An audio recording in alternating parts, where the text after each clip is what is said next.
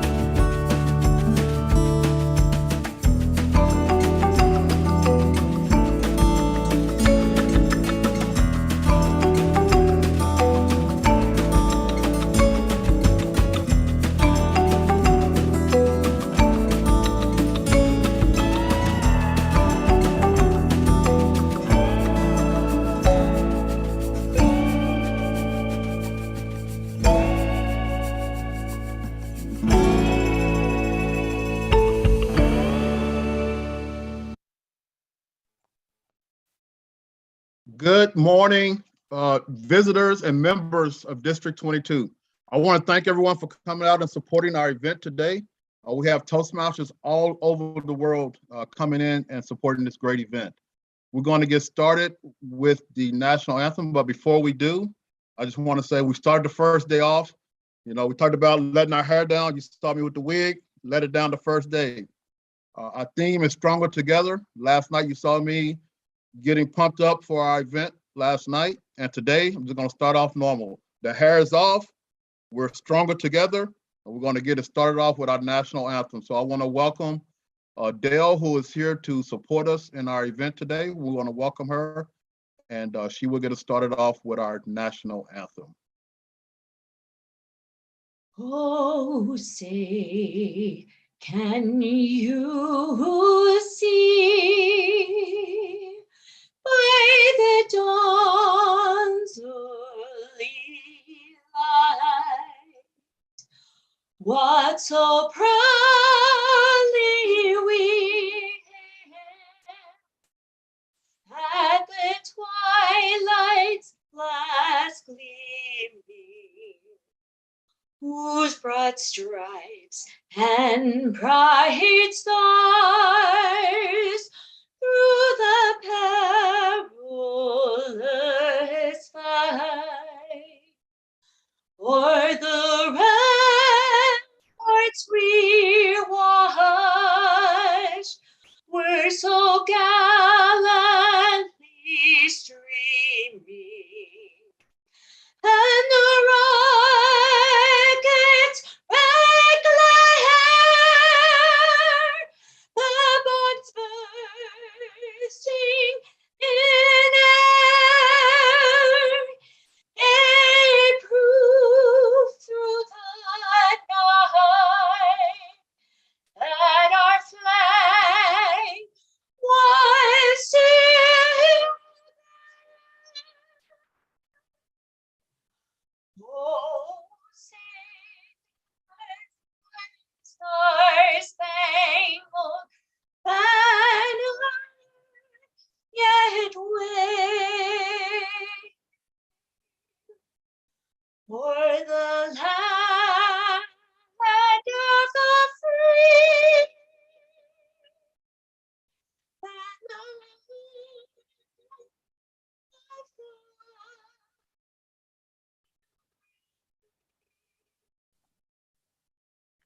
Thank you, Dale. Thank you. I appreciate you. And thank you for representing our flag today and America. Thank you for your participation today, and thanks for all you do for our organization. To continue on with the program, salute to our flag. I am the flag of the United States of America. My name is Old Glory. I fly atop the America's tallest buildings and America's open plains. I stand watch over America's halls of justice. I stand guard with the greatest military power in the world. I stand for freedom, peace, honor, truth, and justice for all. I am proud, I am confident, and yes, I am arrogant. When I fly with my fellow banners, my head is higher and my colors truer. I bow to no one. I am recognized all over the world. I am saluted. I am respected. I am loved, and I am feared. I have fought and defended America for more than 300 years, foreign and domestic. I have been soiled, burned, torn, and trampled on. It does not hurt, for I am invincible. I am strong. I have been a silent witness to all of America's finest hours and its lowest. Although I am a symbol of peace, my finest hour is when I am torn to be used as bandages for my wounded comrades on the field of battle. When I fight for injustice, when I fly at half mast to honor those that have given the ultimate sacrifice, or when I lie in the trembling arms of a grieving mother at the gravesite of her fallen child. I am proud of those that salute me, kneel before me, and crawl on their bellies to defend me. My name is Old Glory. Long may I wave.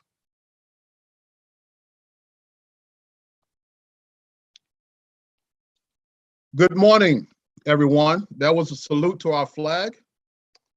And with that, we are ready to start with our program. For those, I will post a program in the chat again.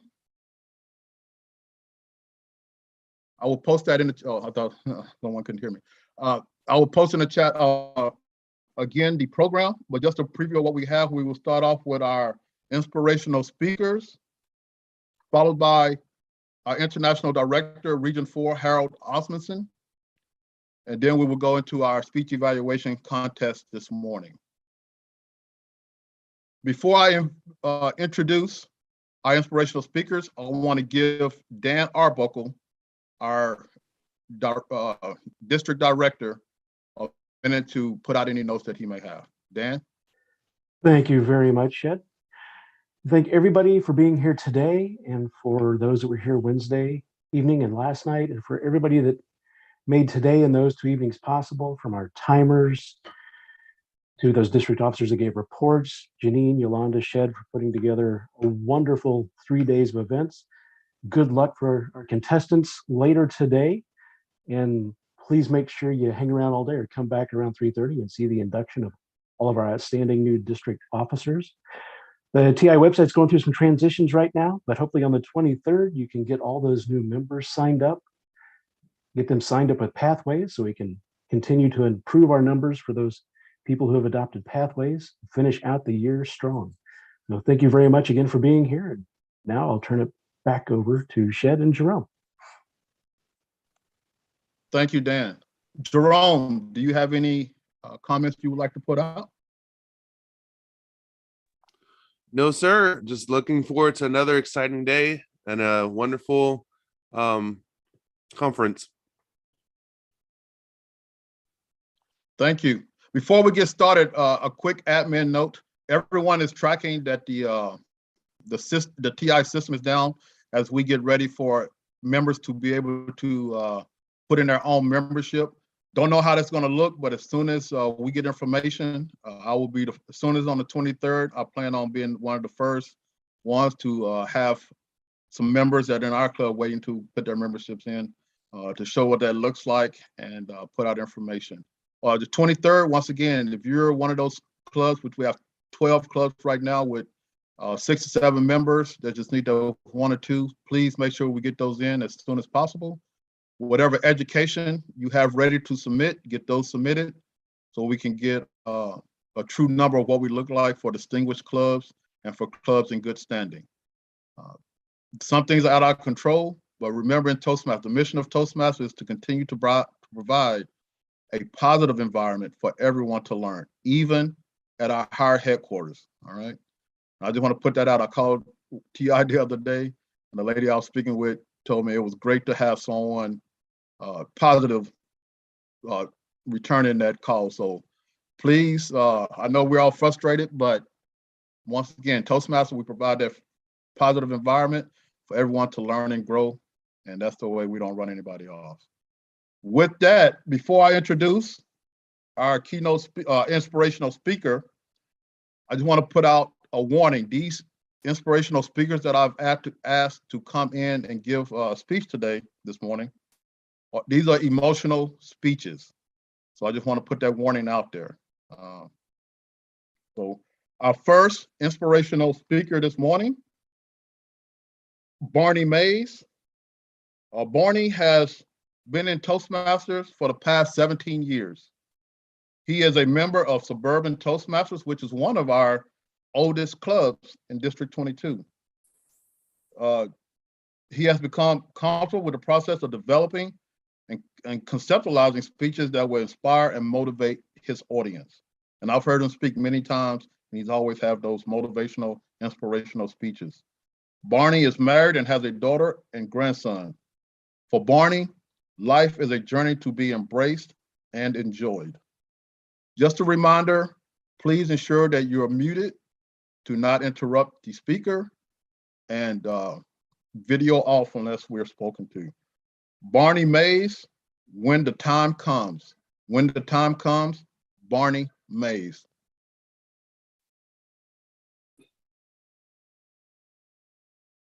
What does it take to be a hero?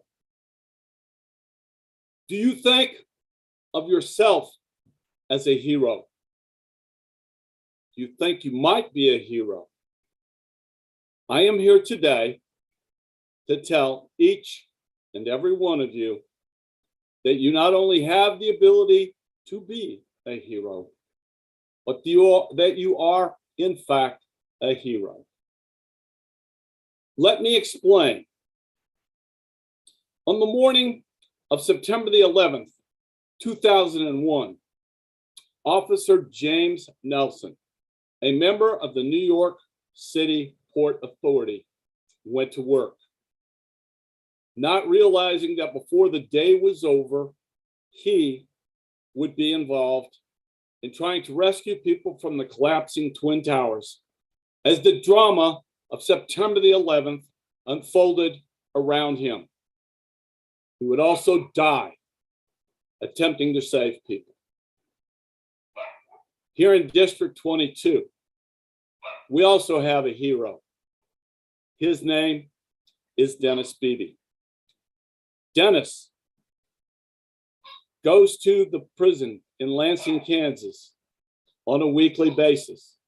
Although COVID has prevented him from doing his weekly routine, he has still been involved in doing this for approximately 5 years, along with Gary Kuntz and other Toastmasters. They go to the prison, work with the prisoners, helping the prisoners to discover their voice, so that when they leave prison, they will be better prepared to deal with the world outside. And finally, there is a young woman by the name of Jessica Cox. Jessica was born with no arms. Jessica is an amazing woman. She has a college degree, a black belt in Taekwondo, a driver's license. She's also licensed to fly a commercial airplane, and she is a motivational speaker.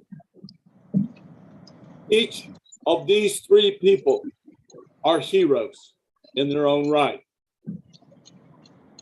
Now, you may be asking yourself, how can I possibly be a hero like them?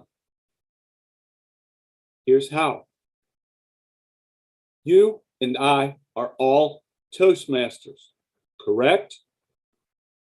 If there's anyone here who's not a Toastmaster, please join immediately. As a Toastmaster, every time that we speak, every speech that we give, as Michael Port says, when you speak, you have the opportunity to change lives.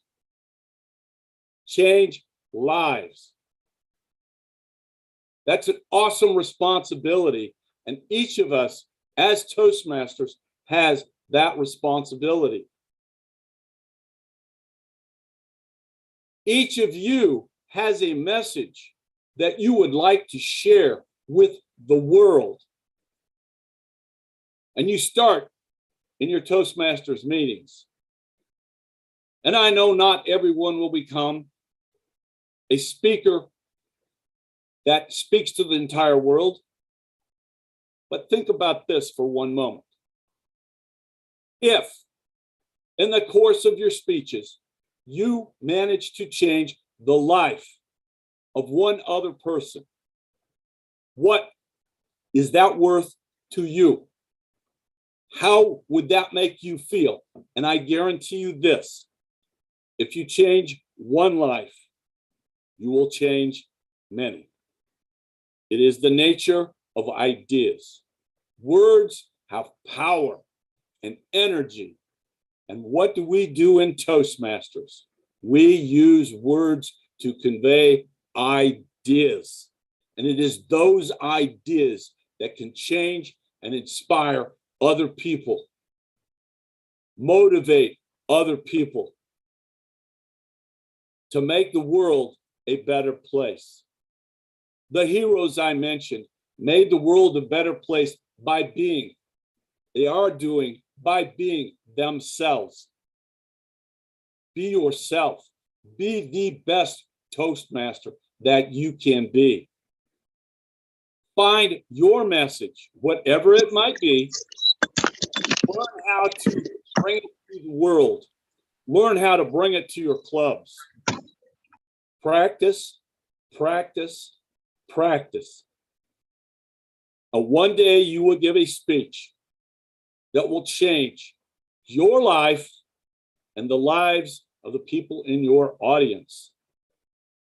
Officer James Nelson said that before he died, he wanted to know that his life made a difference.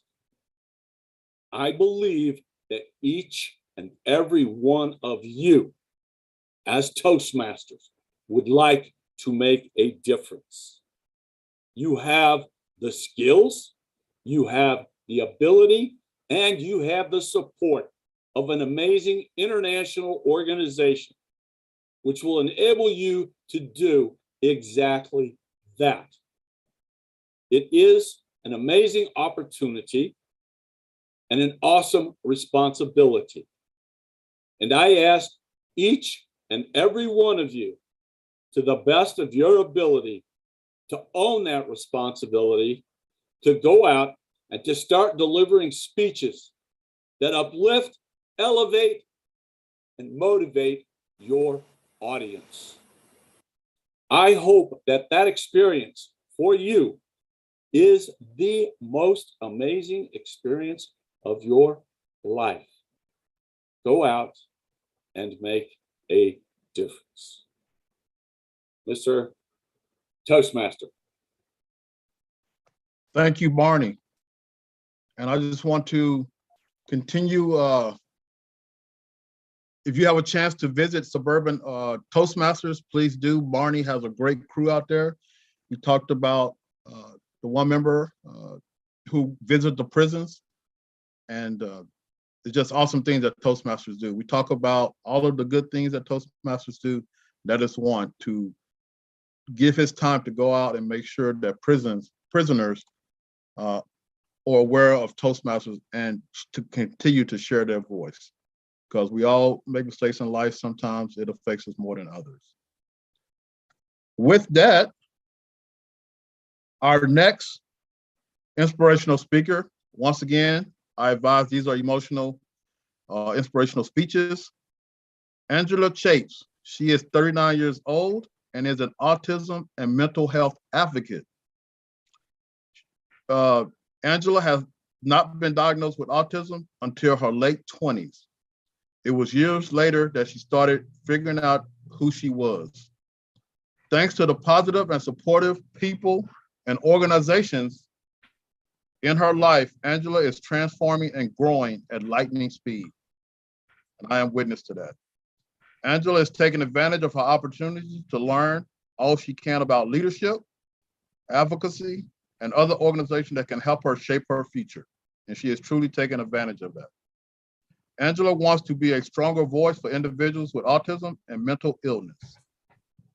Even though Angela has autism, she does not display it as a Toastmaster. She's been all over giving speeches, taking advantage of Zoom. She's given a presentation in Malaysia, has something coming up in New York later this year. So I want to welcome our second inspirational speaker this morning, Angela Chapes. Never give up. Never give up, Angela Chapes. Hello. I have autism along with co-occurring mental illness. I'm an autism and mental health advocate. Never give up today is my message. My greatest influence was my mom. She loved me, she took care of me, she forgave me over and over and taught me better behavior. She moved mountains to drive what she was teaching me in my head over and over again. I was a hard child to love, but my mom loved me. She kept telling me I would need my 2 brothers and my dad as I got older. My actions would have consequences. This is very true. I need my family. She also kept telling me to always persevere, to never give up. My mom never gave up on me because she saw a spark in me. She saw that I could change at a young age. She saw something in me. She saw I wasn't all terrible. This was pointed out to me as an adult because I always thought I was terrible. I had severe behavior problems as a child. I would break toys, I would ruin artwork, I would bully my brothers, and I would be mean to my dad. My mom led by example by showing me. I stole candy, she found out, we went back to the store to pay for it, and she had me apologize because she wanted me to lead by example someday. She had me apologize to a teacher for making him feel bad because I told another teacher he was better than him.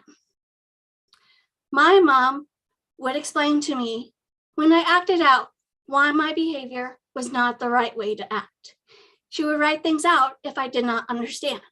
For example, her teachings went a long way. I wanted to hurt my dad growing up, and I'm glad I never did. I'm glad I never did. He means a lot to me. Thanks to my mom when she was alive. He and I never got along growing up, but we are fine today. I wanted to punch out a lady for not letting me in a building because I was having a temper tantrum. She was just trying to keep the peace, and I see that today. I tied rubber bands around my cat's feet. I had to change her heart. I told my mom. She averted a bad situation from happening. If I had killed the cat, I think I would have dealt with a lot of emotional and behavioral problems, but I was very, very lucky. I pushed my brother off of a moving carriage that could have killed him, but I was very lucky. My mom had a long talk about what could have happened. I could have killed him. If this incident had gone the other way, I think I would have dealt with a lot of sadness and maybe the police, but I was very lucky. However, this brother does not talk to me to this day, and that's a consequence of my actions. I never gave up on myself growing up. I listened to my mom. My mom never gave up on me, and I became a much better human being because I didn't have worse things happen. I became mature. Parents, don't ever give up on your children because they could show a spark the next day. They could show something. Don't ever give up on them. Parents and adults, don't give up on yourselves because good things do happen. You can live a positive life like me. As an adult, I lost my mom to dementia, and it was one of the worst challenges I have ever gone through. I was lost and I was hurting. I took care of my mom, and it was very hard. I almost gave up on her, but I never did because she never gave up on me, because she taught me a lot.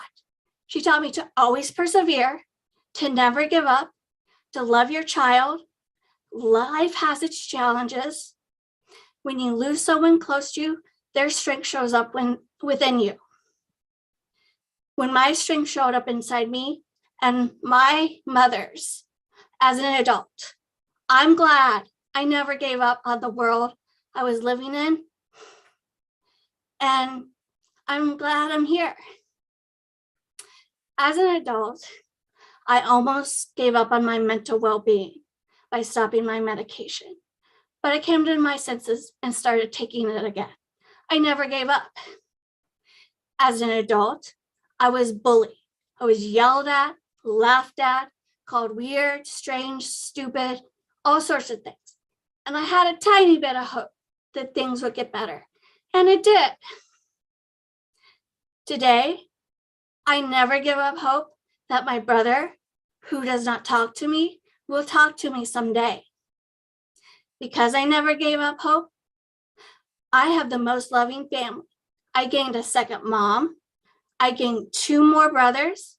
I gained many aunts and uncles. I have 2 lifelong friends who have become parental figures. One, a grandmother figure, and another, a father figure. And my grandmother figure has dementia now, and I will never give up on her. I have 2 stable jobs. I am a peer support. I help people. I'm an autism and mental health advocate. I joined Autism Society of the Heartland, NAMI, National Alliance on Mental Illness, and Toastmasters International to help me on my advocacy journey. I write and I speak, and I never thought I could do that. I write articles and blogs, and I'm leading by example. And even though I was a hard child to love, my mom loved me. I am very lucky, thanks to my mom and my choices. Thank you. Thank you, Angela. And I love it when Angela gives herself always a clap at the end.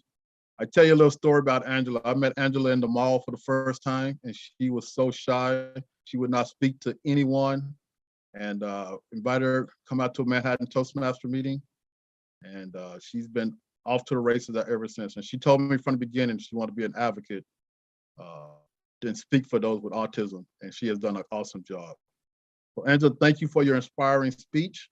And just, like I say, Angela, and everyone, growing up, we all make mistakes. Even, and I consider myself always still growing up, even though I'm in my 50s, we make mistakes, but it's all about learning from those mistakes and continue to strive forward. So I have faith that you and your brother will speak again.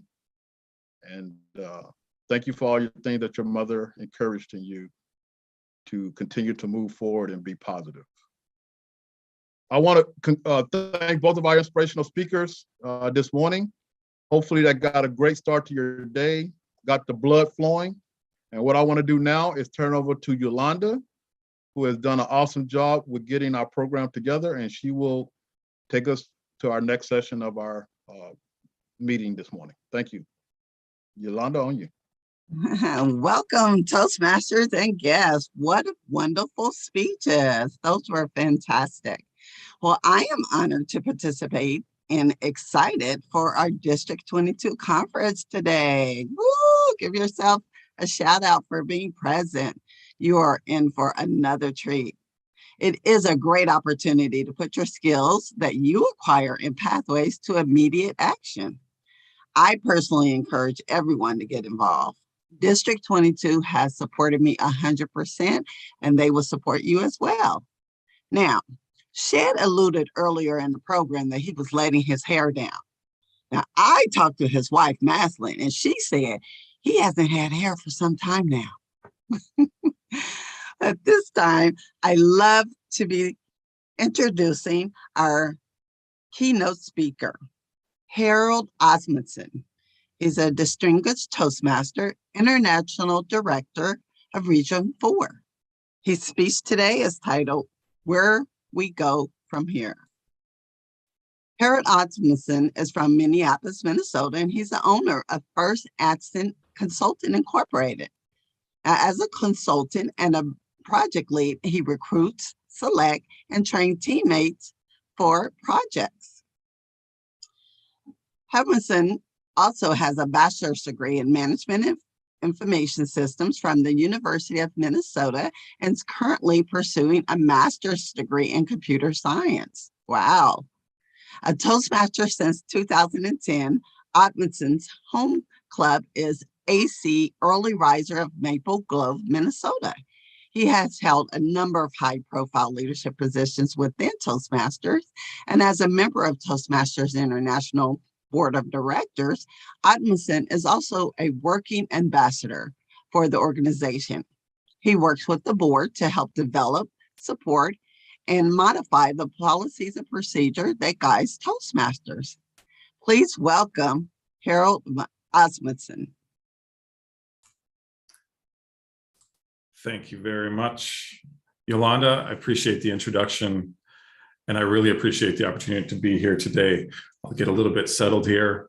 I'm still trying to get used to seeing myself on the big screen here, but I really am honored to be here with you today in District 22. It's been an honor to be part of the lineup, and I wanted to share a quick message before we move on to the evaluation contest. Looking forward to that as well. Quite a few little different areas and messages to share. Some will be maybe some inspiration, some tools for the road ahead. There'll also be some information I want to share to make sure that you're well informed as a member and a leader in the organization. Just an overall mix. But before we get to that, I need to share my screen and show a little bit of love and heart for some special people. And that might include you. If you are or have been a member, a club officer, or a district officer between March 2020 and this moment, I have to say thanks so much. A heartfelt appreciation, recognition for your efforts. Thanks for staying the course and for sticking with us during the challenges, both from the pandemic and otherwise. I really appreciate it. We've kept the lights on, and that's a really important thing in our club, in our district, internationally. I mean, we've made it through the pandemic. It's not quite over yet, but I think we're seeing something on the horizon, and the lights are on because of you. So please take a moment to congratulate each other, yourself. It matters. It absolutely matters. I also want to extend heartfelt appreciation and recognition for District 22 leaders who have served since the pandemic. There's probably a very long list that I can't exactly get to, but here are some names that came to mind. Stephanie, Joanne, Dan, Shed, Jerome. I've probably missed a few, and that's on me. Be sure to mention it in the chat if you'd like to be recognized, because you absolutely deserve it. But these people are heroes, and you're a hero as well. Also want to recognize a couple dignitaries, current and past. Alfred Kerperin, District Director from District 64, through the power of Zoom Airlines, is with us today. So welcome, Alfred, and thanks for being here with us today. Hope you enjoy the session and the conference. Past President Lark Doley, who's on the speaking lineup, the Golden Leader. I'm honored to be here today with her. I need to recognize I saw them on last night. It was Past Region Advisor Kimberly Myers and Past Region Advisor Rob Christensen. I may have missed someone. Please mention it in the chat so we can make sure that you're properly recognized. For those who are attending a conference for the first time, whether it is a first-time conference in Toastmasters or the first time in District 22, thanks for being here. I hope you enjoy the conference. And thanks again for being here. Welcome. I'm honored to be here and to speak at a conference that has such a top shelf lineup as, again, past President Lark Doley. We saw Darren LaCroix last night, world champion of public speaking. Matt Kerfin, who gave a very thoughtful presentation on some amazing things about how we can be wildly successful together. To be honest, to be in this lineup, I'm kind of nervous about it. I'll do my best, but I'm a little nervous, still shaking it off. Today, we heard great speeches, very inspiring messages from Barney and Angela. And thanks so much for that. It was inspiring. It's very difficult to, should we say, follow that, but I'll do my best. Appreciate that you're here and that you inspired us this morning. And I'd like to go a little bit off script and call out the idea of visiting a prison club and recognize Barney's work with prison clubs. They're near and dear to my heart. I started two when I was club growth director in District 6. And to me, that was one of the best things that I've done in Toastmasters. To walk into that environment where people are really searching for positivity, they're searching for some constructive things to do with their time. And it's incredible what we do and what we get back from that. If you haven't visited a prison club, please reach out to make sure that you can get that opportunity, because you'll see what I think is the best of Toastmasters. I mean, it's all good, But there's something that when I walk into a prison club, when I walk out, I'm just speechless. I'm overwhelmed with emotion. And I say, that's exactly where I needed to be right here or right now. It's also worth noting that the results in terms of recidivism, re-entry, or reincarceration after members go through a Toastmasters club and experience in prison, it's almost zero. If it's not zero, but it's pretty low, and it's well better or much better than what happens otherwise. So that is important work. Thank you, Barney, and thanks to anyone who is supporting prison clubs. For the rest of us, let's book an appointment. Let's see if we can get and go and visit in the near future. There may still be some issues with the pandemic. I know that's for locally, we're not quite opened up, but something that I would like to plant the seed for the future, because I think you'll get something out of that. Today's talk and the message, is fairly simple. It's about where we go from here, given where we are, where we've been. In crafting it, I realized, it's not as simple as just saying, this is the path forward. It's clear as can be, and all we need to do is take step by step.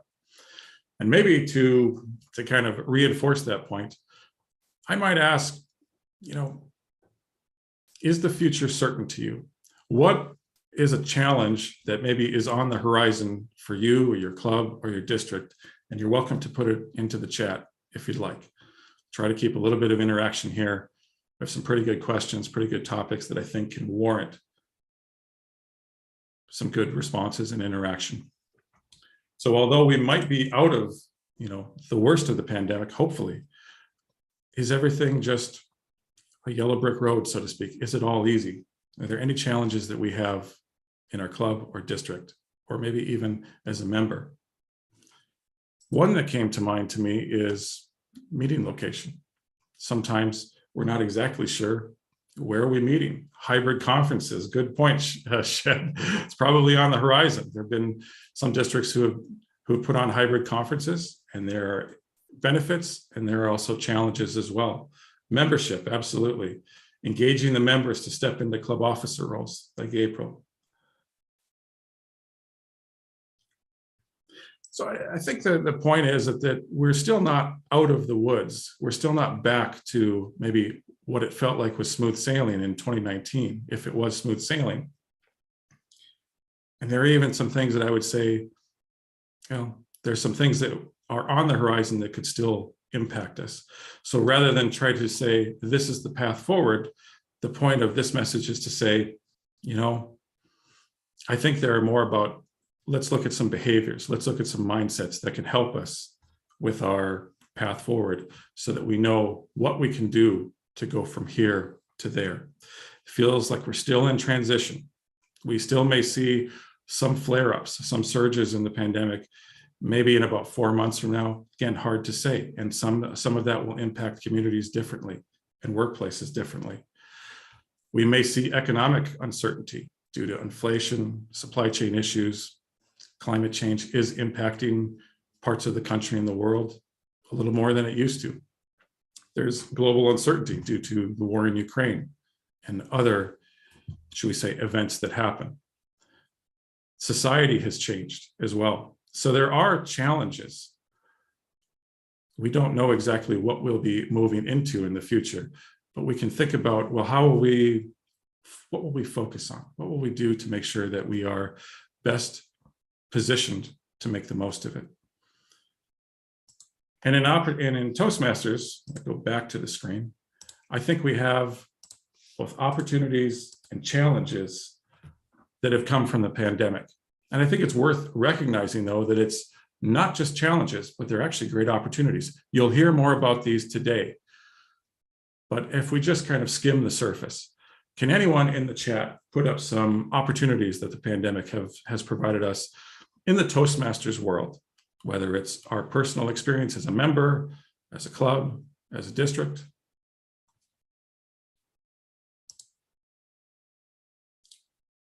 Attending other clubs, Zoom to any place on earth, expanding our reach via hybrid meetings. Yep, I agree. The Zoom Airlines is quite good, and it's actually quite inexpensive as well. A variety of times to meet. I mean, absolutely.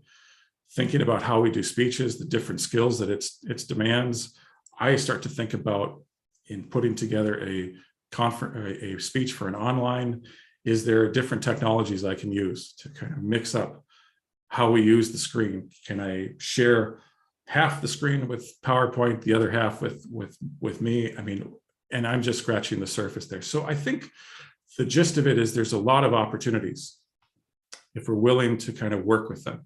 We're also experiencing a diversity and our ability to, by going elsewhere in the world, we can experience culture and diversity that we could not otherwise experience in Toastmasters unless we went to the International Convention. So now we can do this year round. You'll hear more about it later today, but I just wanted to scratch the surface and say there are great opportunities here in Toastmasters that were provided to us by a pandemic that we did not ask for and we don't really want, but something came along with it that's overall positive. How about challenges? Anyone have any challenges that came up during the pandemic? You might have already touched on them, but if you're willing to share a couple, I can think of a few as well. Zoom fatigue, yeah, it's real. We do need to take care of ourselves. Building membership, the desire to meet in person, loss of members. Yeah, absolutely. And I will say it, one of the areas, I could probably put this in an organizational update section that'll come after this message. We've had a difficult time. Your club has probably had a difficult time, district, all districts, and internationally. We've had some challenges for sure. Looking at it from a numbers perspective, we've been knocked back about a decade. If you look at our membership levels and club levels, it's knocked us back to about mid 2013, 2014, somewhere in that area. So it's huge. And if you think about what you're experiencing in the club, yeah, it's real, and we're experiencing it as well. So it's brought about some challenges. We've lost some members, and my hope is that over the next year or so, through perhaps some programs and just some outreach, we'll start to see some clubs return and some members return, because we have a lot to offer in addition to just meetings. We're a community, we're a family, and we take care of people. We'll get to that here in a little bit. It's great, great contributions here. How about, we talked about the uncertainty. So how do we deal with the uncertainty, and what can I offer you going forward in terms of tools that can help us get from here to where we want to be, knowing that there are uncertainties in the road ahead? I came up with, I tried to have 3, and in true Harold fashion, I came up with 7, but we'll keep it pretty short and pretty light. There were lessons that I learned from the pandemic. And if you were to say, what did you learn from it? I might ask you, what did you learn from the pandemic? What were the main takeaways from your experience, personally, professionally, in Toastmasters? The number one thing that I learned, that's great, Chad. Be certain about yourself and among uncertainties around us. That's great. The number one thing I learned is attitude. Attitude makes the difference. What did you think about, and this is rhetorical, what did you think about when March 2020 came and everything in our world was turned upside down? We started maybe working from home. There was quite a bit of turnover in jobs as companies and business just became uncertain. Toastmasters Club had to find new ways of doing things. Districts had to find new ways of doing things, of conducting training, speech contests, and just operating, helping the clubs move through it. I think the biggest thing, again, was attitude. Do you see it as an opportunity, or do you see it as a challenge? Do you see it as an overwhelming obstacle? That really makes the difference. And while there's a little bit of shock in the beginning, I think that if we look at things, and when we looked at things in terms of there's an opportunity here somewhere within the obstacle, we would come out of it okay.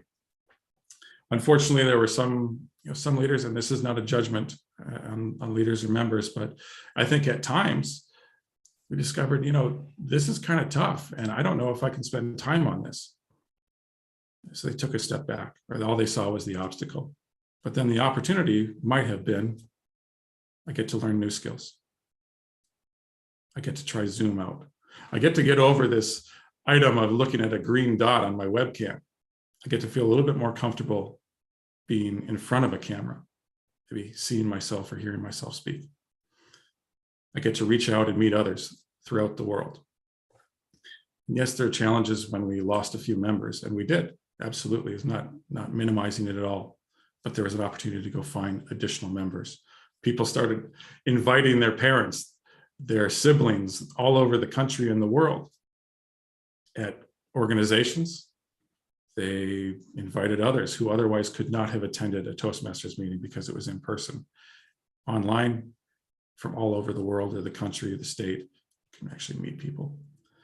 There was a story that kind of summarized it, of when at times I saw the challenges, I saw the obstacles, and I was thinking like, wow, it's just very difficult right now for clubs, and we're kind of taking steps backward. Not all clubs took a step backward. It was about a year ago, I was invited by someone who served when I was district director, someone who served as a division director, Derek Prochaska. He invited me to recognize a club that he was a part of and had served as president as. It was in the corporate environment in the company, and it had taken a large step backwards. As people started to work from home, they said, we don't have time for Toastmasters. We don't want to do this. And the club, for the first time in a long time, had started to shrink down to very scary levels, single digit, 5 members or so. Derek saw the opportunity. He saw the possibilities. Yes, he saw the challenges and the obstacles, but he focused on the possibilities. He, through outreach, he recruited a few people to help serve as officers to help rebuild the club, focused it on, and the members on the program of running good meetings as best they could, invited others in, and since it was via Zoom or via any video conferencing platform, others could go beyond the corporate walls or into the corporate environment where they otherwise couldn't physically, and they could participate in meetings. They could provide a great experience for the members. They also reached out to other parts of the country, or actually the globe, for that organization, brought others in. Bottom line, after going down to about 5 members, Derek was inviting me to congratulate the club for having 25 members, President's Distinguished, in a very, very challenging year of 2020 and 2021. And he did it again. They grew again by about 10 members, and I just thought, that's incredible. The credit absolutely goes to Derek and the idea of what an attitude and having an attitude can do for us. It makes the difference. So the next time, whether it's in Toastmasters or our personal or professional lives, when we see a challenge, I think we have to take a breath, take a moment, accept it a little bit, but also understand, there's something here, there's a silver lining to it. It's our attitude at the outset that makes a difference. And if there was a book that I could have recommended and should have recommended, I did to some, I listened to it about 3 times during the pandemic. I wish we could go back in time and I could give you this recommendation. The Obstacle is the Way by Ryan Holiday. Turning trials into triumph. And Shed and Lark, you might be happy to note that Ryan is from Austin or lives in Austin. And he writes great books. He has a line at the end of it. I mean, the book is littered with stories about how we took obstacles and turned them into opportunities and triumphs. And the thing to take from this and anything to come is about our ability to perceive, to act, and to accept and endure. He says, see things for what they are. Do what we can about them. I'll get back to that a little bit later. And endure what we must. And sometimes all we have to do is just outlast. If we can't control it, we can endure it. And eventually the tide will turn. It will be okay. I recommend the Audible version of it. I love listening to it while I walk or drive. I'm going to give you one more recommendation. I had a few, but I think I need to be a little bit careful here as far as how many books we kind of add to our library. I have add too many of them. Thinking about the attitude of a leader. There is a great book that is the most impactful book that I've ever read. or listen to in this case, because again, I recommend the Audible version of this. Extreme Ownership by Jocko Willink and Leif Babbitt. There's a lot of military stories, but also for every story that's military based, there's a story that's based in business or in a corporate environment or life in general. The leader's attitude makes the difference, and the leader is the individual that makes a difference in the group. If you're leading your club, if you're about to lead your district or you are leading the district, it's your attitude about the road ahead that makes all the difference. Remember my good friend Derek, who saw the opportunity and would not succumb to looking at all the challenges, and he just found solutions. Give Extreme Ownership a shot. I think you'll like it, regardless of your background in the military. I think you'll get something out of it. No book has influenced me more. Best leadership book I could recommend. And this is a little bit of a tough statement, but it is true. And the book's chapter will actually will help you kind of see how true this is. There are no bad teams, there are only bad leaders. Let's not necessarily weaponize that statement to criticize ourselves or others, but it does reflect a truth of how pivotal the leader is in the success of a group or a team.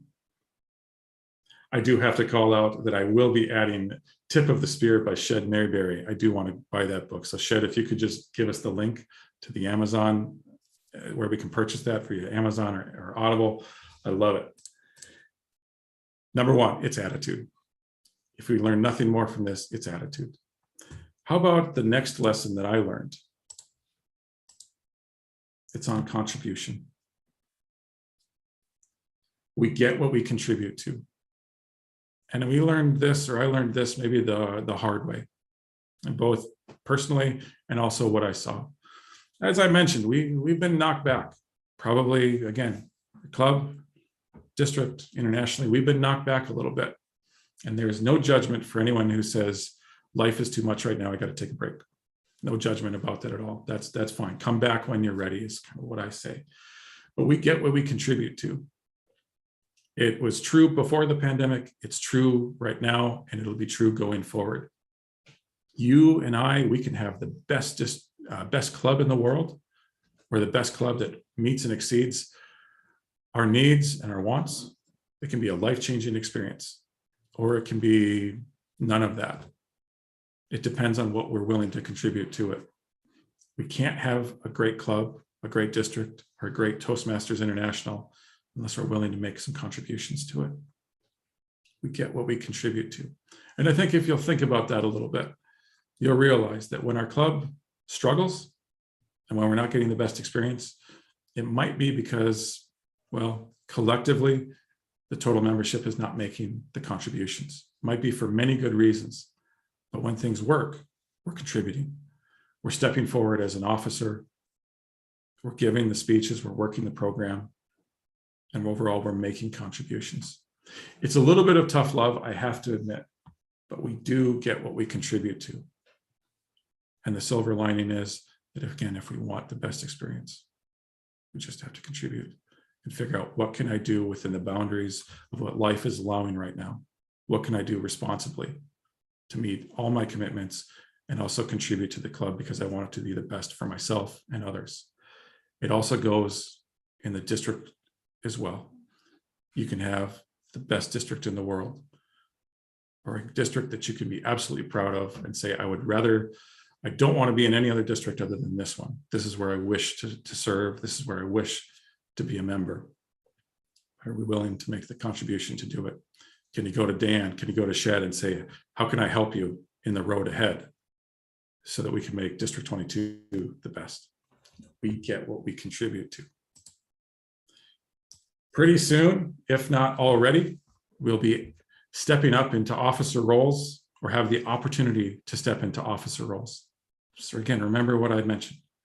If we step up, we have a say and we can influence how things move forward in our club and district. Sometimes these officer roles are left vacant, they're not filled, or there's an unwillingness to fill them. And no judgment at all. Sometimes life just doesn't allow it. But if it does, I would ask you, encourage you, step forward, so that you can get the benefits of leadership and also the benefits of having a great club or district. One of my heroes in the military, in addition to others, is General Stanley McChrystal. And I don't know, Shed, or other members of the military, if you've met General McChrystal, but every time he speaks, it's just something about it that I love. And in his book, My Share of the Task, in the end, almost the very last page, he said that leadership is a choice. A leader decides to accept responsibilities for others in a way that assumes stewardship of their hopes, their dreams, and sometimes their very lives. And this is the important part. It can be a crushing burden, but I found it an indescribable honor. And whether you're leading the United States Army, you're leading your club, an area, division, district, it's always an honor to be given that opportunity to be able to have a positive influence on others and to make a difference for the greater good. I hope as you think about contribution in the road ahead, please step up, please serve, take on the honor, and don't view it as a crushing burden or responsibility, because it's worth it. When I was done being district director, all I wanted to do was lead a club because I just thought it was such a great experience. It was so manageable in terms of time, and I could have an influence on others. And that's available to us, most likely in our club or clubs. The next lesson learned from the pandemic, but also something for the future. Goals. Sounds too simple, doesn't it? Specific goals are really essential in all areas. And when we have goals as a member, we're working towards this. We don't have time to look at the obstacles. We don't have time to look at the uncertainties. We are focused on our goals and where we're going, not where we don't want to go. There's a great reference in last night's talk. I think it was in the chat. Somebody had mentioned Earl Nightingale's The Strangest Secret, which you can find. It's about a 20-minute talk on YouTube. And it's kind of one of those life-changing lectures, honestly. He talks about goals are important because they focus our energy and they focus our thoughts on where we want to go. And the strangest secret is we become what we think about. So when we have goals, personally, this is what I want to get out of Toastmasters. As a club, this is where we're going to be on June 30th, this year or next, but this is where we're going to be. Or as a district, this is where we're going to be. This is what success looks like, and this is what we're working towards. When we have specific, clear goals, we start moving in that direction no matter what happens. That's important. We don't have goals, we lose our energy, and we start getting distracted by the obstacles. And I think this is a great time to ask the question. It was asked last night, I believe, by Darren LaCroix. Well, what are your goals? It doesn't have to be Toastmasters specific, but if you could think of one, where are you going? Where's your club going, or where's your district going? And why not brainstorm a little bit? Do we have specific goals? I'll tell you one while I kind of wait a little bit. One that I wanted to put out there that is not Toastmaster specific is, I want to finish an Ironman race at some point. I'd actually like to start an Ironman, but finishing it would be even better. And training to that will bring out the best in me and get me in the best shape in terms of sleep, nutrition, physical wellness. It's probably the best thing I could do for my life. In terms of Toastmasters, my goals are quarterly to finish 2 levels, probably on dual paths, but to finish 2 levels. And I'm a member of a few clubs, so that's a little bit more manageable. But I think it's important to have a goal. How about as a club? I want to see all our clubs, I'll give it about 6 months, every club I'm in reaching charter strength again. Will it take a little bit of a stretch? Yeah, but it's a stretch that's worth it. And to me, when we have that goal, we're going to focus on the goal. We're going to put our energy into that, not the obstacle, because who knows what'll happen. But if we're fixated on that, it brings out the best in us. And I know that it'll bring out the best in you as well. So goals are important, and you can really tell when people have a goal or when they don't. It's not a judgment. It's just kind of a reality that I've noticed, and you might have noticed as well. Simple little things that make a difference. I love it, Shed, to be the best grandparents possible. This was mentioned last night, the power of consistency. It's a fairly simple concept that doesn't necessarily need to be elaborated on too much. Remember when Darren talked about 17 minutes a day.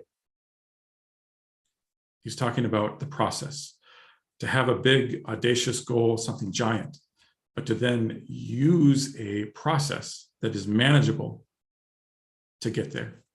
And sometimes we get fixated on the goal so much that we forget that there's a process that gets us there. Sometimes we look at the scoreboard and not the process. Thank you, Alfred, for that quote or that comment. I loved Mac Kerfman's speech last night, and he mentioned Roald Amundsen, who was, I believe, the first to reach the South Pole. And I thought he might go there. I thought he might go there and talk about the 20-mile march. When it comes to consistency, the 20-mile march is the story that to me really brings it out. Think about that big, scary goal of reaching the South Pole, all the challenges and the dangers, and just how would you do it? And we would think it takes a Herculean effort. I don't know if I said that right, but it takes a huge effort.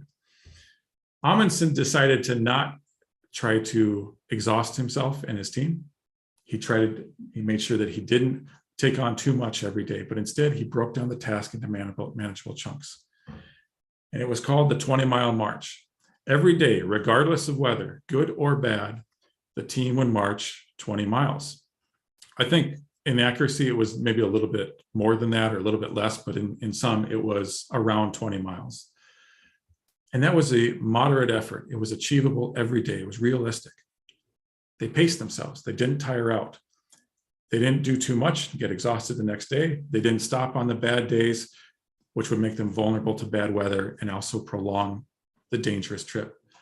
And they reached the South Pole and survived where another team that took a very different approach didn't.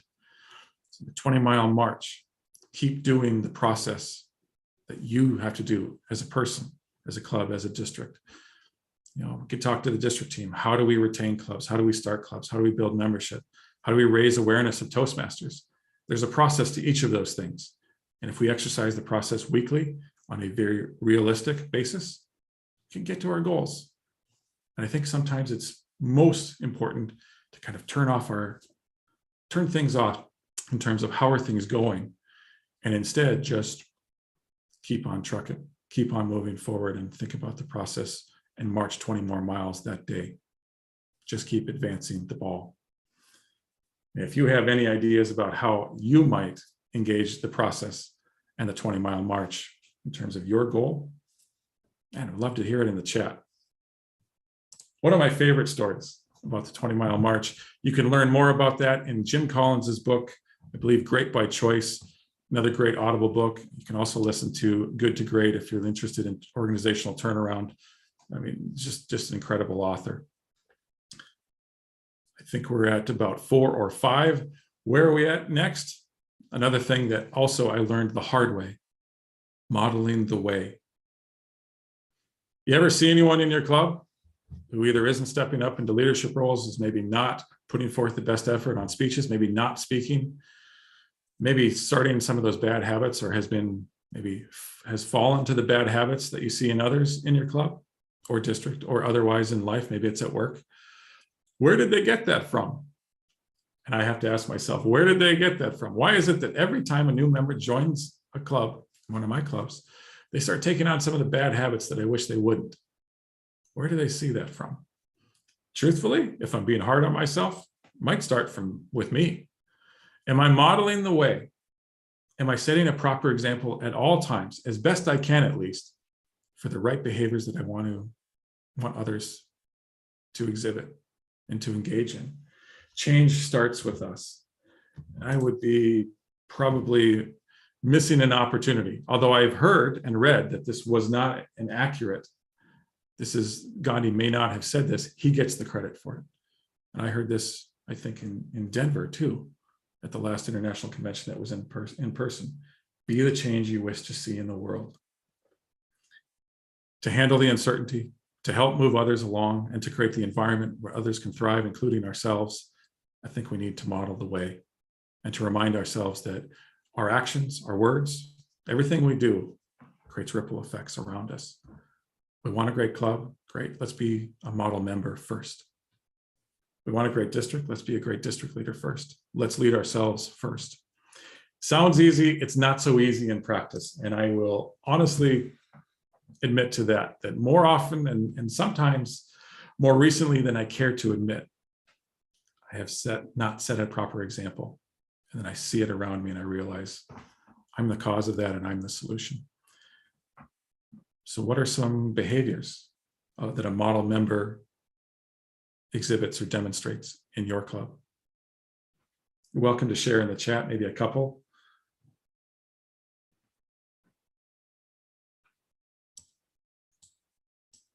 How about when we say, and I've said this, nobody's stepping forward as an officer, and then I realized that I didn't step forward as an officer. Can't really hit it right on the head. I think it's the promise. It's reminding ourselves of the promise. It's being dedicated. It's saying yes. It's being prepared.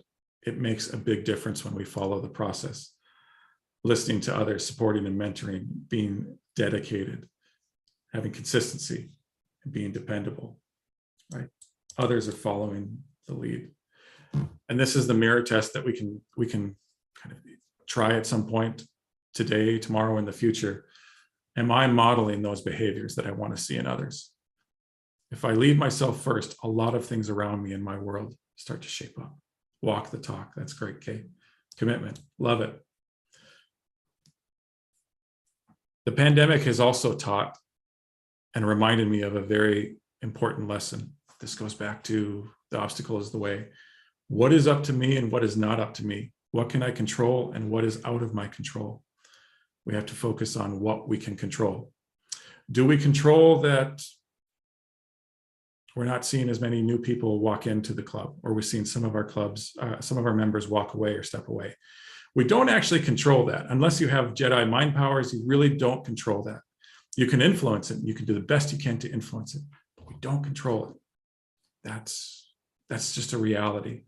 We can influence that, not control it. But what can we control? We can control our actions. And this, I think this is taken from Stephen Covey, it was mentioned last night as well, about the circle of control, of influence, and concern. And it's just one of these simple little models that can teach us about, well, it can help teach us about a lot of things in life. There are some things that we can control, and that is a small circle. If we look in this diagram, there are things we can influence, but not control. I can spread the word. I can update my website. I can invite others to our next meeting. I can show up. I can take an officer role. There are things that we can, again, control. There are some things we can influence by helping increase the odds that it'll happen. Again, to increase membership or clubs or retention. That's kind of an area that we can influence, not necessarily control. And there are absolutely some things that are out of our control. The weather today is out of our control. For that, we just must accept. It is either shining or it is not shining out, or maybe it's a little cold or a little warm or a little rainy. I think a big trick in life is understanding what's up to us and what isn't. If you read or listen to The Obstacle is the Way by Ryan Holiday, you're going to see a lot of that in there. It's a great book, great lesson. And I shared this at a previous training for District 22, and I'll go back to this, that Nick Saban, if you love him or hate him, he's very successful. And the favorite quote from Nick is, he doesn't want to talk about wins or losses or revisit the past. Whether it was good or bad, he says outcomes are a distraction. They distract you from the process and the things that you can control, which are your actions, your behaviors, and your attitude. And if we remember that, I think we get somewhere. Last item.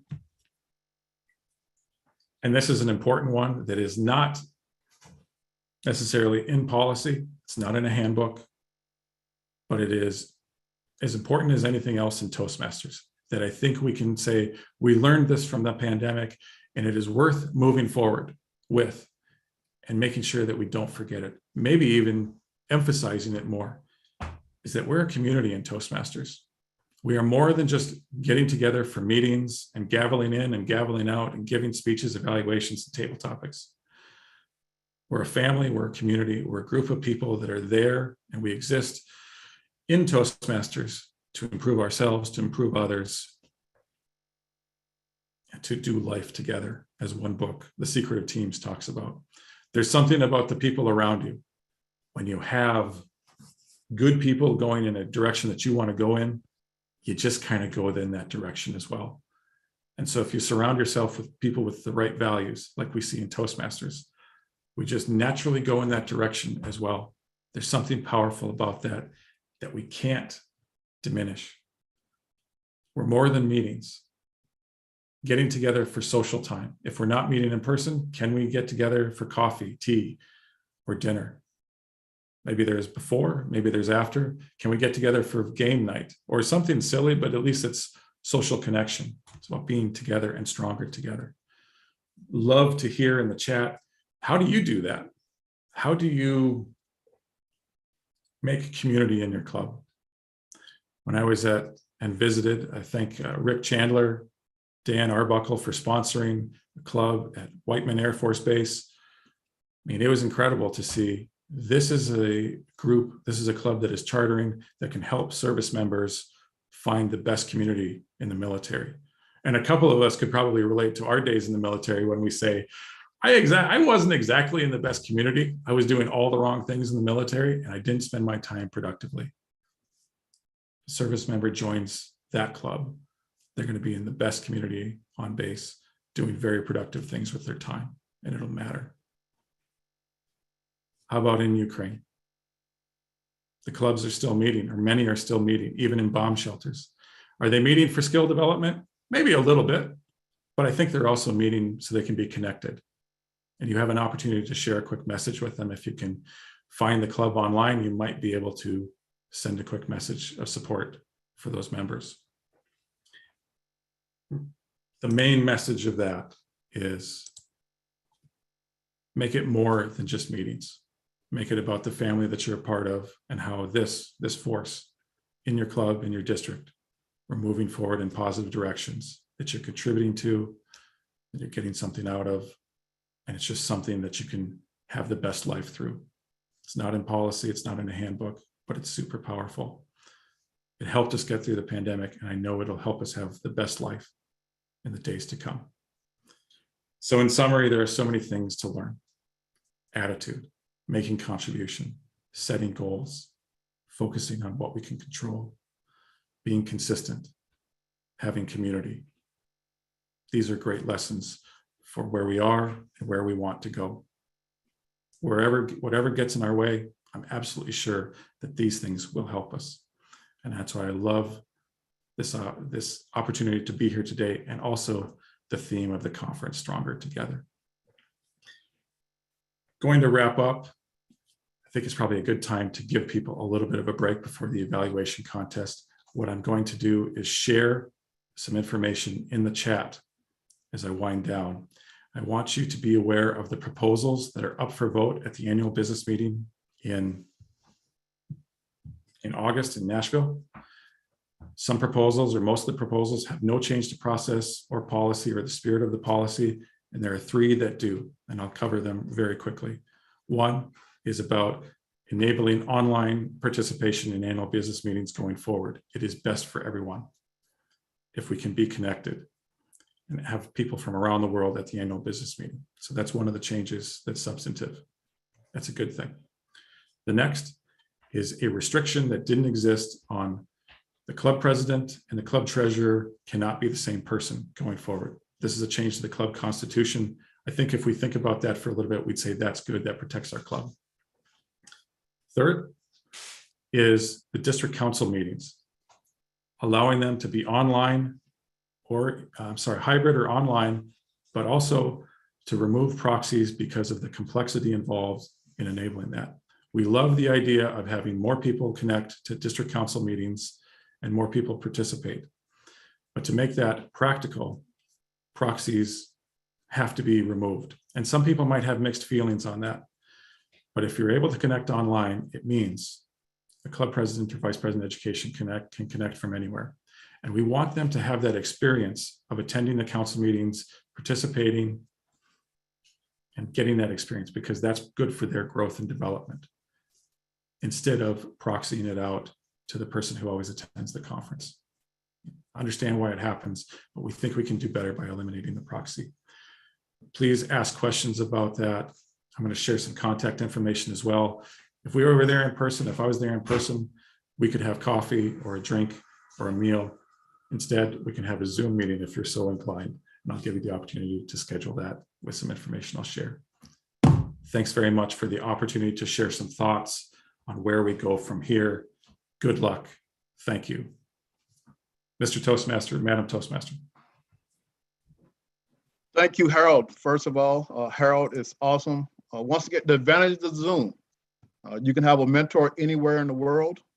And just, I think the one thing about Toastmasters is as long as you're sharing the benefits, you know, we don't have to sell Toastmasters. I had a gentleman come up to me like, shit, you don't have a sales pitch or anything like that. You're always talking about how Toastmasters has benefited you. And that's what it's about, showing that. Harold talked about our members in Ukraine. I think about, I've been to Iraq 3 times. And one of my international students here at K-State was from Iraq, and he was going home on leave. And he said, shit, can you help me find a Toastmaster in Iraq? I said, wow, I never thought I would be online looking for a Toastmasters club in Iraq. And we actually found 3 of them there. So, you know, those are the benefits that Toastmasters bring, international. So when we could talk about growth, think about how you want to grow. Do you just want to grow in my little town of Junction City? Or do I want to continue to reach out to Toastmasters all over the world? Ireland, Malaysia, Japan. That's the type of growth that I would like to see. And with that, it's just going to continue to help us grow. Once we start sending rockets up to the moon, if I'm still around, I want to be the first person to plant a Toastmaster flag up there on the moon. All right. So, but just think about how you want to grow on a serious note. And I know we're all, you know, membership is low right now, but we will get back up there, and just think about that in your vision. How do you want to grow? All right. So if you're just taking in-person meetings, you're probably going to stay in your little community of Junction City. So Harold, I want to thank you for your mentorship over this last year, and thank you for your presentation today. With that, we have 3 minutes. I'm turning it over to Rick. For those that are here to support our speech evaluation contest, please take a quick break and come back and support them. We have everyone on site I'm tracking. Rick, Clarice, I will turn it over to you. I believe we have all of the support staff here for the contest. And for those that are not Toastmasters, because as Barney talked about, Dale, who I asked to come and sing the national, she is not a Toastmaster, and she is still sticking around listening to the, our presentation today. She could have fell off at any time, but I want to thank her for sticking around to see what we do. So with that, I turn it over to Rick Chandler and Clarice. We will get started shortly with our speech evaluation contest. Shed, I'm going to give 2 minutes of silence. Just let everybody take a chance to go use the restroom and do what they need to do. And we'll start promptly at 10:31. Yes, sir. And I'm putting a copy of the contest rule book in the chat. Thank you very much, Shed. Yes, sir.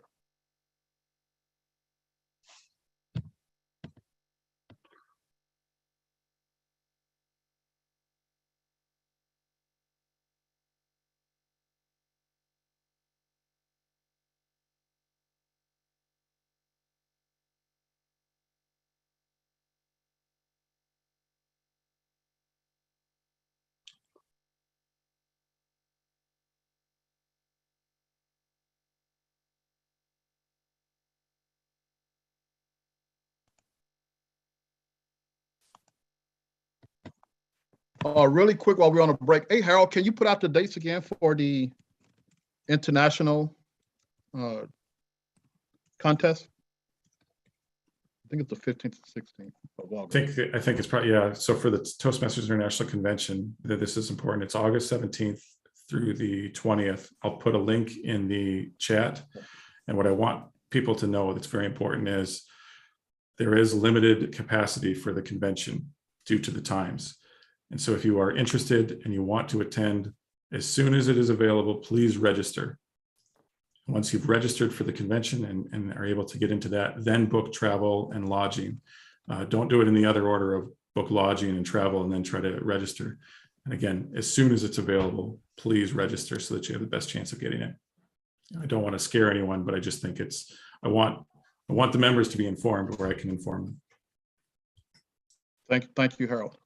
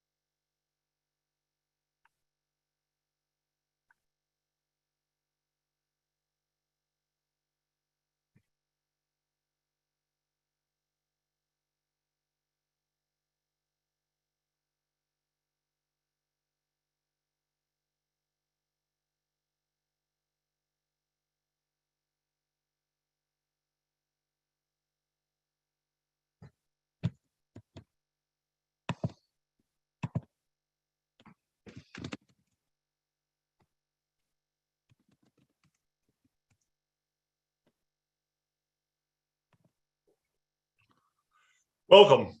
My clock says 10:31. Sorry, I'm wasting 1 minute of your time, but we'll get started now with our District 22 2022 evaluation contest. The objective of this contest is to pick the winner from the best of the best. And we have 5 outstanding evaluators today. They are the best of the best. Each one of these contestants has won from their club. They then went on to win in the area, the division, and now district. They're going on to the district level. We have taken steps to make sure this is a fair and impartial contest. We have judges from different districts this year, which I think makes it even better to be less biased. And I want to walk through the process of what we'll be doing today. Our first step is we will have a test speaker, Sean Narayan. I will introduce the test speaker. But before I do that, everybody online is going to put themselves on mute. Everybody online except our timers are going to turn off their camera, or their camera will be turned off. Everybody online will have their chat disabled. So only the speaker and will be able to talk to the co-host if they have any big issues. Do yourself a favor. Push the keyboard away. You don't want to be that person who got the phone call in the middle of a table topics contest and everybody goes, remember that time? So we will have our test speaker. He will be amazing. We will then take 5 minutes where all of the contestants will be sent to a breakout room and they will be brought in one by one. We will do a microphone check and make sure that they are all set and ready to go. Then I will introduce them with their name, and the timing starts once they make the first significant movement or sound. Let me go over the speaking order. Our first evaluator will be Jonathan Bunn. Jonathan Bunn. Our second evaluator will be Barb Grenade. Barb Grenade. Our third evaluator, is Terrell Aitken. Terrell Aitken. Our fourth evaluator is Brandon Dills. Brandon Dills. And our fifth and final evaluator, Andre Red. Andre Red.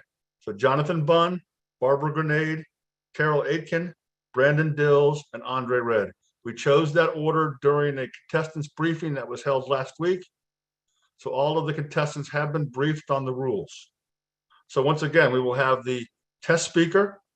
Everybody will go to the speakers will go to a breakout room for 5 minutes. They will be brought in after the first one of test evaluator is complete.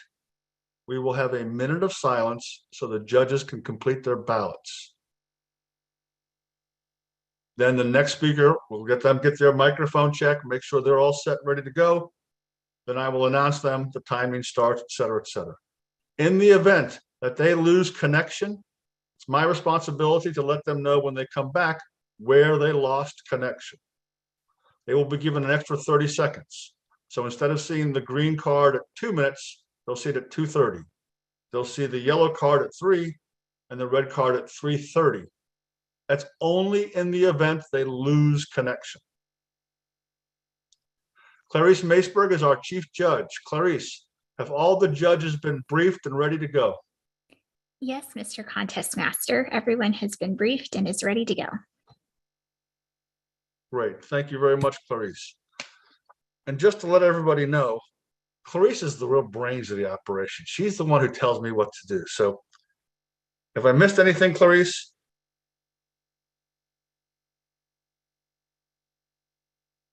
I'm going to take that as a no. So let me introduce our test speaker. Dr. Sean Narayan, be yourself. Be yourself, Sean Narayan.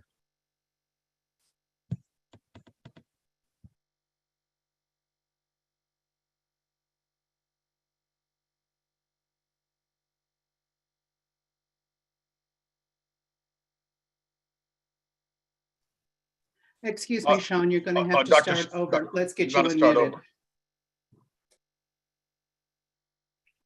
What all of you observed was the condition I was in a few years ago when I had fulminant pneumonia.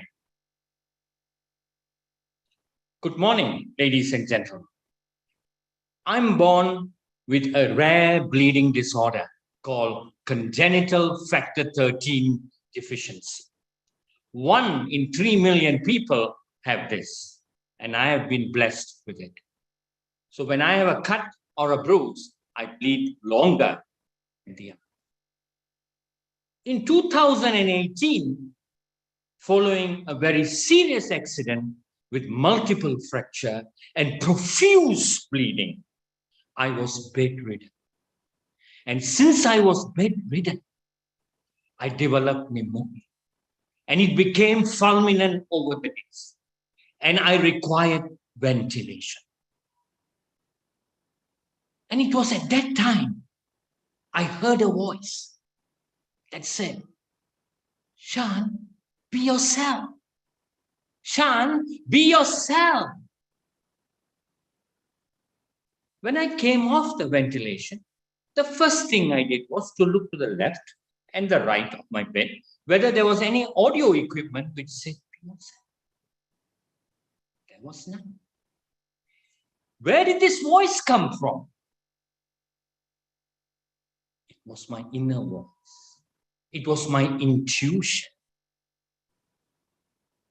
For long, I have been pretending to be someone else.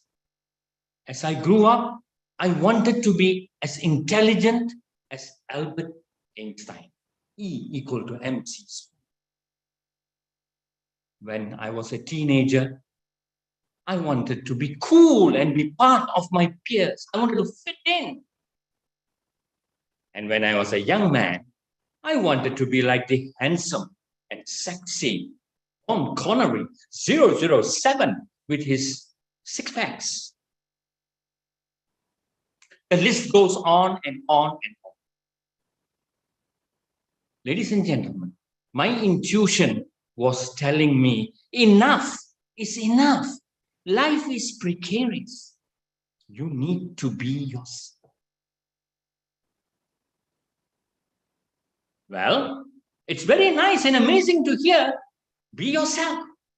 What is to be yourself? And why do you need to be yourself?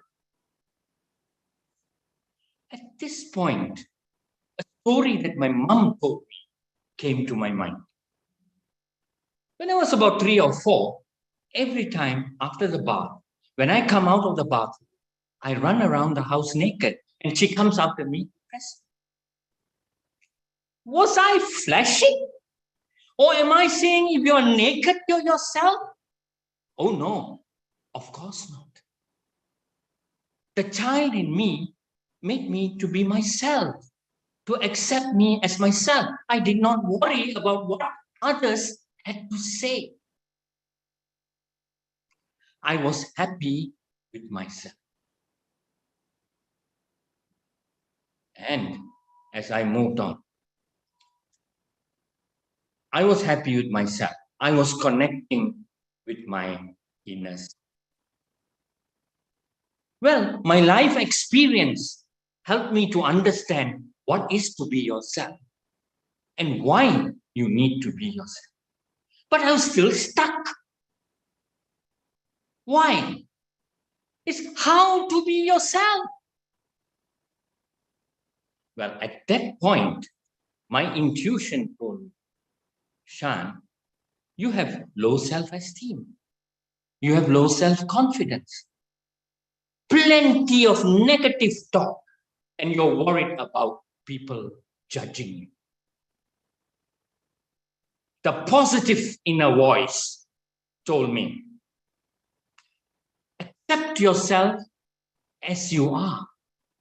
Connect with the inner child in you, where you can accept yourself as you are.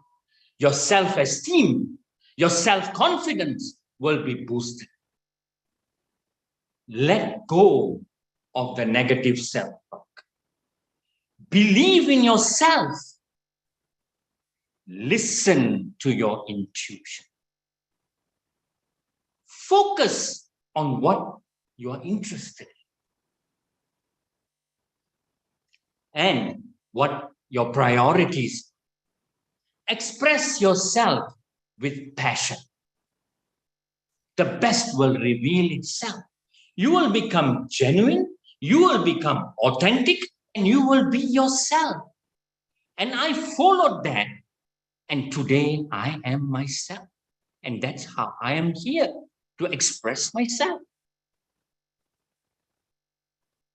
Ladies and gentlemen, be yourself, even though you are in a group that you don't fit in. Without being yourself, it is so difficult to be happy and fulfilled. Each and every one of you here are a unique individual. You have a unique path. In that unique path, be yourself, because everyone else has been taken up. Thank you.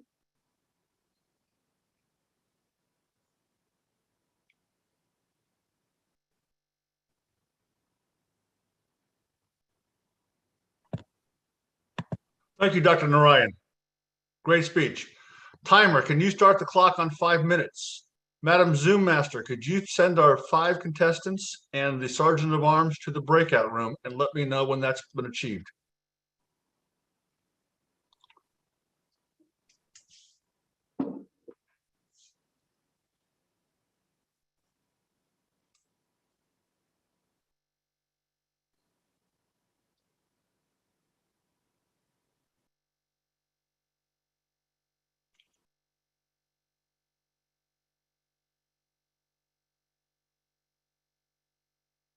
I'm waiting for one more to go into the room.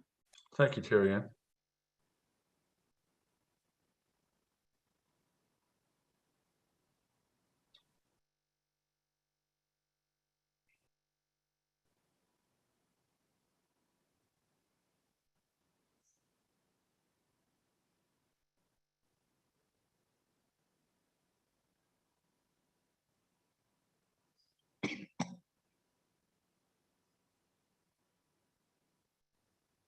Rick, it appears he may not. I'm sorry, they're all in there now. Thank you, Zoom Master. Let's have a big round of virtual applause for Dr. Narayan and his speech. Dr. Narayan, can you tell us how long you've been in Toastmasters and your club and brag about your club? I've been in Toastmasters for 6 years now. Right. I'm a member of 3 clubs, and my mother club is YMCA of Ipoh Toastmasters Club.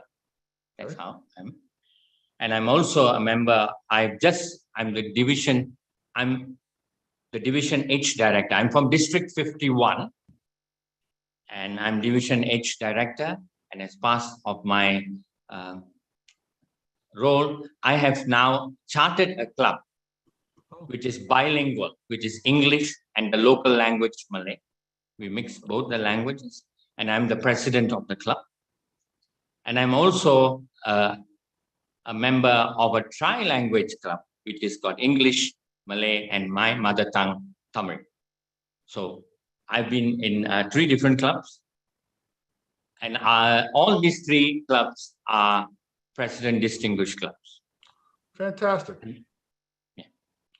So I understand you'll also be joining the Junction City Club, where they speak two languages, English and military, if Shed has anything to do with it.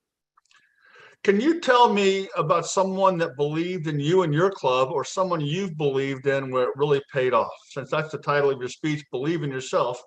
Somebody that you've really believed in, that you were impressed by, or somebody that believed in you that made a difference to you. When I wanted to start this bilingual club in my hometown, there was quite a lot of resistance to it, only because we are in the pandemic, and how are we going to get membership? And we are not supposed to get transfer members, because it doesn't make any difference. You're losing member on one end and you're getting members on the other end. But however, I had two persons who were keen in this idea, who felt that I could do, because my style of is getting members is not by forcing someone. You can't force or change anyone. You can inspire, you can share your story, how Toastmasters has helped you. So for 6 months, we had road shows in different places, sharing our experience, how Toastmasters has transformed me and others who followed me. I was very shy. I'm a very shy, introvert person. And Toastmasters has helped me now to come out, to express myself, and to speak with full eye contact with everyone and feel confident of myself. And when I shared my stories, and that's encouraged, and we managed to get 20 people who believed in us, and we started the club. We started. Thank you very much. Can you tell me one of your Toastmasters goals? I'm sure it relates to one of your clubs, and one of your goals outside of Toastmasters.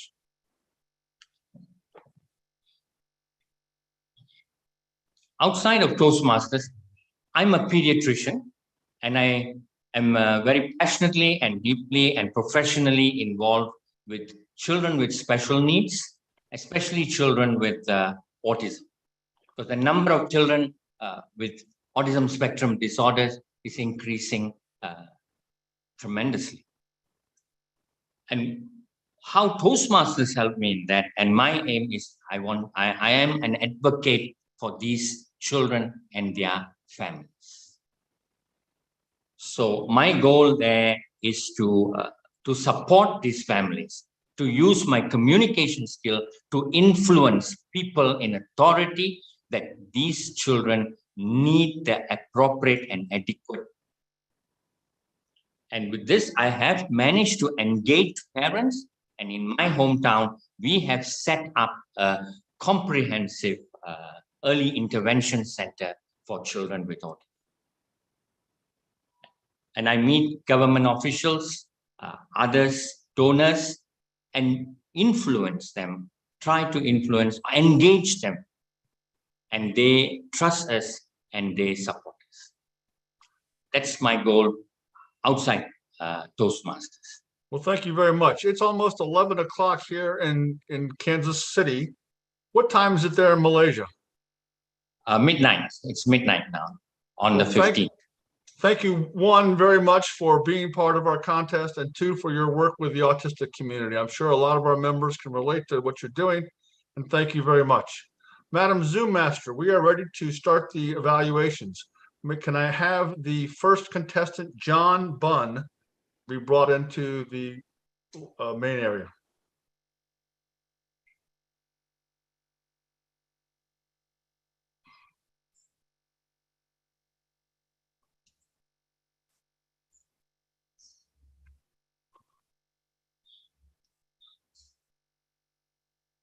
John, you want to give us a sound check and make sure that you can see the timers in the upper left-hand corner?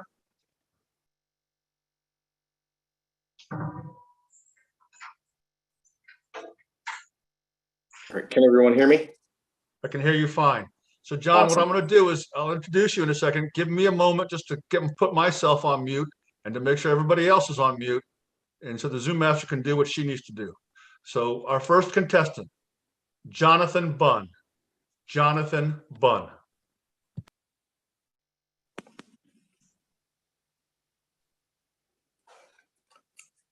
Thank you so much for your speech today. Incredible. I myself have found challenges in life learning to be myself as well. I loved your enthusiasm, and you had awesome gestures to go with your speech today. Your vocal variety was fantastic. You used several of the skill sets within vocal variety, the pauses in the correct places, volume, your tone, and the pace in which you delivered the speech, all are great tools to be effective in conveying your message. With that being said, I have a couple things that I did notice that were, in my opinion, something that you could work on for the future, and that way your audience and you can connect more deeply. Number one would be, when you begin the speech, always check your audio and your equipment prior to beginning. Just that one little hiccup could be a distraction for someone, and instead of focusing on your message, they could be thinking in their heads about that one distraction the whole. And that's right at the beginning of a speech where you are most wanting to grab their attention.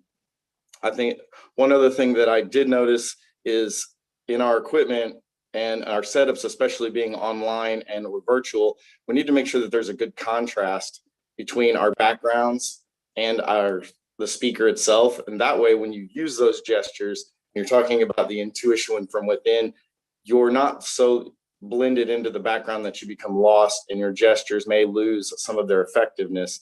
So I would focus a little bit more on creating a little bit more contrast and bringing yourself to the front. And that way you're the main focus of the picture. You're the main focus, that we want all of your information. We want all eyes on you. And that would just help to delineate you from your background and really give a little bit more pop into your speech. There was one other thing that I really seen in this speech, and it would be like a power statement at the beginning. And like, I kind of had one that I thought of, and I would love to have maybe heard you say, when I was born, I only knew myself, but as I grew, I learned that I wanted to be like this person or that person, and I wanted to be like Henry. And then that happened, that led you back and circled you back to the main point of the speech, to be yourself. I can't wait to see you speak again, because it was a pleasure watching you and being able to learn from you so that I can improve myself. I hope that these suggestions will help you in moving forward. Thank you. Contest chair.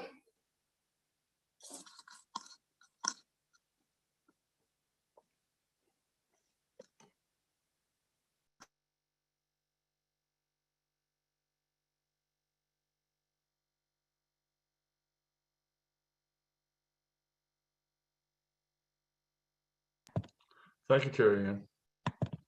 Thank you, John. Madam Timer, please give me a minute. And Madam Zoom Master, if you could bring in our next contestant, Barb Grenade.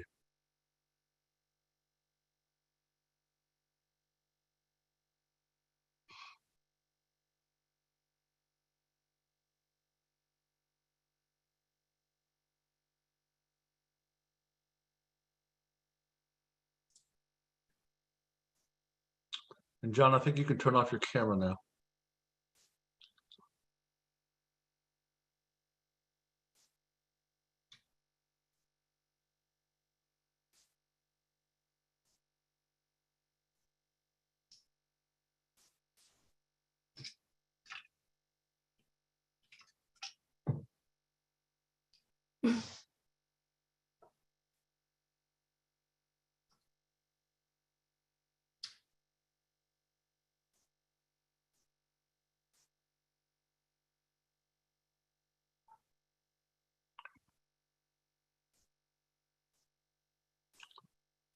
Thank you, Kathy. So that's a minute.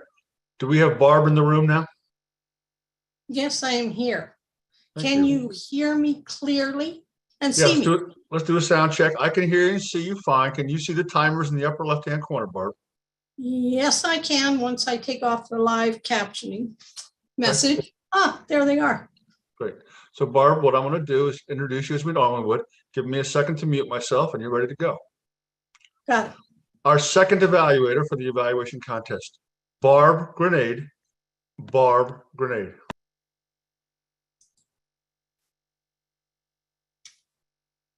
Sean Narine, I liked your message today. And particularly, let me tell you a few reasons why. I like that you honored this event with your presentation and how you dressed and set up your background. That was a key point. Your diction, enunciation, word usage all illustrated how your message can be clear across miles.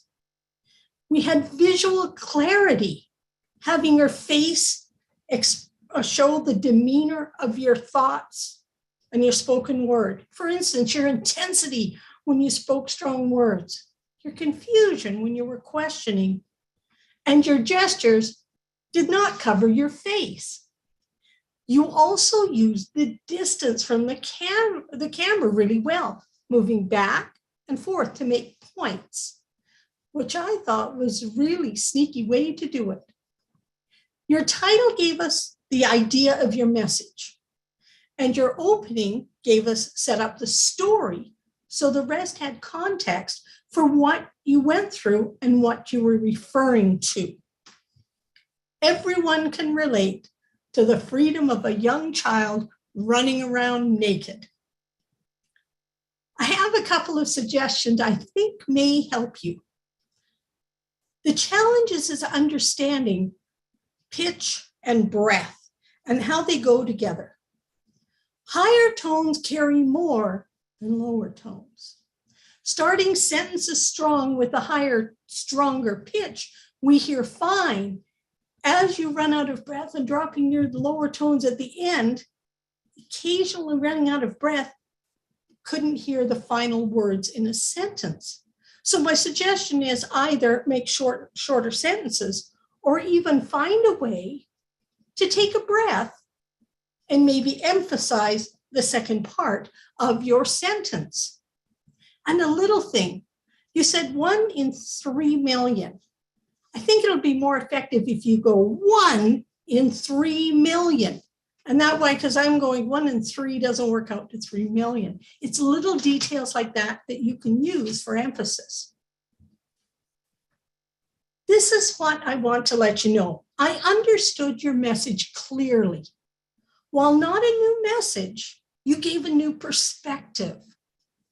You showed the value of being true to who you are, rather than conforming to what others think you should be or do. And in summation, as I go forward, I am going to be more aware of this. Am I being true to myself, or am I doing what others think I should do? And I'll always think about the child running around naked and free. Thank you for that lesson, Mr. Contest Chair.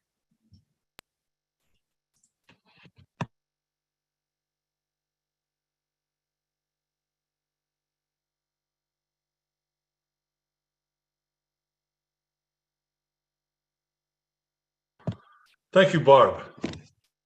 Madam Timer, will you give me 1 minute of silence so we can have the judges fill out their ballots? And our Madam Zoom Master, if you could bring our next contestant in, Terrell Aitken.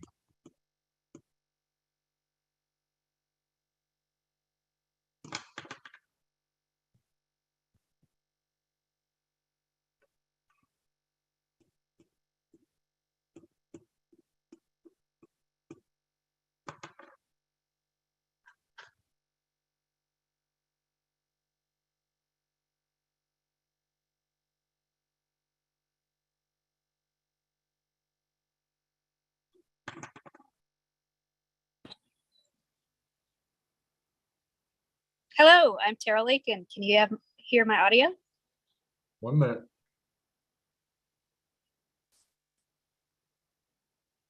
1 minute, Terrell. We'll let the judges finish their ballots. They spelled my name wrong on the thing there. I'm sorry. That's okay. I'm So just we're Terrell. good. Terrell. T-E-R. Excuse me, can you say it again? It's Terrell, Terrryl. That's what I had, yes. Okay, so Terrell, can we pull up Terrell on screen?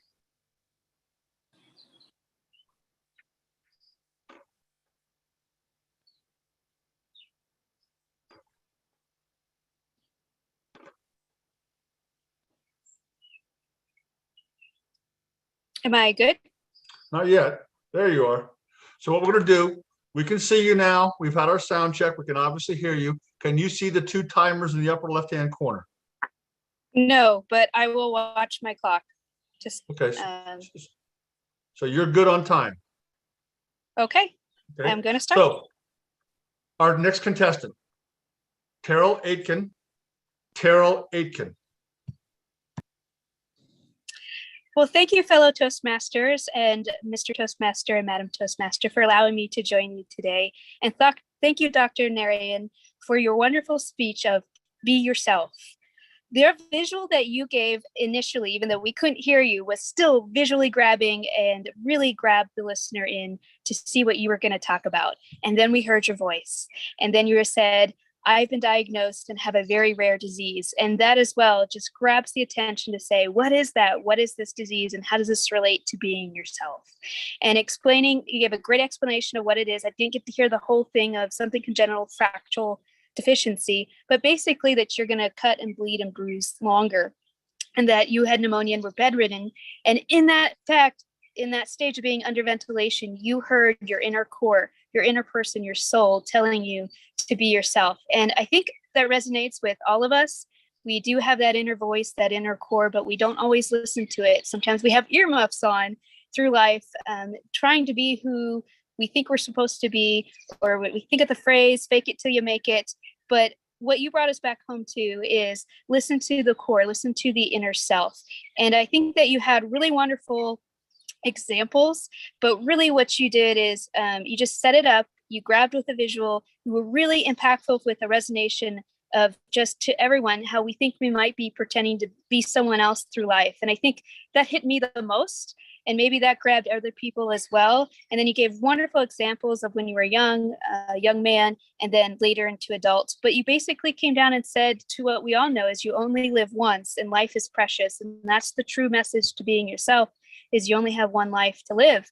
And you might as well get used to who you are inside and finding the joy in that. And you said, well, what is it to be yourself? Why should you be yourself? And how do you be yourself? These are all wonderful questions to look into for us to say to ourselves, how do we want to be? Who do we want to be? How do we get there? I'm worried about doing that. And you kind of alleviated our fears with many examples of accepting ourselves, letting go of our negative selves, believing in ourselves, focusing on our interests. I didn't get to hear a lot more of after that, but I loved how you said that we're each unique and have a unique place. If there was anything within your speech that I'd recommend some improvement on is just that closure, because you started out really strong. You had some good meat, lettuce, and tomato in that sandwich, and that just end would be really impactful to come right back to the front to really drive home that message that I just think is important to everyone and who everyone wants to be. And that is just that thing that harkens you to just wake up and just be who you are and be free. So thank you very much for your speech, sir. And I appreciate being here. Thank you, fellow Toastmasters, Madam Toastmaster, and Mr. Toastmaster.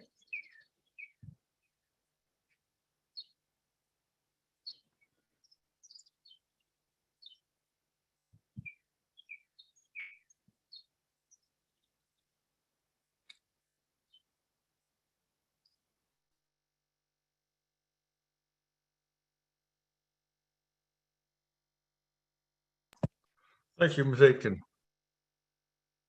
Madam Timer, can you give me 1 minute of silence for the judges to complete their ballots? And we'll bring in our next contestant, Brandon Dills. And to let everybody know, the Zoom master's got a lot of things going on, so they have to actually let me unmute myself. That's why we had that little delay there at the end.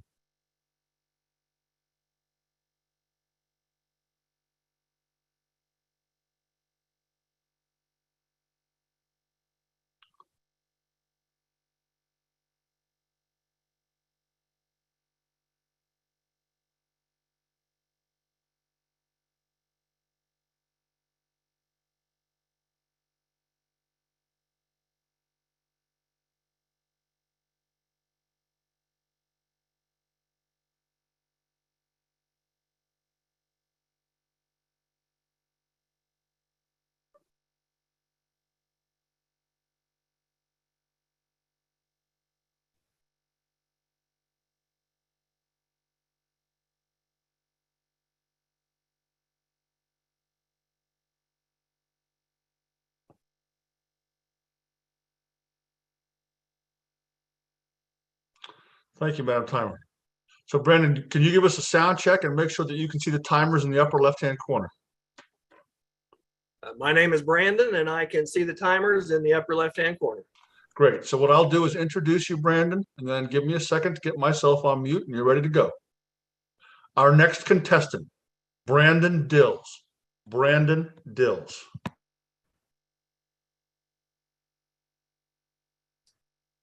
Dr. Narayan, you opened by telling us about a very serious bleeding disorder that you had. And then you gave us a very profound statement. I have been blessed with this. What a unique opening for a challenge. You set the table for a very positive and uplifting speech to help us find a better way of achieving a solution. I really appreciated the fact that you were able to bring intensity without overpowering.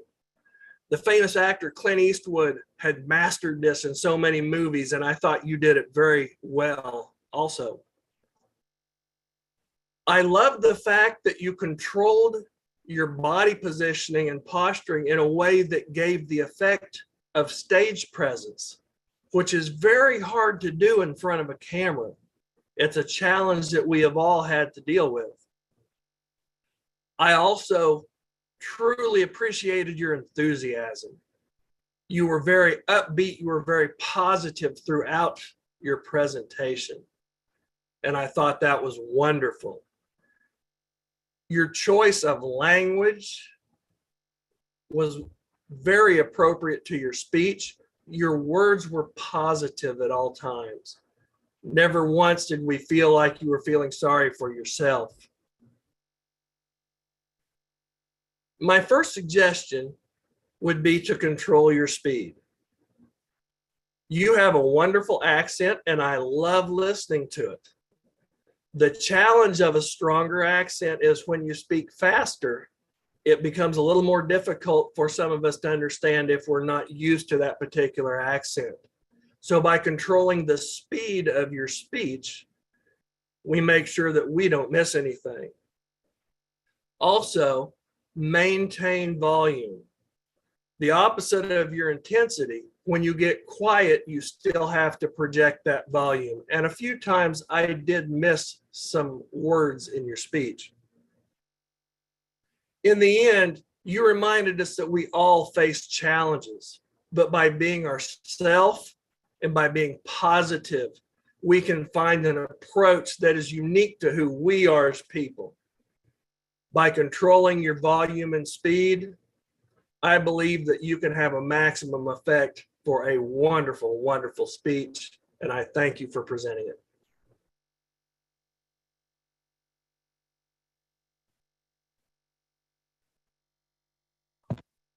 Thank you, Mr. Dills. Madam Timer, can you give me 1 minute of silence for the judges to complete their ballots? And Madam Zoom Master, if you could bring our final contestant and our Sergeant of Arms in.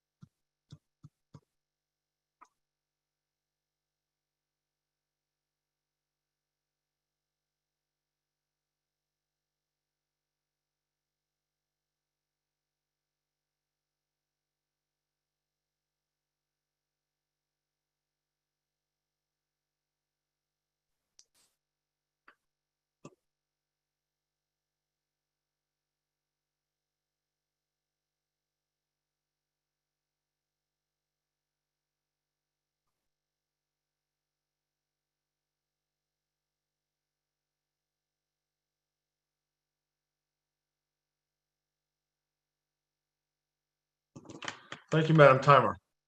Andre, you want to give us a sound check and make sure you can see the timers in the upper left-hand corner that have their hands raised?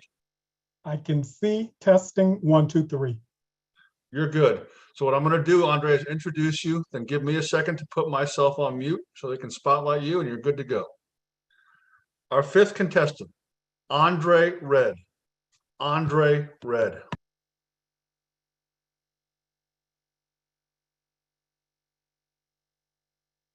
Toastmasters and guests, Dr. Nerian did an amazing job at allowing us to take a ride with him on his journey to discovery of being himself.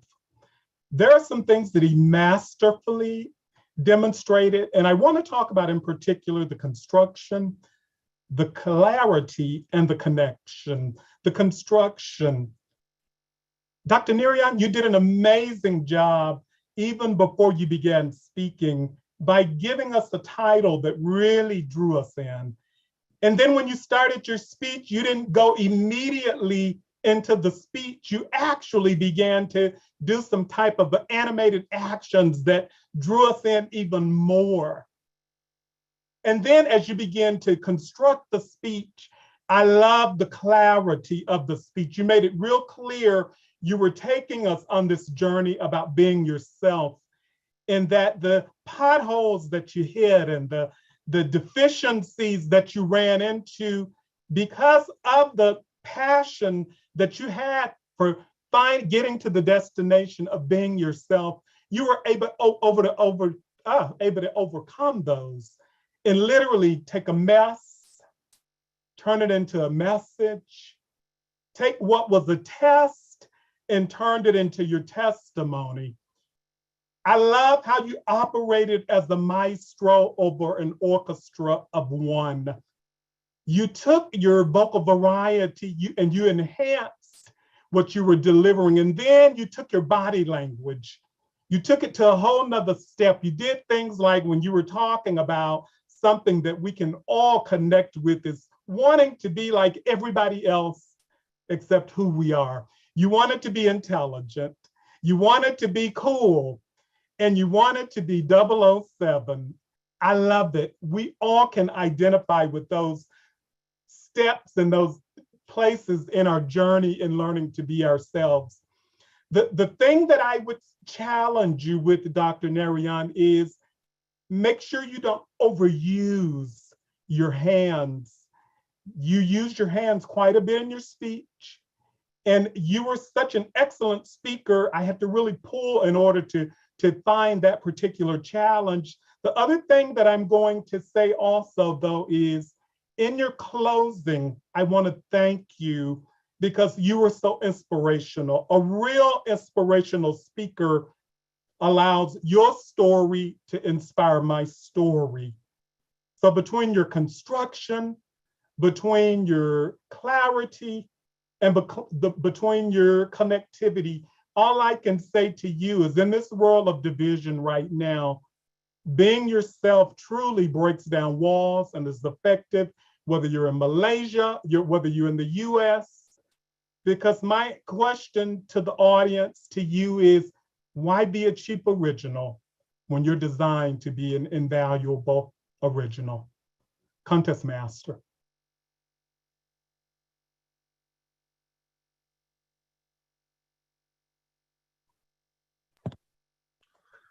Thank you, Andre. Madam Timer, can you give us 2 minutes for the judges to complete their ballots and start sending things in? And then I'll start the contestant interviews, starting with John Bunn.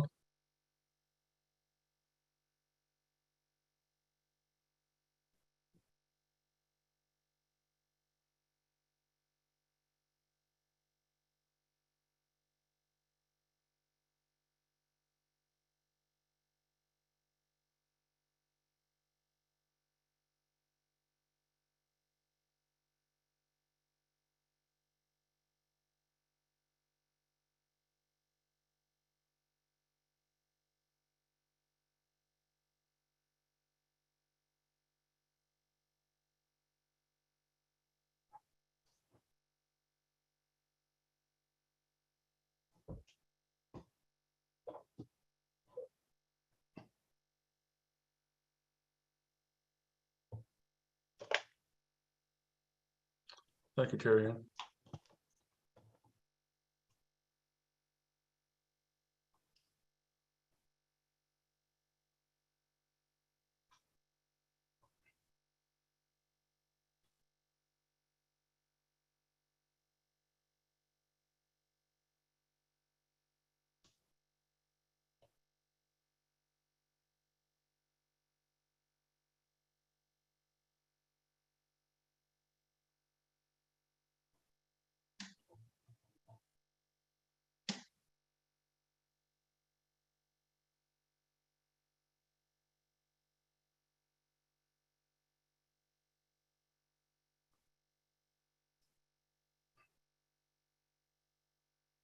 Madam Timer, are we good?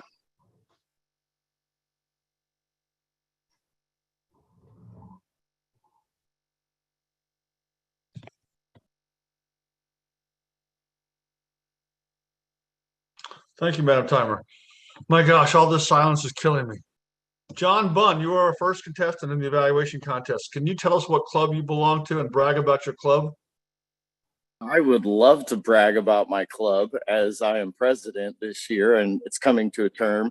I'm with Table Talk Toastmasters in Joplin, Missouri. We meet every Saturday at 8 a.m. Woo woo.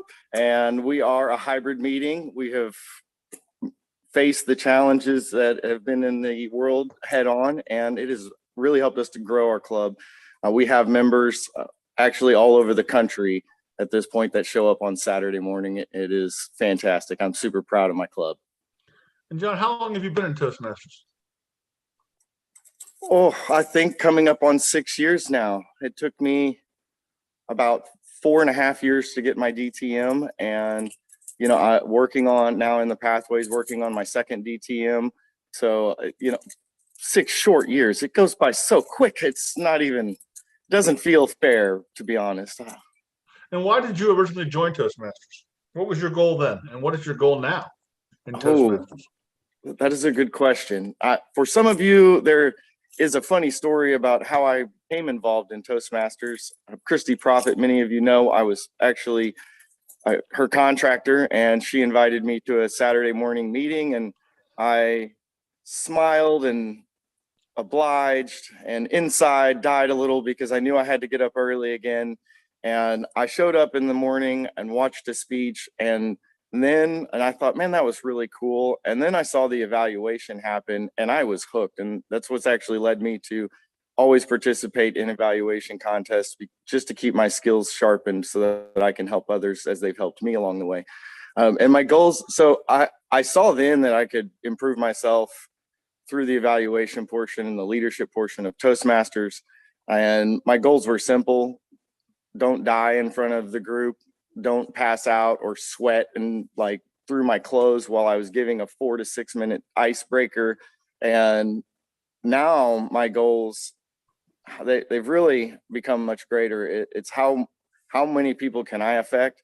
How many people in my club can I help change their life for the better? The skills that we develop here in leadership and communication have helped me in my business and only helped me to grow my network and my status in the community. So if it can do that for a redneck contractor like me, think of what it can do for others. Well, thank you, John, for competing today. I'm going to give you the challenge that I'll give all of our evaluators. You're one of the best of the best. Take those evaluation skills and pass those along to somebody else because Absolutely. You're very good. So thank you, John. Thank you. I appreciate the opportunity, everyone. And thank you, Shan. That was an incredible speech today. Very, very tough to find some things. I can't wait to see you again.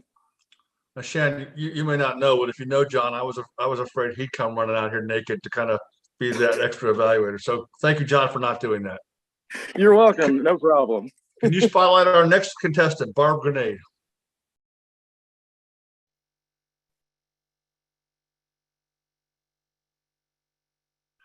Barb, welcome and congratulations. Can you tell us the clubs you're in and brag about your clubs for a minute? You're on mute.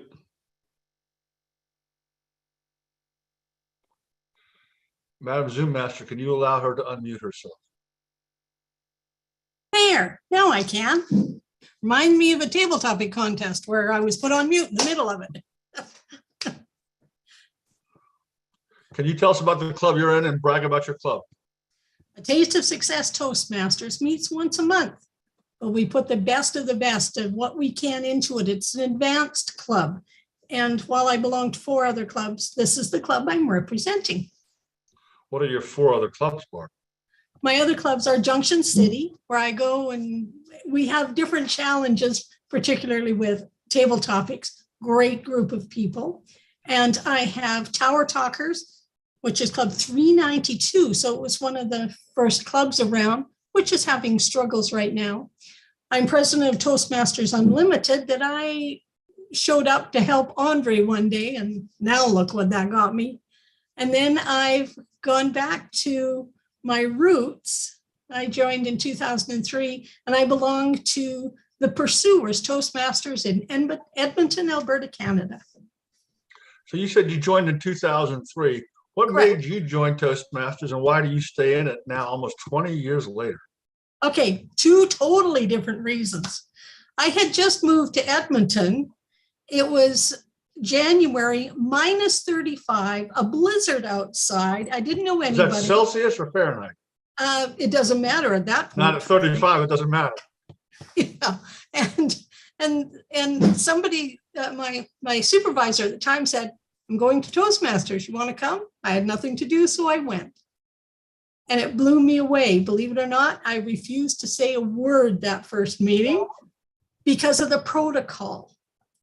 Mr. Past District Director, Mr. Past Area Governor, current, there was a ton of it, and I didn't know what to say. Nobody told me. All I had to do was say hi. So I make sure Toastmasters now do that. I stayed for some speaking skills. I had already been speaking in front of audiences. But like Jonathan, it was the evaluations. And that's what I still like to focus on. Can you tell me somebody that believed in you early on and how that made a difference to you, Barb? I had been a Toastmaster for 3 months when an area director said, "Come with me." And out we went into the district. So within 3 months, I had already experienced outside the club, which was a huge difference. And a 3-month tenured Toastmaster, when I went to my first TLI, ironically, it was Bob Huey that spoke.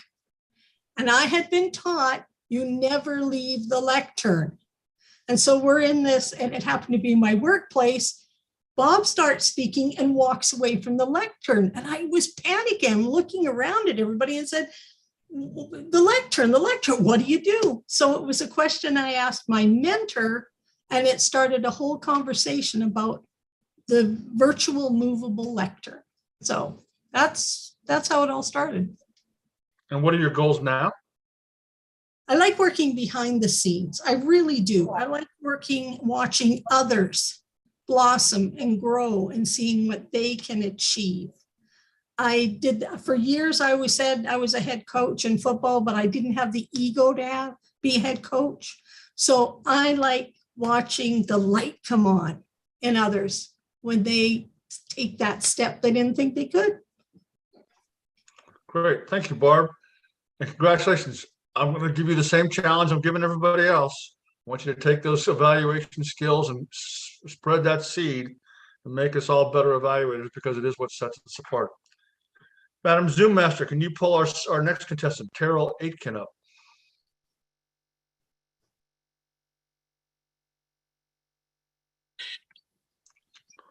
Hi. Hello, Ms. Aitken. How are you? You're the smartest one in the whole group. Still enjoying the sunshine. Thank you very much. Can we, there she is. So Terrell, can you tell us what club you belong to and brag about your club? Would love to brag about my club. I belong to the Manhattan, Kansas Toastmasters, the Little Apple. And I originally joined when I was working at Fort Riley through Shed Mayberry, who many people know. And I just love the club. And I can't say that they really became a really conduit, a family. They really choose to come every day and bring their best and make everybody else better too. But camaraderie, but I just have to say they just make you feel welcome every single time. And it just feels like they're my friends, that like you just meet strangers, but they're your friends right away.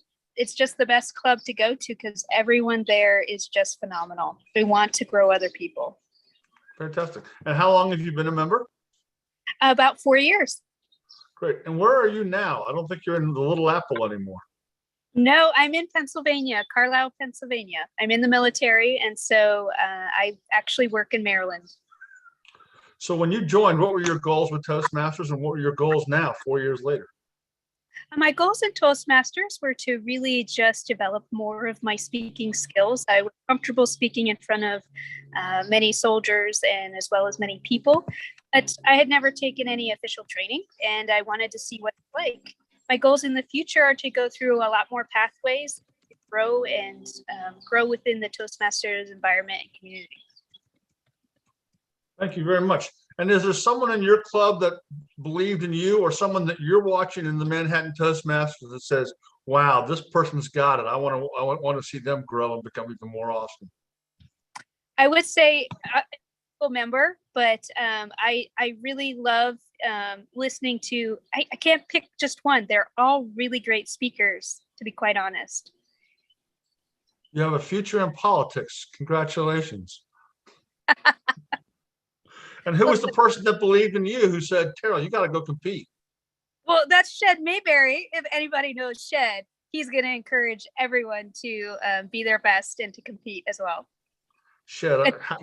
How do you spell Shed? I've never heard of that one before. Can we please spotlight? Thank you, Terrell. And I'm going to give you the same challenge. You're a very good evaluator. Please go out and spread that evaluation knowledge to make us all better as an organization. Thank you very much. Thank you. Madam Zoom Master, can you bring our next contestant, Brandon Dills, forward?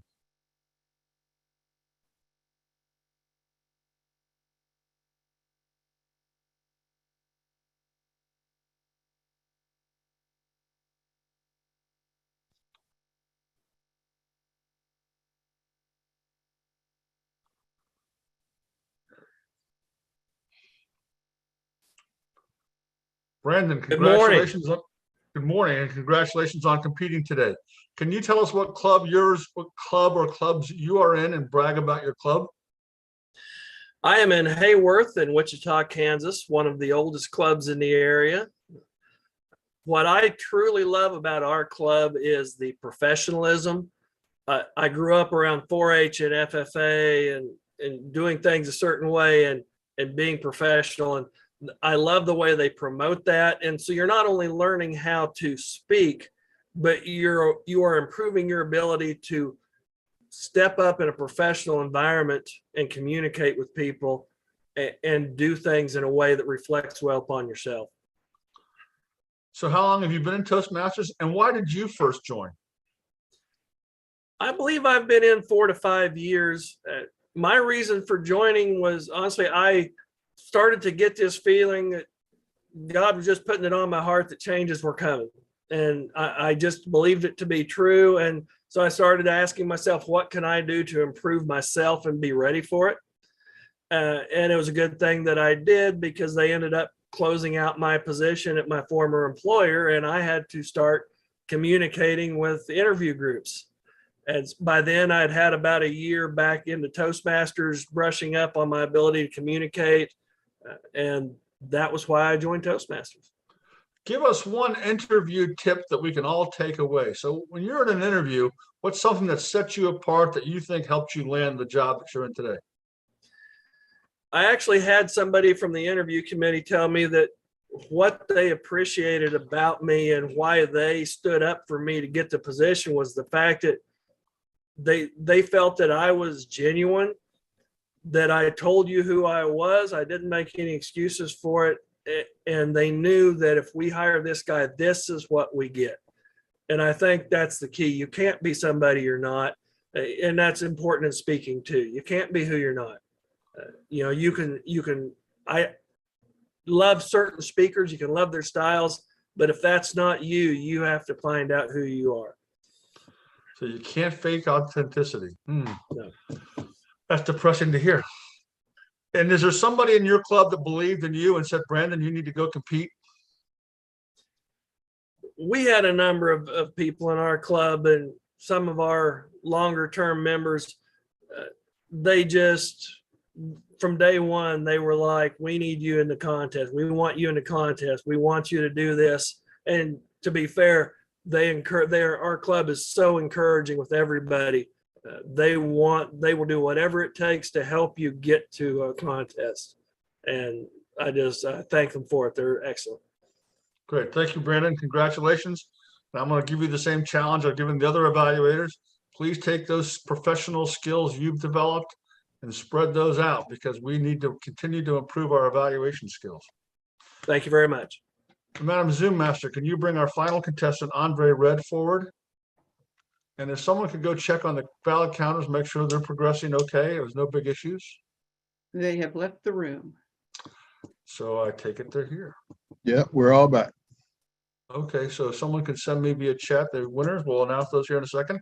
But if we can pull up our final contestant. Andre Red, can you tell us the club you belong to and brag about your club? Yes, I can. Easy to do. I belong to 3 clubs. I'm representing Toastmasters Unlimited. And the other 2 clubs? The other 2 clubs, Rick, is a Taste of Success. It's an advanced club. And UFSC Empowered Leaders. It's a new club. And what were your goals when you first joined Toastmasters, Andre? And what are your goals today? You know, Rick, it's certainly evolved. I'm sure like a lot of great Toastmasters, but I had a director at the office who saw something in me and asked me to go out and find an organization that could help the leadership grow and develop as speakers, as leaders. And so I was on a mission to do that, and lo and behold, I find Toastmasters. And Rick, let me say this, the 2 clubs that I'm in now, the one that I'm representing, Toastmasters Unlimited and UFSC, are clubs that I really became involved with because I had the privilege of being a coach. For one, I have to tell the story. So hopefully this encourages someone. They were stuck at that magic 8 number for 15 years. And with a lot of prayer and a lot of grace and a lot of just, coming together, that club became President's Distinguished. So I became a member of that one as a coach. The newer club, which is just an amazing club, I was a sponsor for that club. So my evolution, Rick, has gone from me to really kind of everybody else. My biggest thrill for being in Toastmasters is being able to see the potential of other people and give them that little gentle push and allowing my ceiling to be their floor so that they can take it to the next level and ultimately, hopefully, we'll build a skyscraper, Rick. Well, thank you, Andre. I'm going to give you the same challenge, but it's the challenge you already know. Please continue to spread those strong evaluation skills that you have out to the rest of the members of your clubs and around the district. Thank you, sir. And now, let me announce the winners. Shed, do you want to show the medallions and the trophies that our winners will be receiving?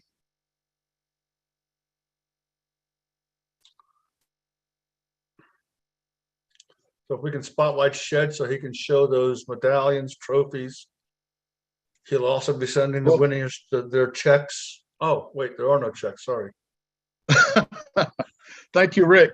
Yes, and Shed has also said he would go dance at the members of the club of the winners. So thank you, Shed. No, I didn't say that. I said every club we chartered, I will be there to dance. So these are the medallions that we ordered for the 1st, 2nd, and 3rd place. So that is what 1st place looks like. And then we got each course, every color for 1st, 2nd, and 3rd. And the trophies, traditional trophies. And we'll get those put on there with your names. So that's why we haven't put on there. We want to put the contestant's name on there. So it means a little more. So that is what you'll be getting either in the mail or I'll be on the road coming out to present those. Great, thank you, Shed. So without further ado, in 3rd place, our 3rd place winner for the evaluation contest, Mr. Brandon Dills. Brandon Dills.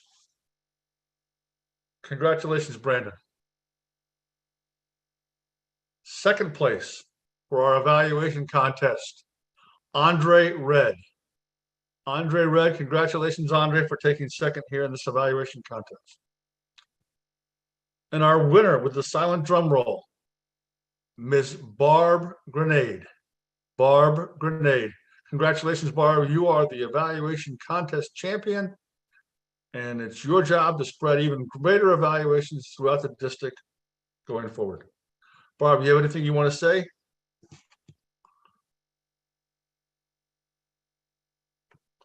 Can we let Barb unmute herself? And maybe she'll have a few words of wisdom for everybody in the group. Yes, I've decided my next skill is going to be learning lip reading because we seem to get caught a lot on that. Let me put this forth to everyone. A Taste of Success occasionally does evaluation workshops. And Rick, Darren, Andre, and I tend to run those. I have learned as much doing those as I have participating. We've had people from other countries also come and participate. And last year, all of our district winners and some of our division speech winners all had gone through that process. I encourage when you see another one come up to not only attend, but take the same formula and go back to your club. The best thing about evaluations isn't in the club. It's what it does outside. I sure know a lot of managers that don't know how to do proper evaluations and make people feel good about getting feedback. So that's my encouragement to everyone. Thank Rick. You did a great job. Thank you, Barb. And I did nothing. It's all about you guys, and Clarice did. I did what Clarice told me to do. So with that, I'm going to turn control of our meeting over to Shed. I think he's probably going to send us all to a break, but Mr. Shed Mayberry, you are up now. Thank you, Rick. Once again, thank you and Clarice for running the contest. Yes, we have just over 20 minutes. We're going to get started here at 12 o'clock. So please go and grab something to eat, keep your strength up, stronger together. All right, and we'll be back here at 12, where we will hear our keynote speaker, Lark, give us our keynote speaker for our conference, and then we'll move into our education, and then we will be doing the international speech contest, what everyone is really looking forward to, who will go forth and represent D22 on the international level. So please get a break, 12 o'clock. We'll be here to support Lark and her message to us. Thank you all for joining this morning. That is all I have. Take a break. We'll be showing videos throughout. You can communicate, showing the pictures throughout, my man. So that is all I have. We'll see you back at 12. Thank you. Thank you all the judges that came from outside of the district also. Thank you.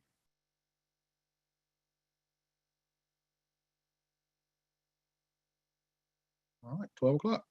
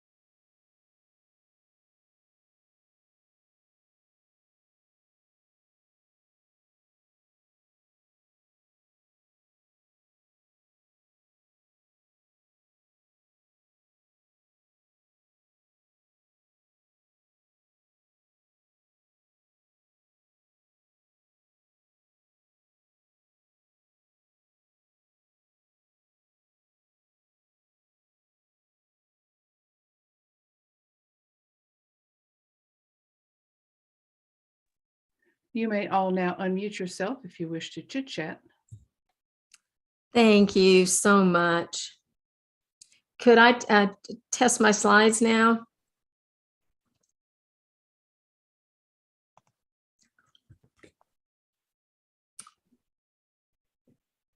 Okay, so Terry Ann, I'm going to see if I can. Terry Ann, I still can't share my slides.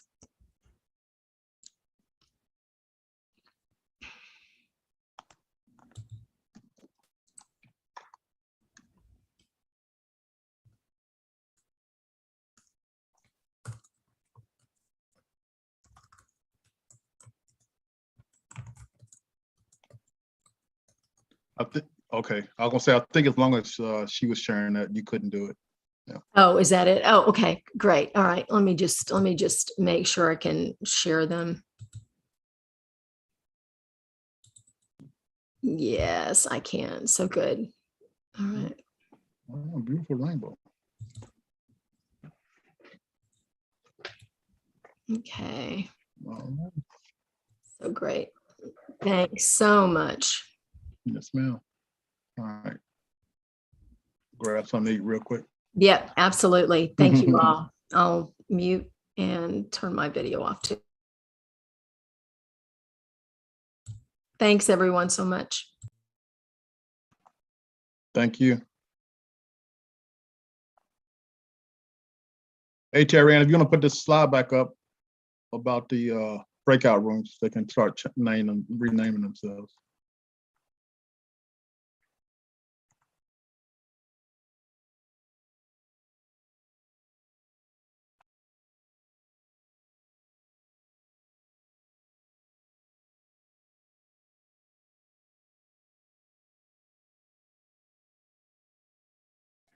All right, there we go. I'm going to step away for just a minute. Thank you.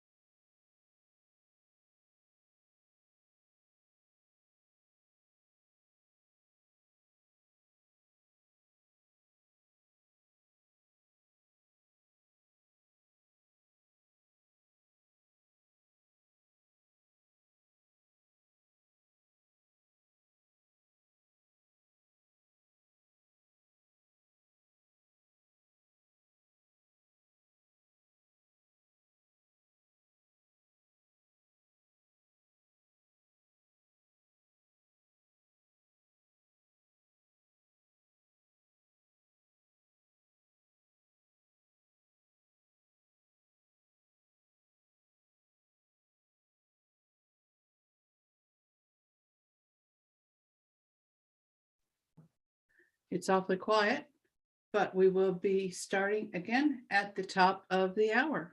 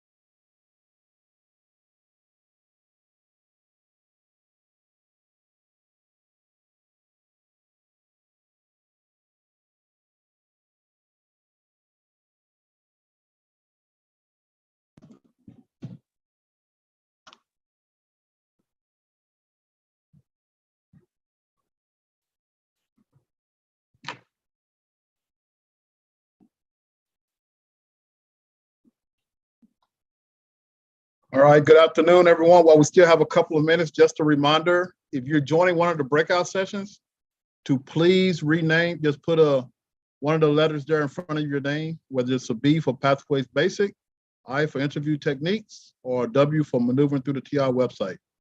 So once again, please rename yourself with that while we are going through our next keynote speaker. If there's nothing in front of your name, then you will probably stay you will be in the main room. So just a reminder that there is a session going on in the main room today. Hey, Shed, this is David. I can't change my name. Can you put me in for the TI website, please? Roger that. Thank you.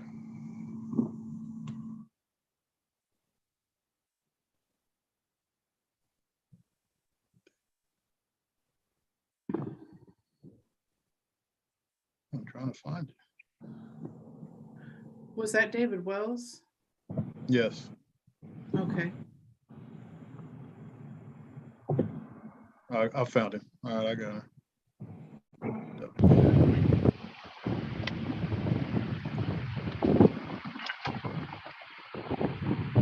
All right, there you go, David. Thank you, sir.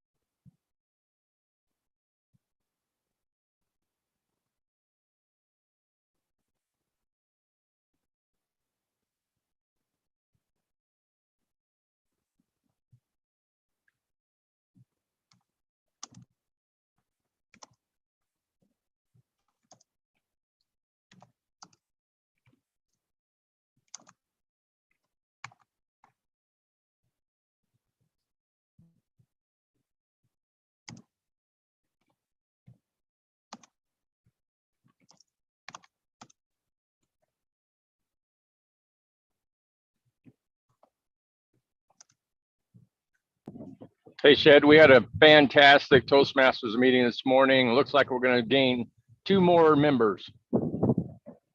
Awesome, awesome.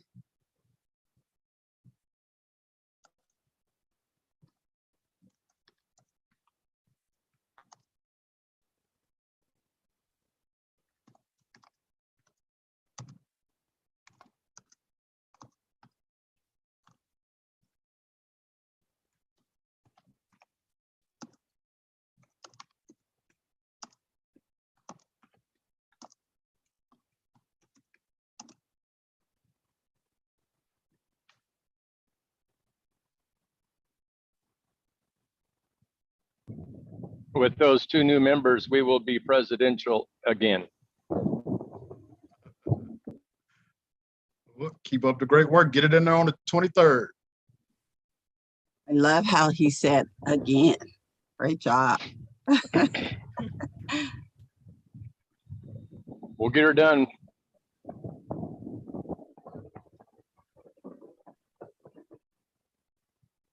Has been an amazing conference so far.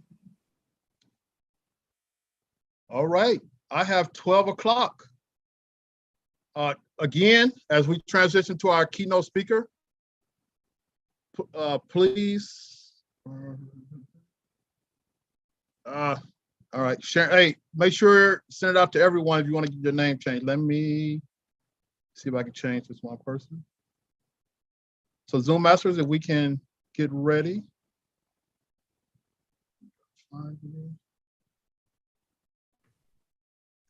I will stop share, go work on the breakout rooms, and let you proceed with the event. All right. Oh.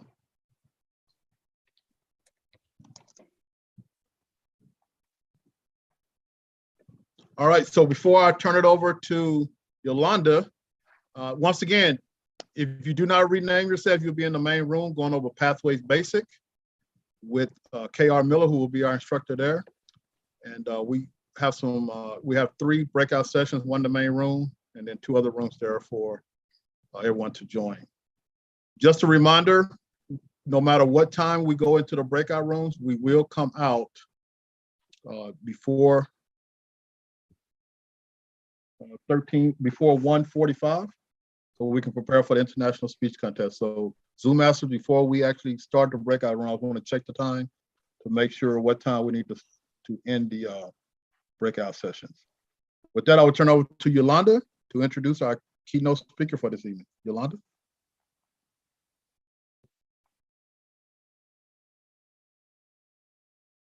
Thank you so much, Shed. What a wonderful conference thus far.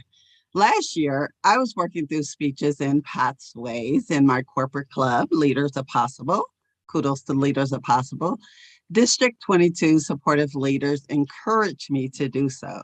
Today, I have this distinct pleasure of introducing District 22 Annual District Conference keynote speaker, Lark Dooley.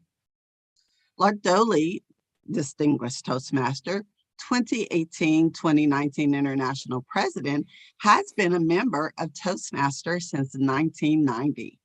Distinguished Toastmaster Lark Dooley served as an international president. In her professional life, Lark has owned a successful manufacturing business, worked as a marketing manager at Texas Instruments, and before her retirement in 2021, worked as a training manager for Maximus. Lark currently resides in Lighthouse Home outside of Austin, Texas, USA, overlooking Lake Travis in her home built by her late husband, Roger. I think you should expect a call from Kimberly Myers to visit you soon. Lark often wears golden outfits during her Toastmaster events to symbolize the value of membership in Toastmaster to improve our personal and professional lives. Please welcome the exceptional Lark Dooley, Distinguished Toastmaster. Get ready to be inspired by her message, Golden Opportunities. Thank you, Yolanda, and good afternoon, dignitaries, District 22, leaders, members, and guests. It is truly golden to be back with District 22. Your theme, Stronger Together, has definitely been demonstrated throughout this conference. I have enjoyed and been inspired by every aspect of your conference. And this afternoon, we will talk even more about the golden opportunities. You've already heard Darren LaCroix, Matt Kerfman, Harold Osmondson, Barney, and Angela talk about opportunities for our growth and our development. And every day within Toastmasters, we have those golden opportunities. So let's talk about them even more, shall we? Golden opportunities, they abound in our organization. And when I think about the golden opportunities, we have to go back to 2 years ago in March of 2020, when we experienced the turbulence of the pandemic and the storms of change that have surrounded the pandemic since that time. Millions of people have lost their lives around the world, many of those friends and family of Toastmaster members around the globe. I have been personally impacted because my nephew's father-in-law died of COVID in January 2021. But hopefully the pandemic is waning now, and those who lost their lives to the pandemic would want us to move forward in our lives. They would want us to experience the rainbow of hope and to take advantage of the golden opportunities available to us after the pandemic. Last night, we heard Matt Kerfman discuss the effects of the pandemic, and he actually listed 12 effects on a slide that he showed us last night. Out of those 12 effects, only 3 of them were positive effects. Those were the importance of family and friends throughout the pandemic, the importance of mental health that we've learned as a result of the pandemic, and the ability to work remotely instead of in an office environment and dress casually. This morning, Harold went through the effects of the pandemic on each of you and ask you the positives and the negatives of the pandemic. And you shared those in the chat. I hope that all of you will save the chat so that you can save those responses. I want to focus on the positive effects of the pandemic, what we have gained from the pandemic, what the golden linings in the pandemic cloud have been for each of us, or the golden opportunities. So what I would like you to do, you shared this morning, and I'd like you to share again, just so that we can remind ourselves that through the turmoil, through the storms of the pandemic, we have reaped some benefits. So if you would type into the chat one golden lining to the pandemic cloud, one golden opportunity that you personally have experienced. And I am delighted that my chat master today is none other than your program quality director and your district director-elect, distinguished Toastmaster Shed Mayberry. So Shed will be sharing some of your responses in the chat. Again, if you save the chat, you can remind yourself of all of the positive implications of the pandemic. And while you're writing in the chat, and by the way, everyone knows where the chat is and does need to write one golden lining of the pandemic. I want to share with you the most golden lining of the pandemic for me. I have 4 grandchildren, and those 4 grandchildren live about 30 minutes away from me. Not very far, right? But I, before the pandemic, only saw them 4, 5, 6 times a year at special occasions like Christmas, their birthdays, or when they might come over to swim in my pool. But since the pandemic, I have been Zooming with my granddaughters, my 2 older granddaughters, weekly. And that is the joy of my life. So that is the golden blessing, the golden lining to my pandemic cloud. Shed, what are they saying in the chat as far as their golden linings? Yes, ma'am. And thank you for introducing me as your assistant today. Most of the chat is talking about getting to work with their dogs, shelter dogs, work with their animals at home, Zooming all around the world, whether it's Toastmasters or visiting family. I think about me, I have family in Germany. I get to Zoom over there and visit with them during this pandemic. Continue to learn and use Zoom, renewing membership with former members that have moved on. Oh. Once again, to have that connection, even in the United States, Pennsylvania, having that connection here. Thanks, Shed, so much. So I absolutely agree. And this was mentioned this morning, and thank you for mentioning it again, is our global perspective, our ability to travel the world simply by sitting in front of our computer. Last year, President Richard E. Peck traveled the world and visited a Toastmasters club in every country where Toastmasters has clubs. He reached and received global perspective, the global perspective that no other past president of Toastmasters International has received. So the global perspective is an incredibly golden lining in the pandemic cloud. And when you think about that, so have you traveled virtually around the globe as our president did? Have you visited clubs in other countries? Have you held joint meetings with other clubs in other countries?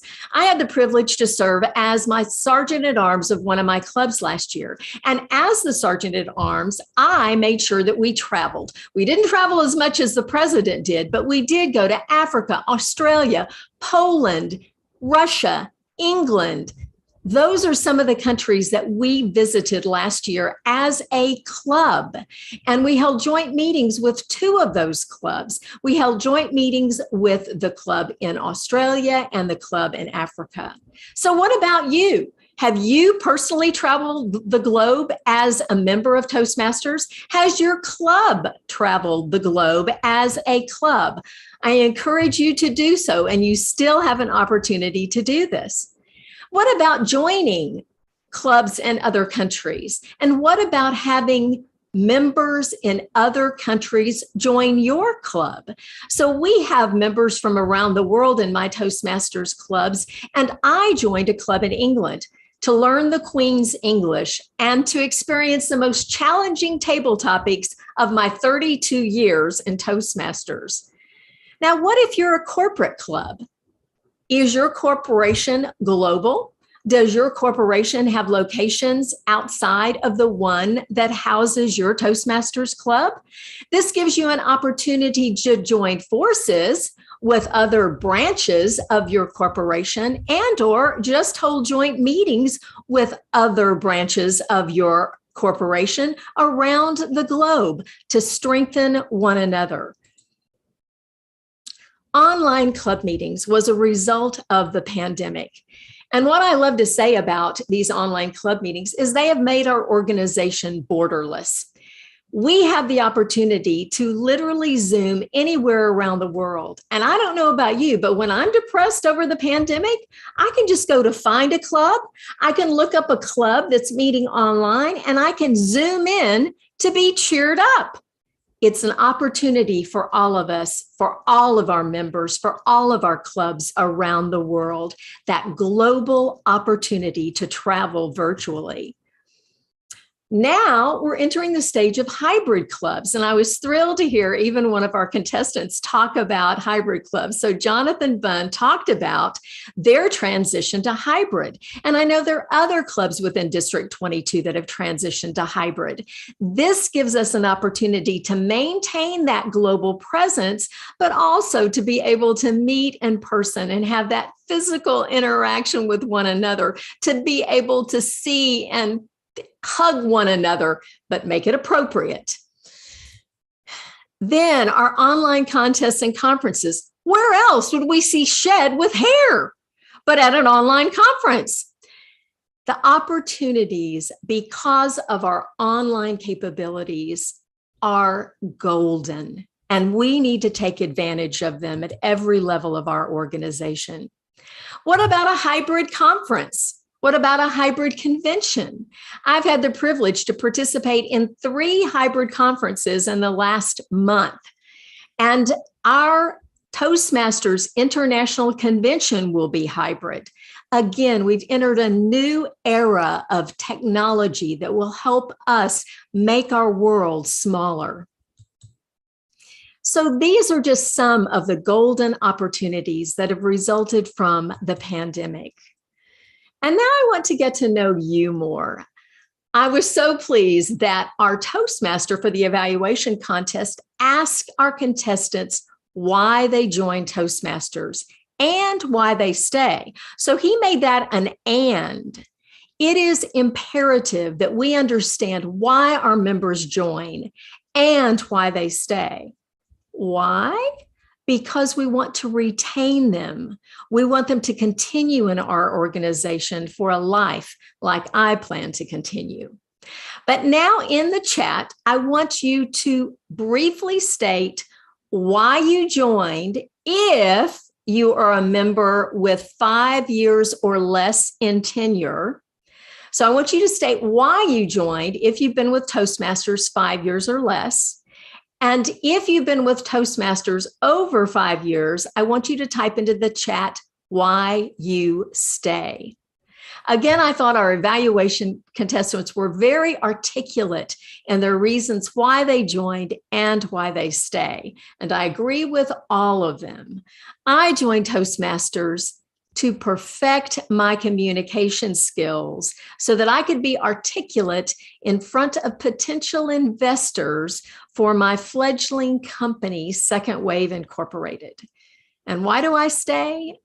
Because I love this organization. I want to support everyone in gaining the golden benefits of Toastmasters. Shed, what are they saying in the chat? Why they joined or why they stay? Most people stay because of the family environment.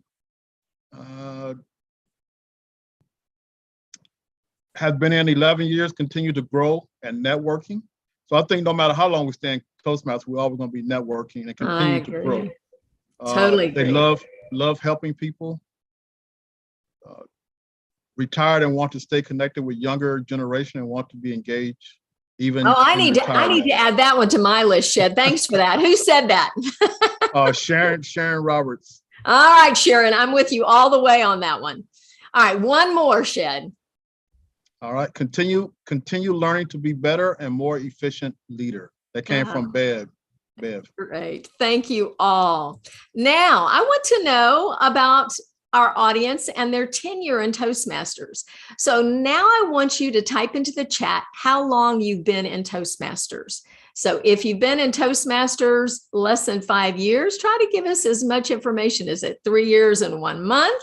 Is it 6 months? What is it? And for those of us long timers like myself, it's almost 32 years for me.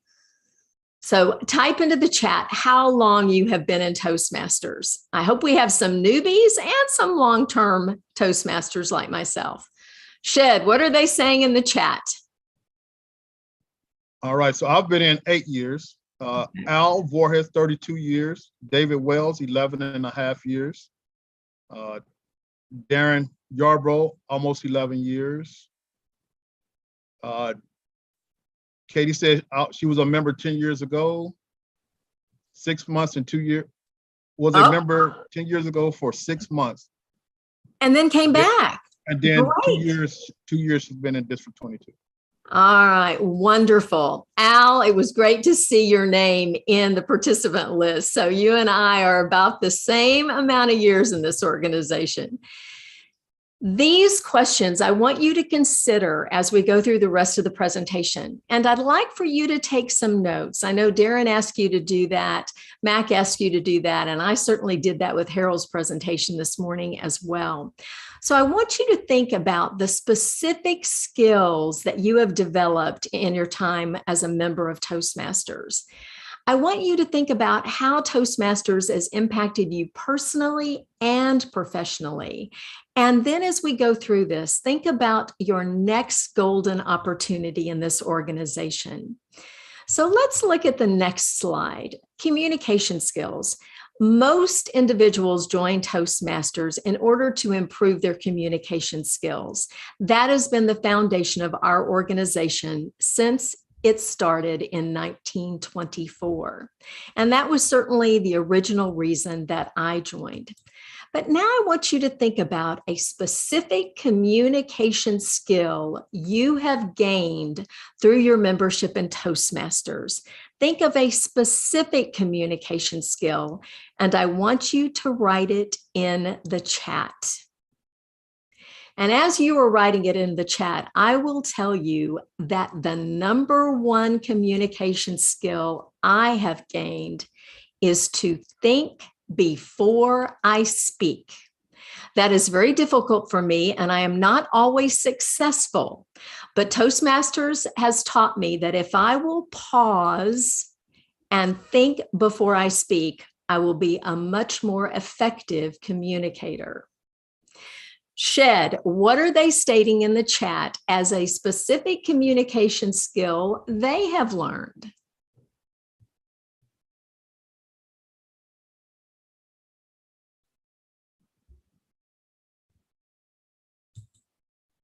Shed, are you there? Are you muted?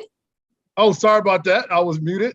Okay, I didn't hear you, so I'm go up here- ahead. I'm up here talking to you, and that's the one thing we all got to learn to get off mute. Storytelling, stay in the time better, because I have learned to edit my messages and just leave the wheat, not the chaff. Listening, need to work on that. Storytelling, once again, learning to listen. I believe evaluation is very important. Using Great. pauses effectively. Thank you so much, Shed. Absolutely, all of those listening skills, those are critical. Leadership is another category of skill development for us. So again, I want you to think about a specific leadership skill that you have gained through Toastmasters.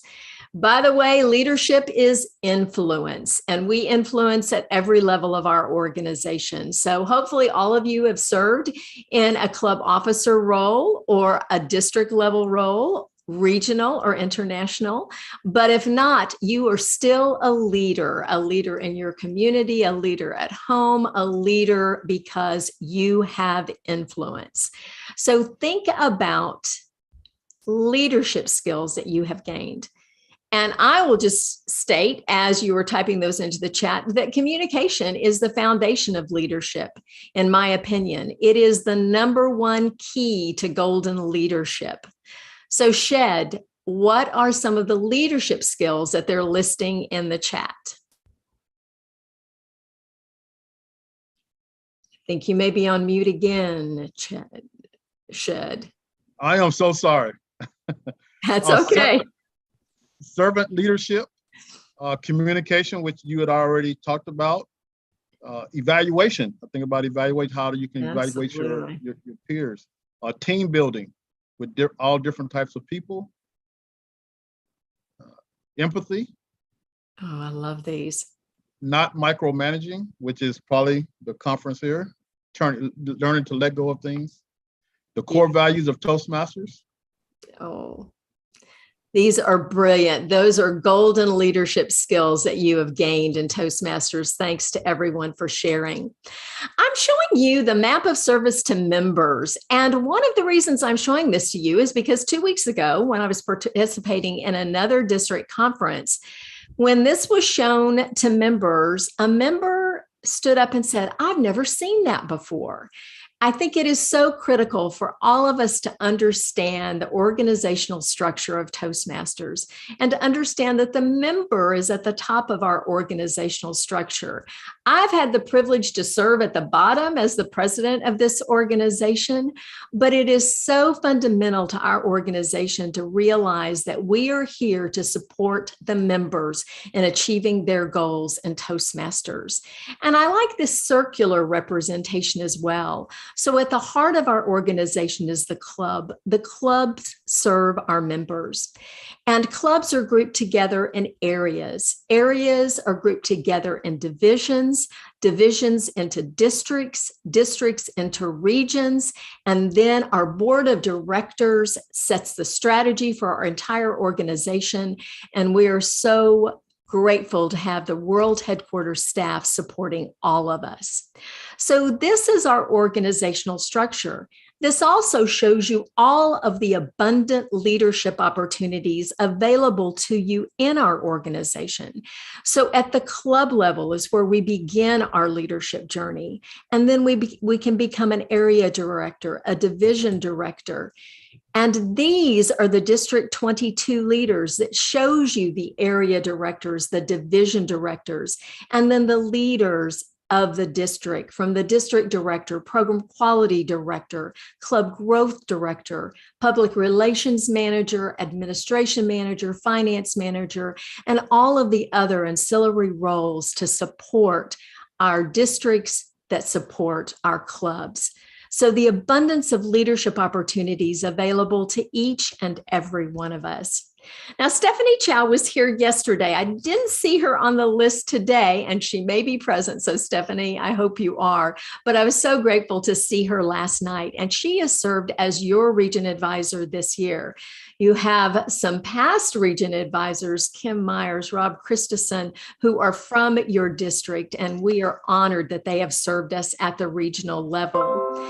And when we look at this, our organization has 124 districts worldwide, and those are broken down into 14 regions. And those 14 regions are served by 22 region advisors. We are so honored to have Harold Osmundson, your Region 4 advisor, present today and present throughout this conference and giving you that golden presentation this morning. And of course, Margaret Page is our international president this year. So this again shows you the golden leadership opportunities from the club level all the way through international. Pathways was a vision of our organization. Pathways was determined over 10 years ago by the board of directors of our organization. They had the vision of an online educational program for all of us. And we're so grateful that they had that vision, because when the pandemic struck, we had an online educational program for us to use in our online world. I want you to think about these questions. What skills do you need to perform more effectively in your career? What skills would enhance your social interactions? What skills would support your community? What skills would support our world today? And again, this final question about the golden opportunities available to you. So I want you to think about these as we talk about pathways and the opportunities within pathways. I want all of you to enter into the chat how many competencies you believe that Pathways offers to us. So type into the chat how many competencies the Pathways educational program with 11 paths offers to us. And Shed, as they do that, tell me the number of competencies they are stating today. All right, we have 250, 354. It's funny they came up with that exactly. I love that. Over 300, 400. So around 300 to 400, whatever. That's brilliant. And absolutely it is. It's over 300. I don't know if it's 354, but it could possibly be that many. And now I want you to see a document that is on the District 57 website. And this is something, District 22, that you might want to put on the District 22 website or link to. And this is a catalog of the paths and projects in the 11 paths of Pathways. And it begins with a list of the competencies of this over 300 competencies. And now, as we go through these, I'm going to go through them quickly. But again, I want you to jot down, is that one of the competencies that I want to receive from my Pathways journey? Is it one of the competencies that I have already received? So I want you to write down competencies that you want to gain, or perhaps competencies that you know you've already gained, and you want to remind yourself of those golden competencies from Pathways. So when we look at level one teaches us speech structure and preparation, feedback, and how to research a topic. When we get into level 2, that's where we hone our listening skills, we look at audience characteristics and how we can prepare the best speeches for our target audience. We think about cultural awareness and the culture of our audience, and again, how best to deliver our speeches to that audience. Body language, time management, communication and leadership style assessments are available to us here. We begin gaining that confidence, and we learn from being a protege and learn the mentoring opportunities available to us in Toastmasters. When we look at level 3 is where we learn how to create powerful stories that can enhance our presentations. We learn effective use of visual aids, how to motivate our audience. We even get into some negotiation skill development if we choose that project planning and implementation, how to delegate, and how to collaborate. In order to be effective leaders, we need to learn delegation and collaboration, and we can learn those skills within the Pathways projects. Let's look more at level 3 competencies. Conflict mediation. Have any of you ever experienced conflict? Tell me it isn't so. Emotional intelligence, vocal variety. So these are competencies within level 3. And then as we advance to level 4, social media. So do you have a social media presence? Have you created a podcast? How are you at change management?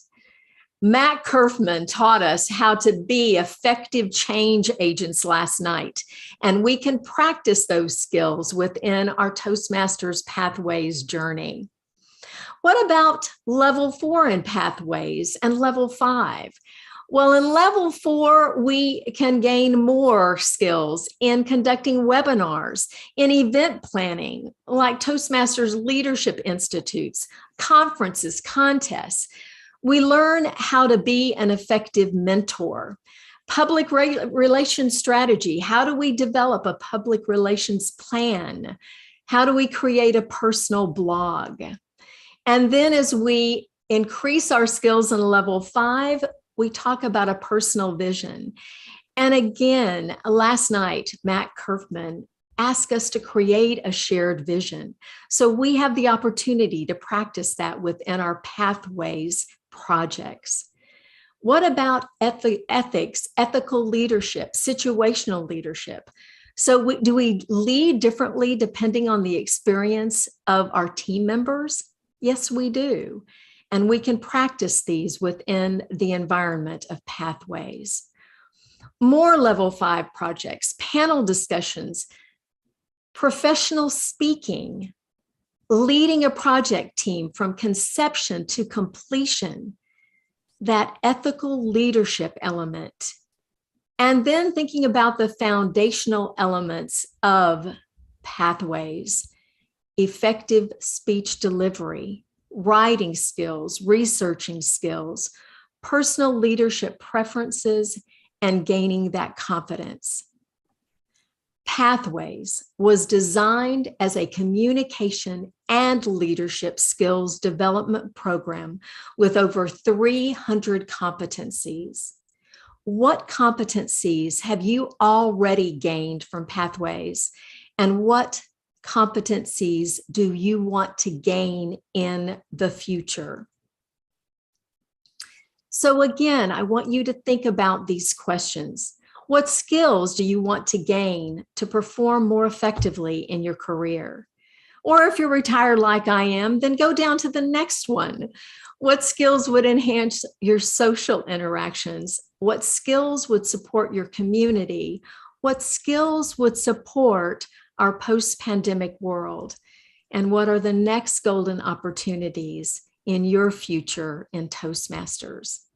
So now I do ask you, please go ahead and in the chat, write down at least one skill that you want to develop to either enhance your career, your social interactions, your community involvement, our world. So type that into the chat. And as you do that, I want to share with you that my husband was an outstanding speechwriter and contestant. He won speech contests at every level up to regional, where he placed second twice.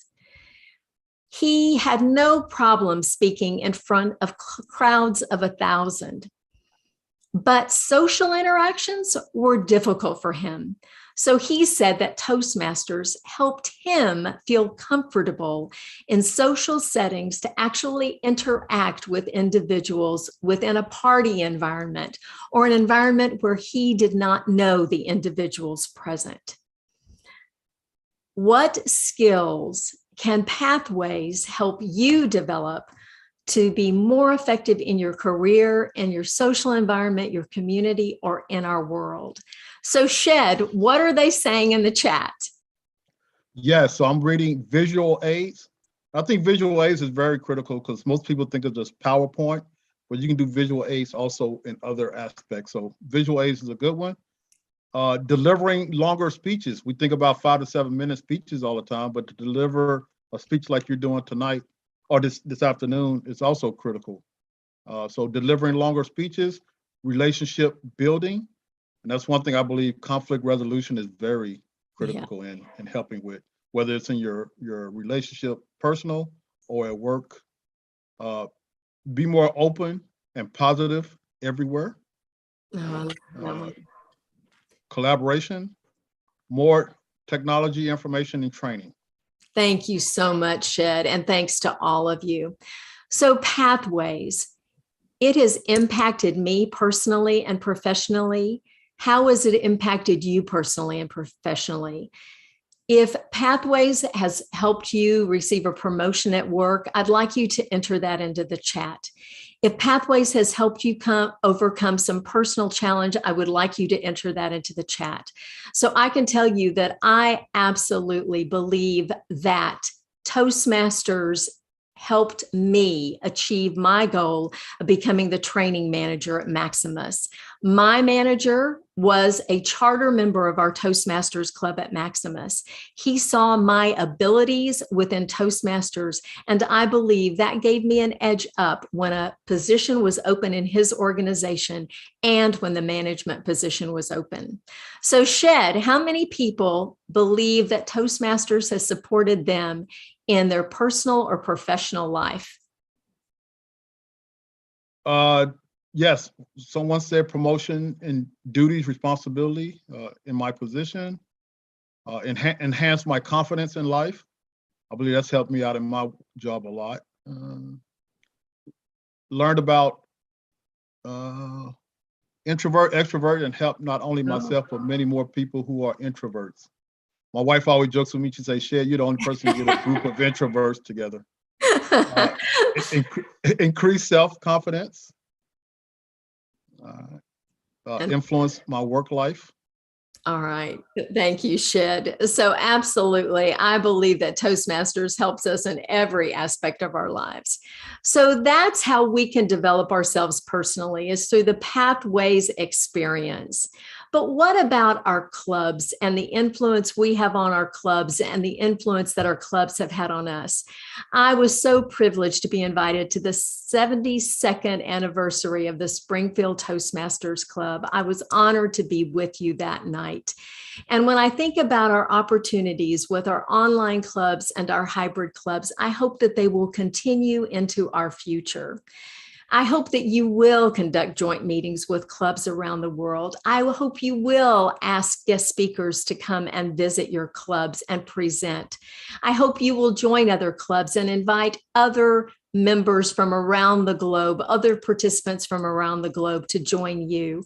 I hope that you will celebrate. So Springfield Toastmasters Club celebrated their 72nd anniversary. Do you celebrate your annual anniversaries? So we will be celebrating the 25th anniversary of the Arthur Storer Toastmasters Club at my Lighthouse home on June the 4th. And I can't wait to have everyone here in in person at my home. It's an opportunity to acknowledge member and club achievements. It's an opportunity to have fun activities. And I know District 22 loves having fun. If you have not sponsored or mentored a new club, this is another golden opportunity for you. We need to share the gold of Toastmasters, and what better way to do it within corporations, within government agencies, universities, associations, and within our communities. Take the opportunity to share Toastmasters and charter another club. What about corporate clubs? Are you a member of a corporate club? Could your corporation use a refresh by having a Toastmasters club there? My Maximus Club, I helped to charter in 2008. This is an article in the Toastmasters magazine dated September 2021 about how corporate clubs help companies and employees. I refer you to this article, and I hope that you will use it when you are attempting to charter new Toastmasters clubs within any organization. This article talks about the benefits to both the employees and to the company. And just to highlight, one of the members says, if I'd only known about Toastmasters before and how Toastmasters is used for employee advancement. Absolutely. And it's used to make our employees more productive. Corporate clubs, again, corporate relations at Toastmasters.org. If you don't know if there's a Toastmasters club at another branch of your corporation, then just send corporate relations at Toastmasters.org a message and ask them if there's another Toastmasters chapter within your corporation. If you're low in membership, combine Toastmasters chapters at your corporation. And I will tell you, that's what my Maximus Club did. We were only serving the Austin area Maximus Corporation. And now we're serving the entire state of Maximus. And we actually have the opportunity to branch out to Virginia or other locations of Maximus around the globe.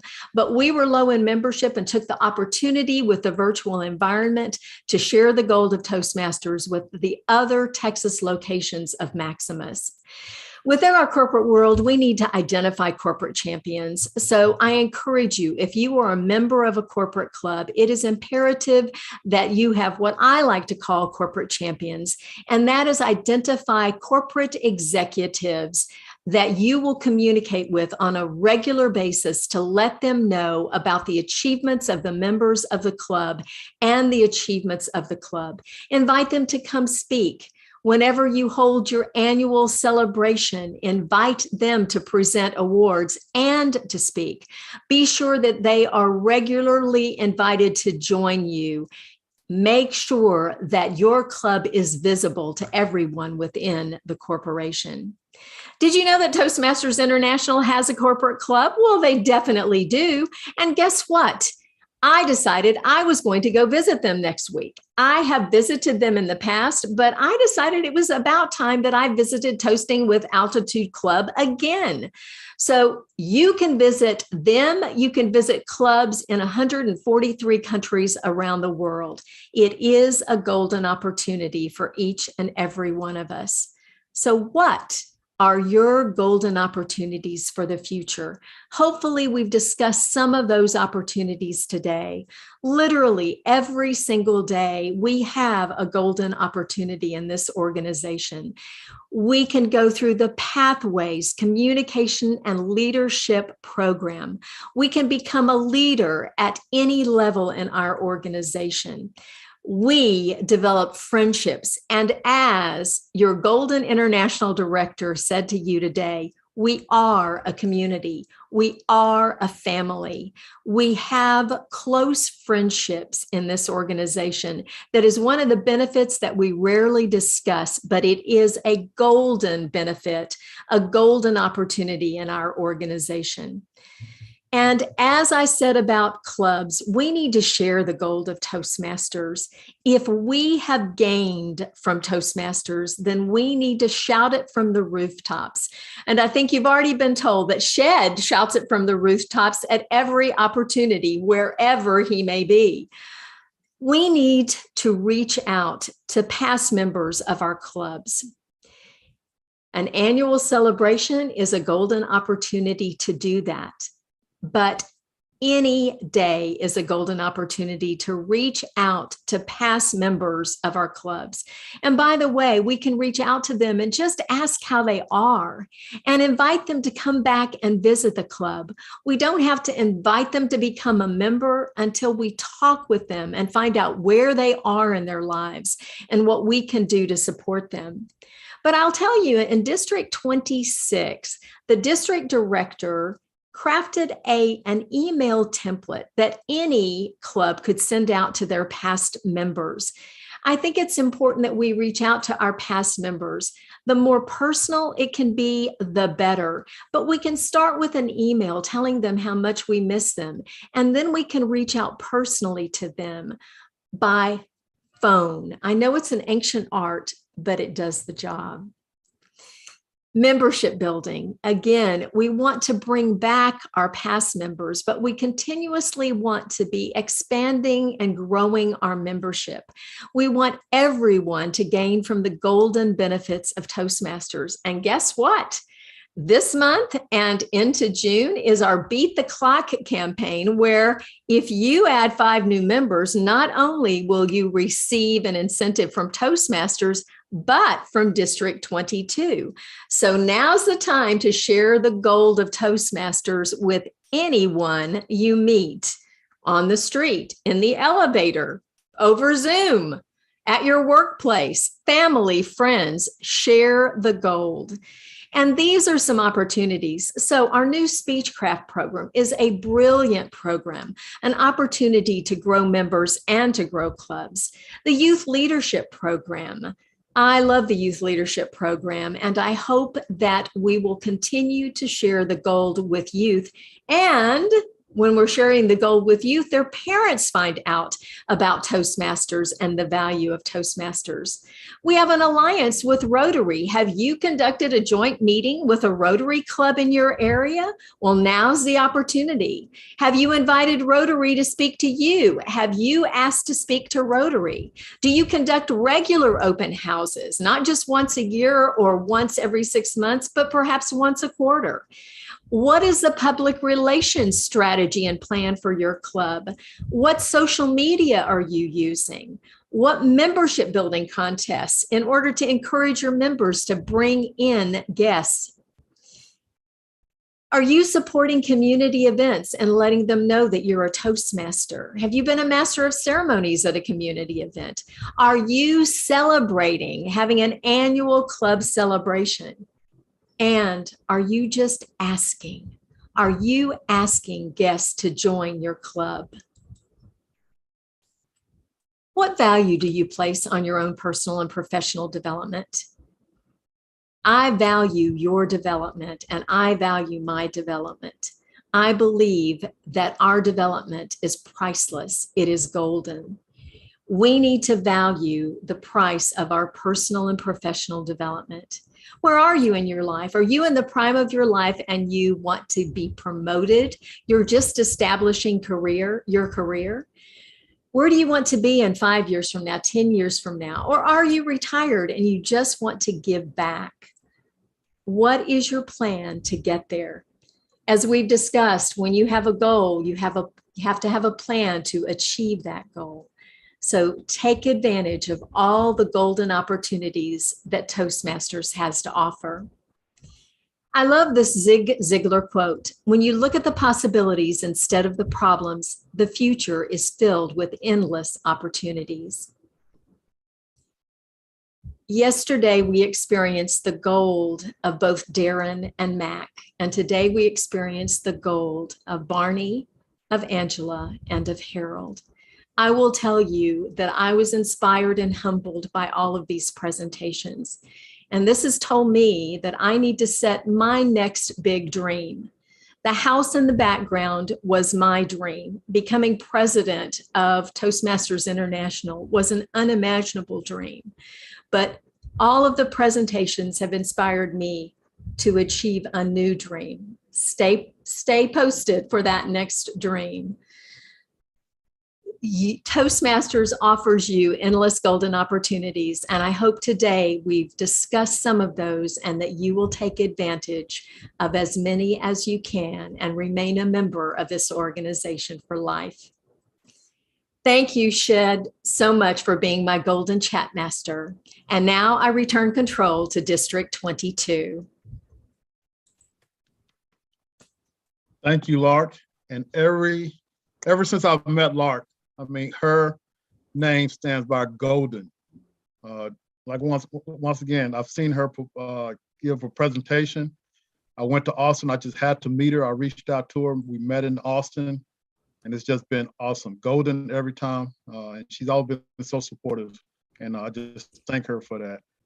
She's been so supportive. I ain't gonna say I loaned her out, but loaned her out to another district, and they almost got her sick there. So I was kind of upset. But she's been here for us, and she's recovered, and it's just been awful. I mean, awesome meeting you. And that's what Toastmaster does. It bonds you with awesome people. I just can't believe where I would be when I retire from the military. I would be in this position right now with just people, just awesomeness. So thank you. Next, we're gonna go into our breakout session. Lark, I can't thank you enough. You know, I'll see you in Austin the next time I come through. We want to go into our breakout sessions, and Zoom Masters at 1:45, no matter, not 1:45 or 1:45, bring us all out so we can prepare for our international speech contest and get ready for that. So is there any questions? Am I saying 50 minutes, 55? Anything before 1:45. Oh, make me do math. 45. I'm going to go 15. Give us a couple of minutes leeway. Okay. Great. So That sound okay? That sound okay? All right. Yeah. So you're saying what now? It's gonna be what, 50 minutes? So should I give 50 minutes, 50? What was the other number you had? Does that work? Yes, I have. That gets you closer to, yes. to the 145. Okay. Yes, 50. All right. Here we go. The rooms are opening. You should be seeing something pop up on your screen. That you'll have an click on it, you introduction should be able to move through. Just reminding everyone that you should be renaming yourself. Please message the Zoom Master. She can rename you if you need to. Name B, rename yourself B for Pathways Basic. You would remain in the main room. I for Interview Techniques, and W for Maneuvering TI website. See you there.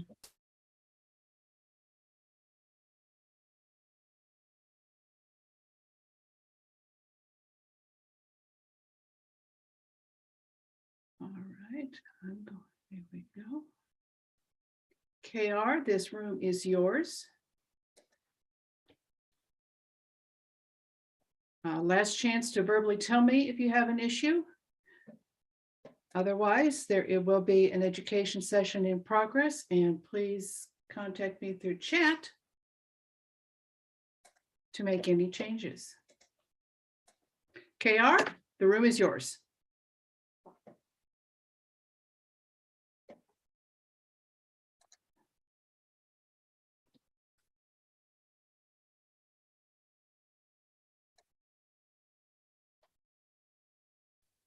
Can everybody hear me? A second. Welcome, everybody. So good to see everybody.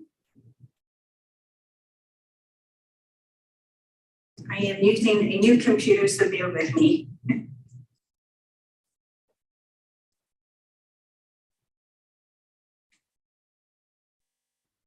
So hello, fellow Toastmasters. I'm delighted that you are here today. I'm KR, and I am here to talk about our online educational program called Pathways. However, if you're listening to me for the first time, and some of you are, I would like to take a moment to share with you that I have a significant bilateral hearing loss, which is evident by my occasional substitution and omissions in my speech.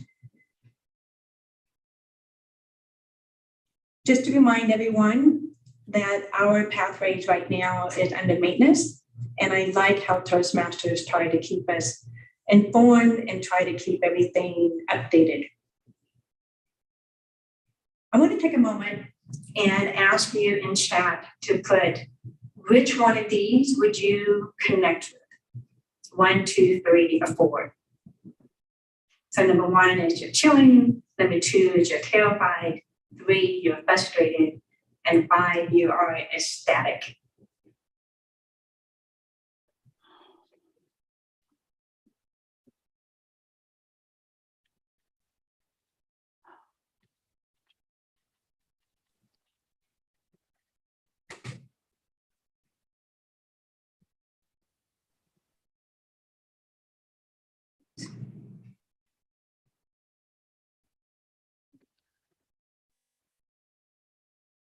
I'm wondering, does anybody see me? I think I got disconnected. Nope, you're still here. We see you. Oh, okay. Okay. What was your question again? I don't see the chat button.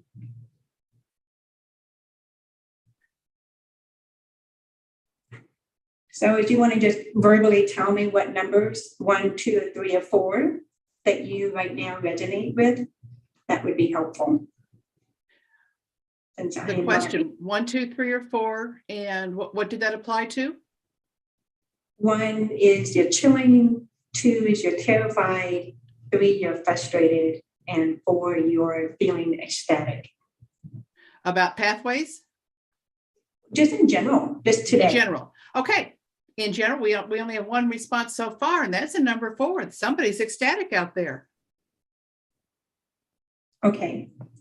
Good. Somebody play with your camera? I have no idea, and I don't know how to stop that. So. Okay. Sorry. Go about right ahead that. with your presentation. You're doing fine.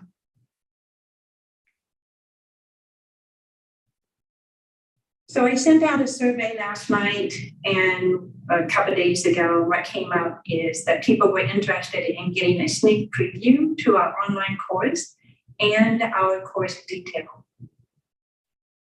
So let's go straight into sneak preview. So I have a question for you. Has anybody here ever sat in on a course, like in high school or in college, prior to enrolling in that class? And what was your experience? And did you decide to enroll in that class?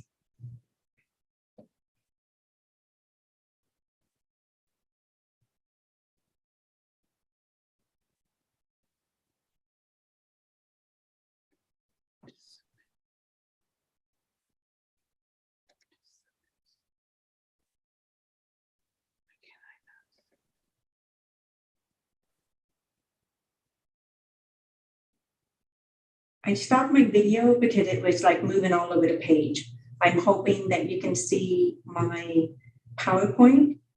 And that's no, you're not sharing screen right now. Just a moment. Oh. Okay. Try sharing your screen now. Right now, what we're seeing is your headshot.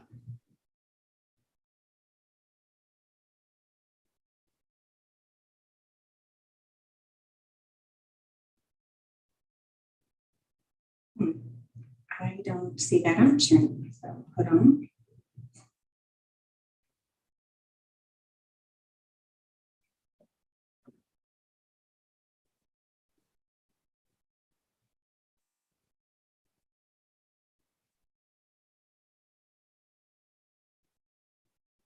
Down below, you should see a green button that says share screen. I don't see the button. Normally there's a green button at the bottom of the slide, and I don't see it. So hold on just a second. Here it is. You may want to exit full screen. So do you see my screen now? Now we see your presenter view, yes.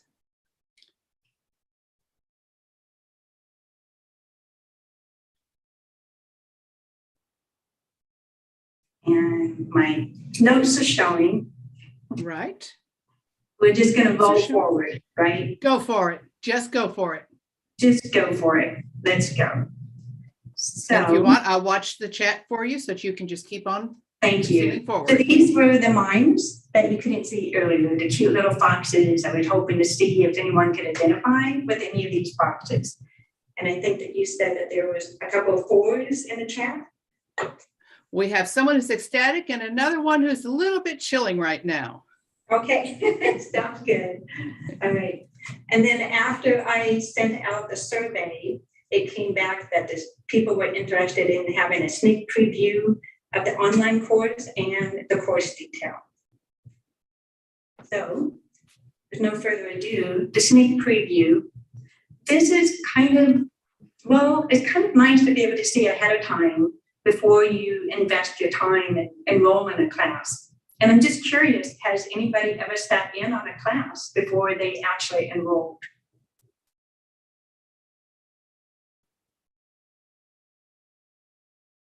Okay, maybe not. I've never done that.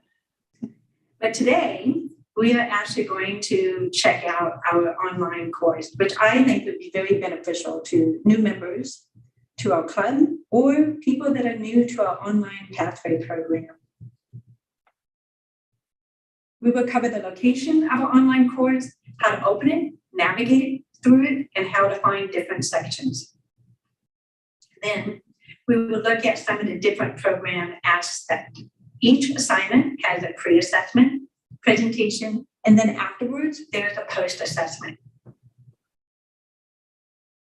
So while anyone can go to the Pathway tab on our website, only those that have enrolled in their class will be able to go in and see their Pathway program. Kind of like a college, right? You can't sit in on a class unless you get permission, but you can't take a class until you enroll in it. So to find it, we're going to go to the Pathway tab and then go to the drop-down menu that says go to Basecamp. And you would see 3 blue rectangles. And the middle one will say, we'll give you the option to go to Basecamp. So we're going to click on it. And when we open Basecamp, there'll be 3 options. We're going to actually click on the first one that says Path and Learning. We're also going to open Curriculum. Now this page right here is very handy. It's called the Curriculum Progress. And this just kind of shows you what you've done, what you need to work on. Think of this kind of like a book inside of a book. And if you want to, think of the levels 1 through 5 as chapters. And right now, I have the first chapter open and different assignment. Now, regardless of what program you enrolled in, your first assignment for everybody is an icebreaker. So to actually look inside the program, we're going to click on Launch, which is basically in the upper right-hand corner. When it opens, we're going to see our very first page, which is our welcome page. And there's 3 ways to navigate through this.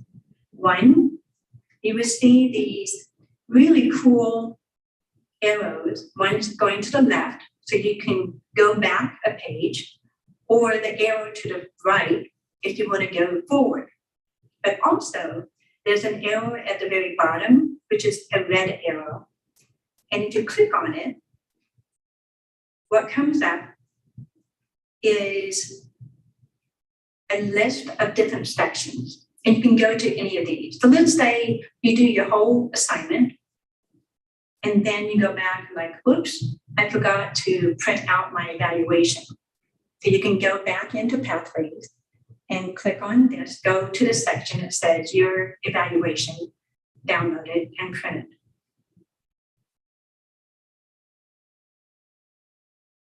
Now, I didn't copy all the pages, just enough to kind of give you an idea of what it looks like.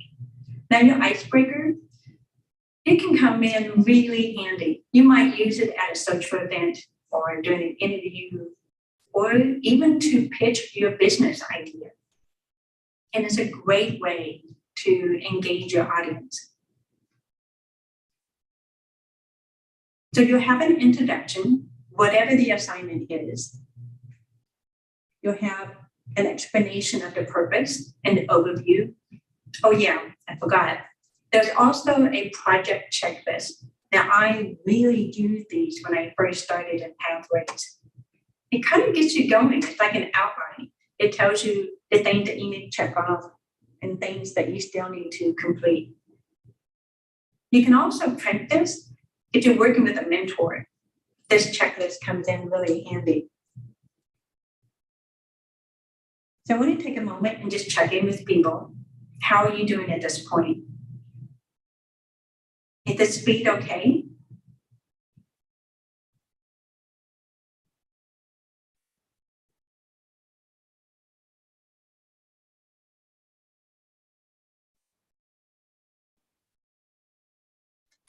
No comments that anyone's having a problem. Okay.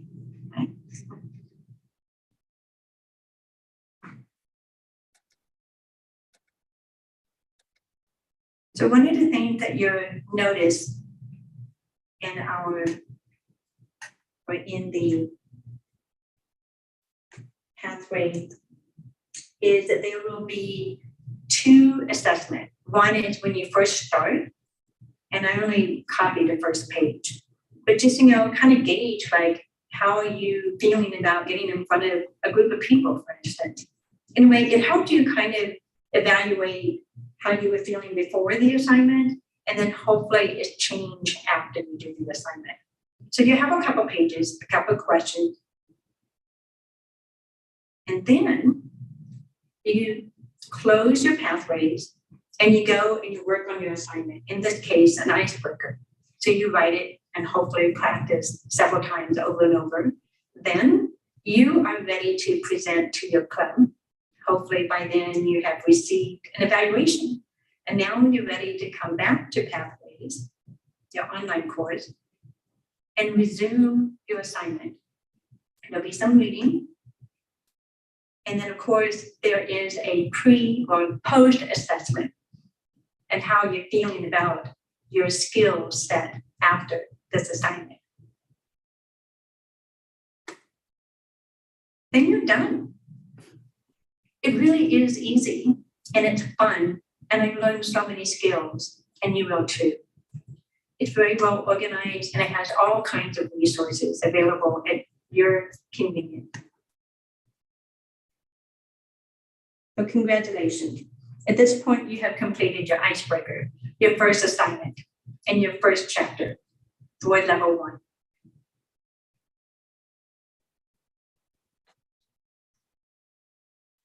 So if anyone is interested in having this sneak preview, what I call recap, I can send it to you.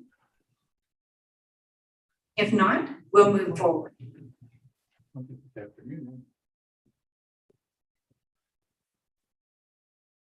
Cold milk.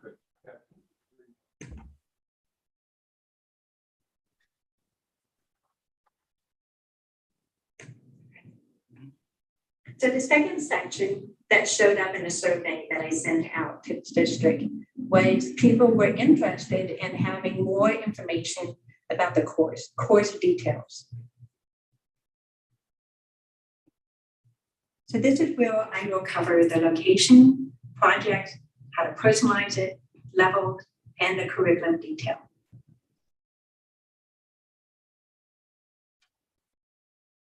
So each pathway program contains 15 different projects. Not all projects are speeches. You might choose to do a blog, a podcast, a group project, or a membership drive for your project. There are so many choices and fun opportunities.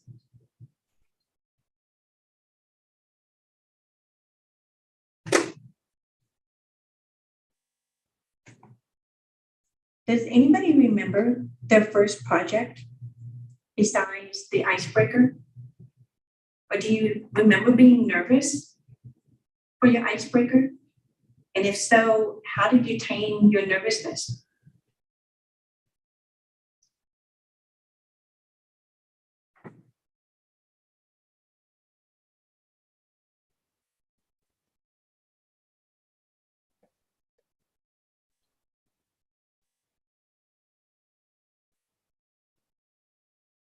So each pathway contained 5 different levels, which has specific focuses. It helps to understand how the levels are different from one another. And we can cover the levels if we have time today. To see how the program changed through each level, you might want to refer to the curriculum training detail, which can give us the big picture and show it required versus elective. This overview picture can be helpful in understanding the journey through pathways.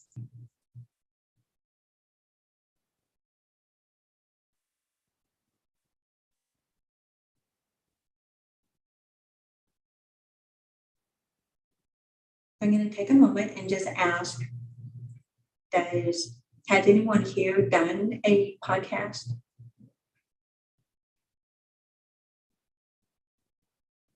Or organized advertisement for your club? Does a weekly online Facebook Live count?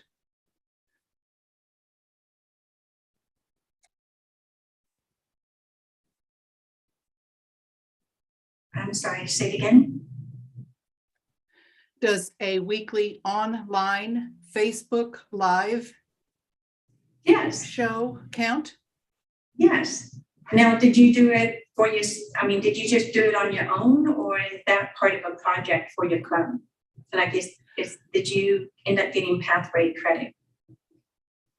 Yes, as we were I did this with a friend, a fellow Toastmaster, and we used it, each one with it for a different Pathways project. We could do the same thing, but apply it to whichever path we were on. Okay, cool. I have, because of Pathways, have done some project that I would not have even thought about if it hadn't been for being enrolled in Pathways. So I'm always excited to hear that other people use like social media, or talked on the radio, or have done like a podcast, or even an open house. Right. We did a Find Your Voice presentation for other business lines in our corporate. So we have a standing presentation that each member, mostly our officers, get an opportunity to present. So they do receive credit for that as well, or have received credit for that as well. Awesome. I'm glad to hear that.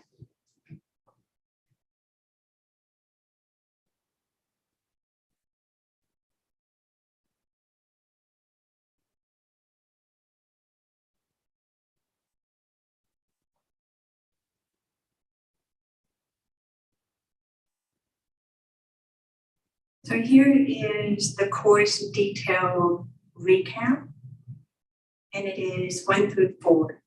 So 1 is there are 11 different paths, 15 projects in each path, 5 different levels per path.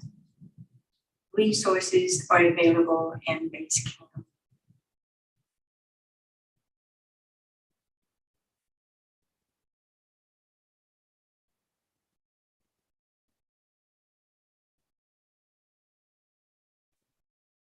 So that is actually, when maybe I spoke too fast, but that is actually the review of those 2 areas.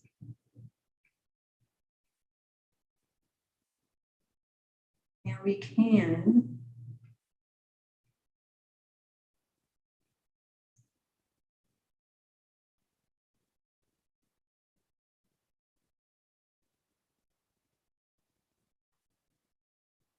So this went by a lot quicker than I thought it would.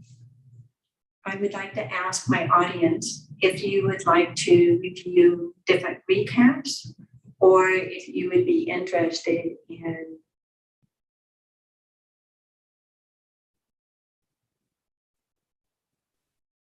seeing what else might be available to review. Absolutely.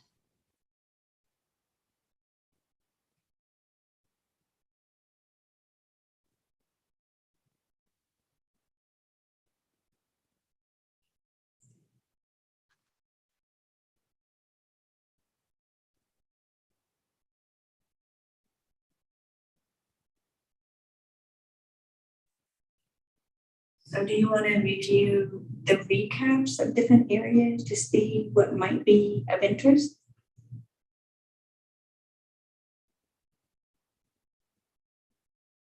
So some people have been in pathways for a while, and some people are starting brand new.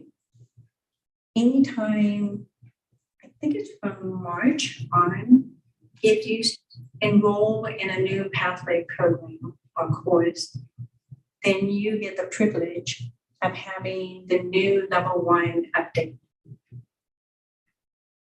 This is the recap. So I put in blue what is different. This can be available. I can send it into chat. Yes.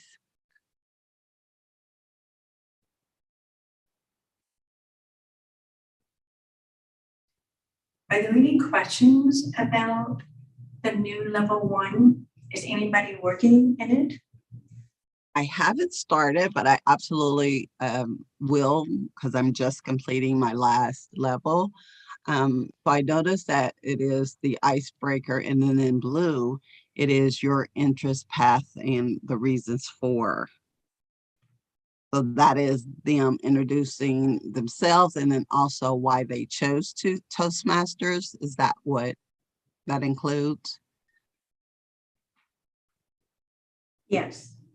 So the icebreaker is still there, but just, it's a way to get people more engaged in pathways. So for instance, if you have a guest that's visiting your club and they want to do an icebreaker, this is the way to say, oh, okay, good. And what program would you be interested in? Got it. Awesome. Thank you.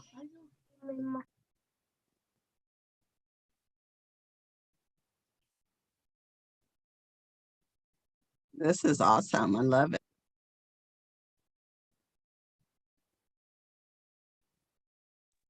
Can I give my speeches? Do they all have to be to the same club, or can I present if I'm visiting another club? Is it okay to do the same path work in different clubs? So that's a good question. You can give your speeches in whatever club you want. You just want to make sure that you hang on to the evaluation, or that the evaluation gets sent to you, so that your club, your vice president of education, can verify that you have given your speech or your project and you have been evaluated. And there is a way in Pathways where you can save your evaluations.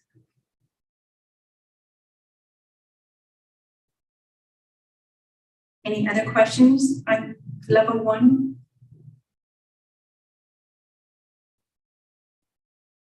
Okay.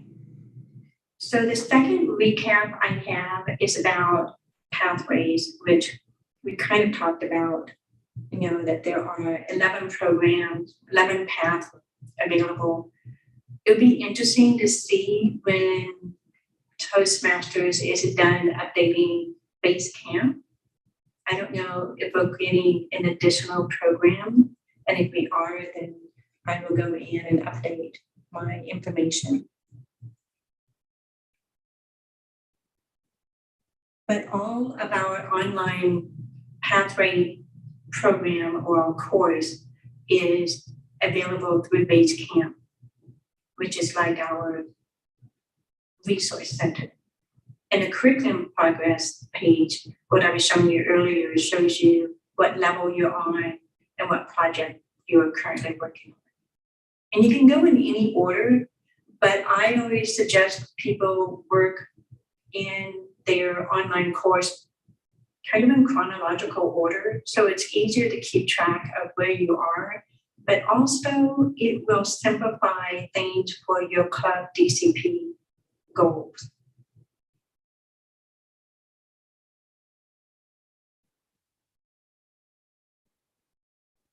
The third one, or the next one, is choosing a program. Sometimes people ask me, oh my goodness, 11 different programs. How do I even get started? Where do I go to read about them? And luckily, we do have a place on our website where you can go in and see the list of all your pathways. You can read about them. Or you can take the online quiz that we have that will help you.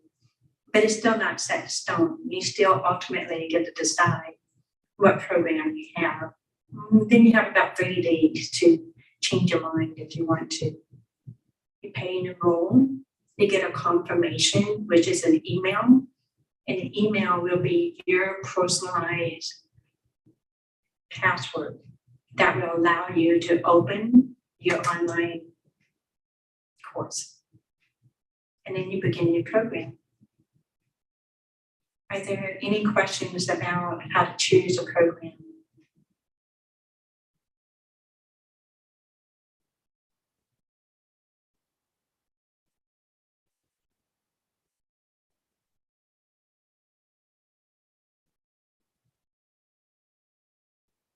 Would anybody like to see where you can get the information about how to learn more about the different online programs?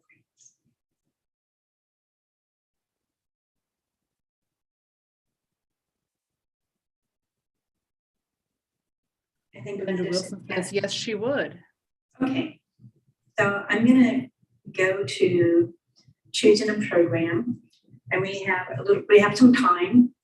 So choosing a program is a common question I get by new members and guests.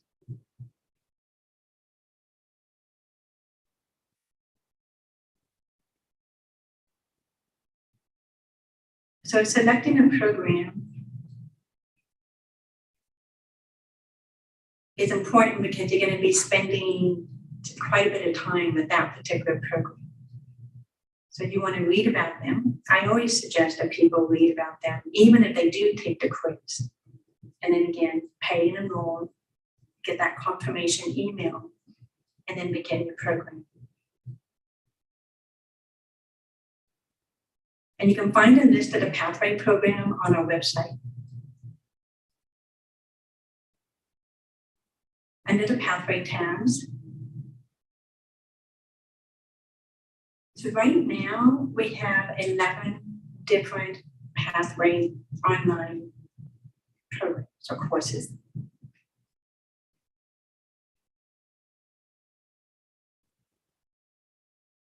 When you go to the Pathway tab, what you're actually going to see, yes, I'll go over the where, the why, and the how.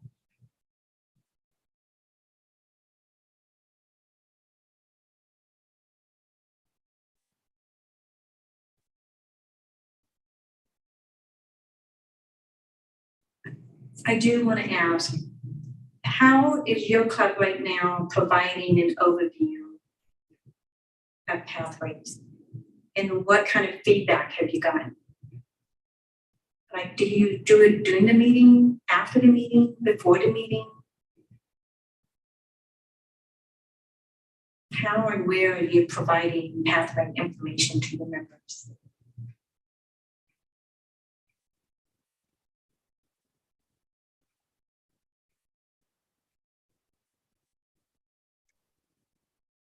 For the clubs I've been in, when Pathways first came out, different people gave speeches about it and introduced it as education sessions. Now, it's more of a one-on-one when a new person starts. And that's kind of a big time investment. Do different people take turns doing that? Or do you do it immediately when people visit? Or after they visited maybe 2 times?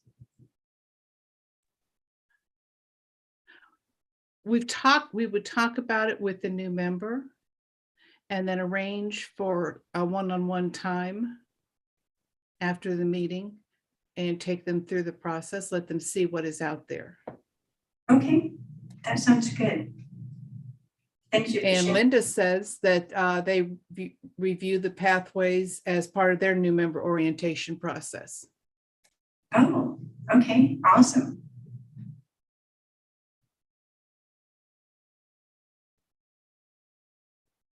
I think the reason why we should review, because it is a way to let people know, the platform of our meeting is to exercise or to practice what we're learning in our online program.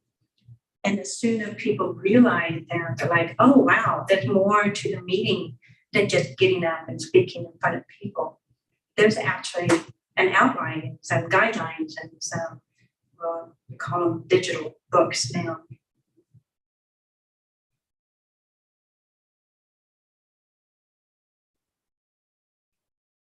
So I want to show you real quick where you can find online the list of pathways. It's under the pathway tab and learn more. Then you scroll down and you see these beautiful icon graphics. And if you click on any of them, they will open up and you'll get more information like the path, the level, the electives. And you can just take the time, go through and read about them. I knew when I first started, I nailed it down to like 3 programs or pathways, and I still was having a hard time making a decision. So once I thought I knew, like, okay, maybe these 3, then I took the assessment, and it really helped me. It actually selected one of the 3 that I had already been considering. So that was helpful.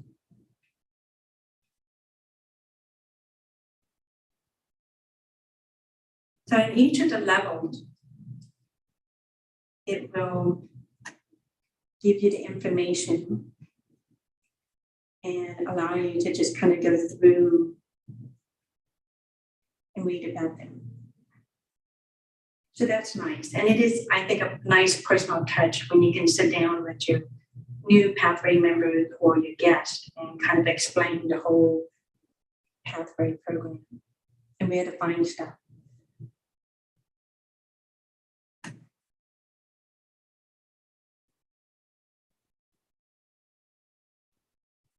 So for new members, I kind of go over this, I kind of repeat myself. It's a lot of information. So where do we find this information? On our website. In fact, everything I'm talking about today is available on the website. And most of it is under the Pathway tab. The reason why is we want to get people started on their program. So that's why we want to share the information. And then how to go through the Pathway tab.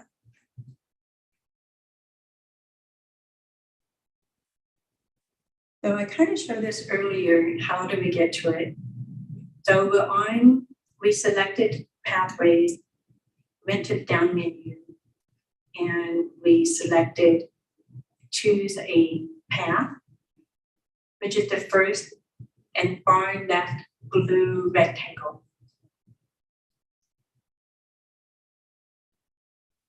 We have an option to choose what language, and I am always amazed at how many languages Toastmasters International provide their academic programs.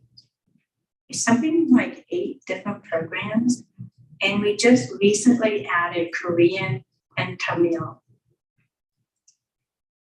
I think that's amazing. And you can still get your educational program printed like a book.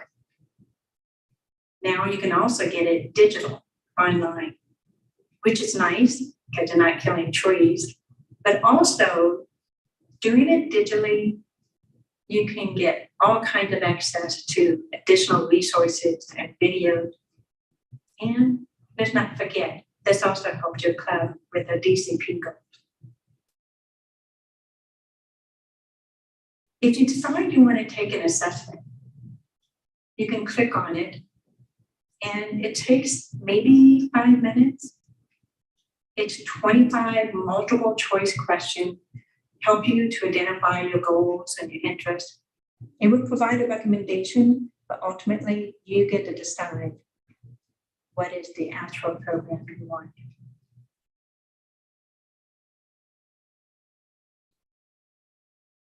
Now people ask me, what is the cost? If you do it online, and the first time you become a member, your pathway is actually included in your initial membership fee. After that, if you want to do another online program pathway, it's $20. If you want it printed, but they send it to you like a book or a magazine, thick magazine, then it's $45 because they have to pay for the pages and the printing. If you want to do both, and you can do both, then it is $65.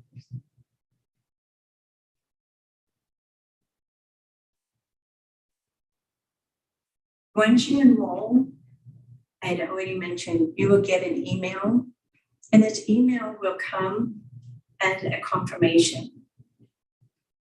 that you are now enrolled. And it will say welcome. And I always tell people, make sure that you write down your password and remember it. If you lose it, you're going to have trouble logging in. So once you get that welcome email, you are actually ready to go ahead and log in. I always suggest to people that the first time you log in, to do it during business hours in case there's any kind of glitches. You can call headquarters and say, hey, I need some help. Now there is this kind of help thing in the bottom right-hand corner chat. Honestly, I don't know if that is available after hours. I just don't know, but I should check out.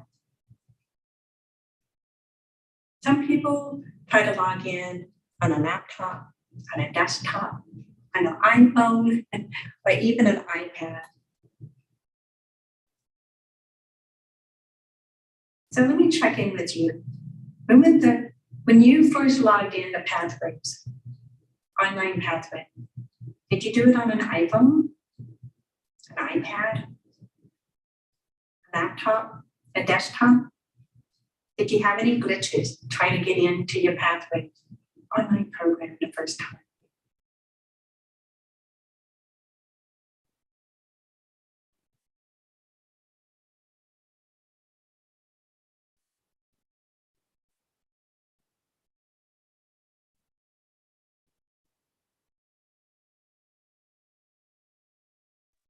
I never had any issues getting into the program.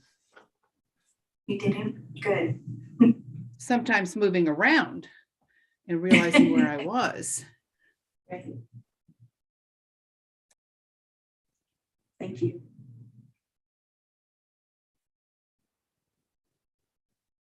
Here is a recap on choosing a program.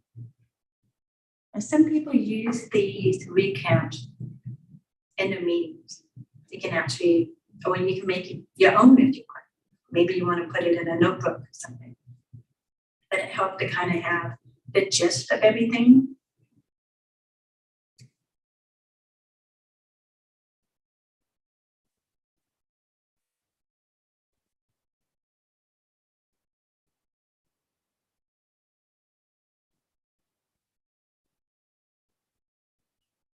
So that is the end of part 3. And I have about 15 minutes. I'd like to know what would be another area that might be of interest to people.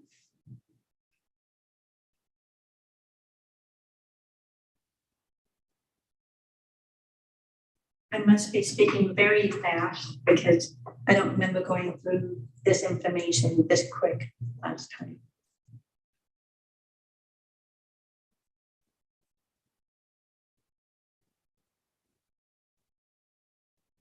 Some people have shared with me that evaluation can be frustrating.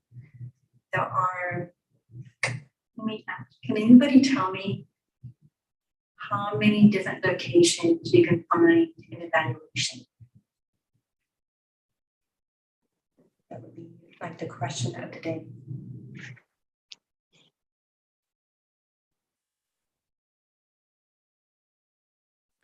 Stephanie says 2 places. Okay, explain please. Well, you can find the evaluation within your project. And also, once you go to Basecamp, and you can, I'm seeing the blocks on my brain, but the words aren't coming to me. But if you go like the third block down, I think that if you click on that one, it has the list of all the evaluations that's available within all the projects. Okay, good. So there's a total of 5 different places where you can get your evaluation. So there's, on the main page, there's 2 places, which is the resource, under the resource tab and the search bar. And then in Basecamp, the 3 places where you can find it.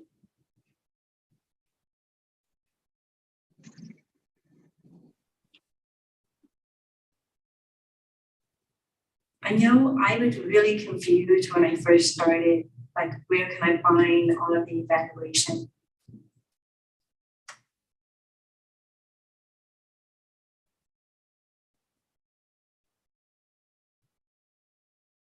So good answer, by the way, Larry, thank you. So the forms, our evaluations are available resource library, search box, and then Basecamp and Pathways.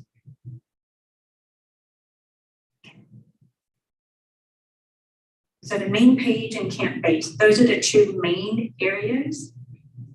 So on the main page, if you go to the search bar, you can type in, if you know the name of your evaluation, like let's say Icebreaker. The second place is under the resource tab. You go to the resource library.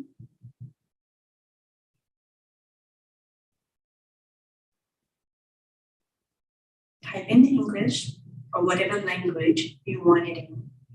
Then type in form and then active listening or Icebreaker, whichever one you want. When it pops up, you're going to see a little tiny icon, and then you'll see something that says View Form. If you click on View Form, it will actually open up, and you can download it. What I always suggest to people is don't start filling it out, download it, and then fill it. And it will still be fillable, meaning you can use your keyboard. But sometimes people have sent it to me and are starting to fill it out, like to put my member.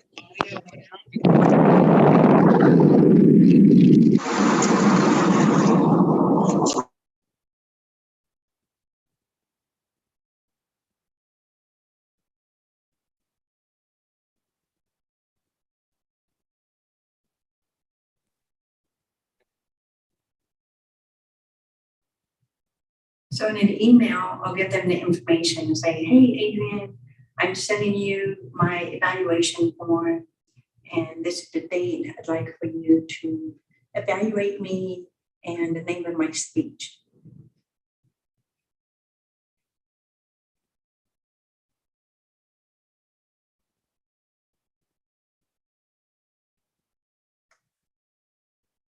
Now, part of this I've redone, and part of it I haven't completed on evaluation.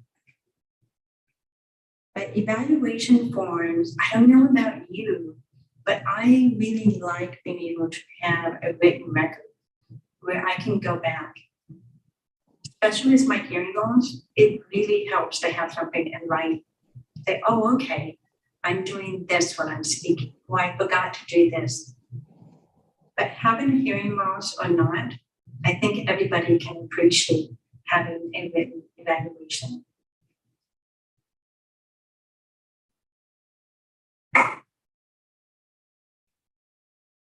So in Basecamp, there were, I think I mentioned 3 places where we can find evaluation.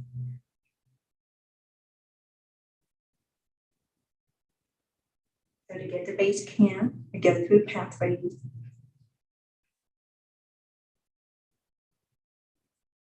course, we have to log in.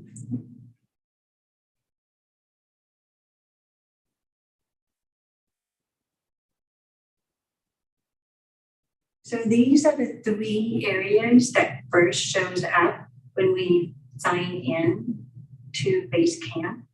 The very first one, called Path and Learning, is a great place to find your evaluation. It really actually open up your course. KR, I don't know if we have time. We have 2 minutes left. The question is, can you show us the steps and process involved after taking the last assessment completed? How do we get approval? Okay, so let me see if I understand your question, Linda. It's like how to finalize a level. Like, let's say I've done the icebreaker and everything for level 1. Is that what you mean? Oh, okay. Yes. So hang on just a second.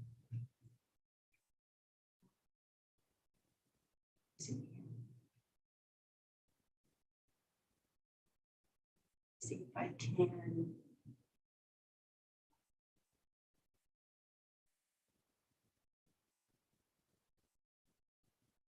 Just a second.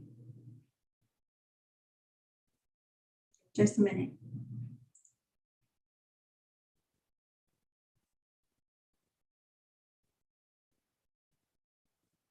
Okay.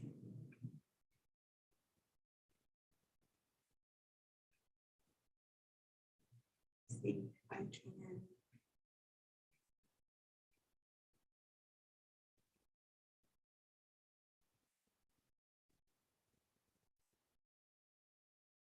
Slideshow just for a second.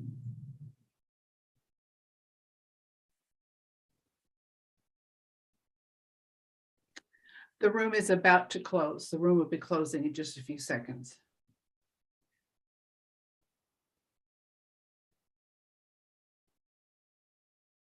Trying to find, here it is.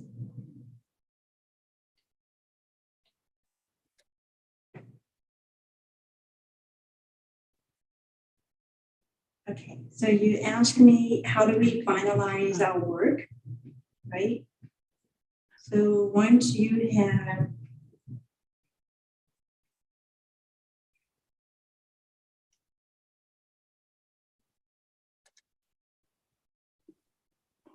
once you've completed all of the assignment for one level, you go to the very bottom where it says level 1 completion.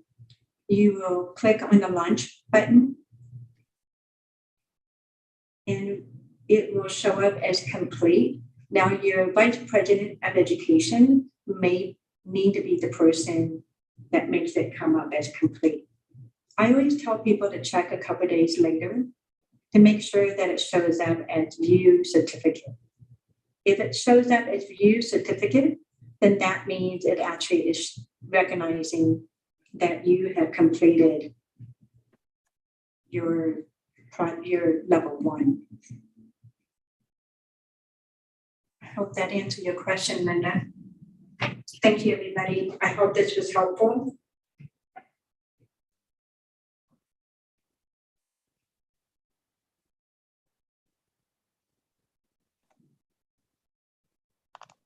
And we are all back in the main room. All right, I didn't want to just jump in. I want to, first of all, I want to thank KR and I want to thank Barb for giving our breakout sessions today. What could I have done without the entire team? But I want to thank them for our educational sessions today.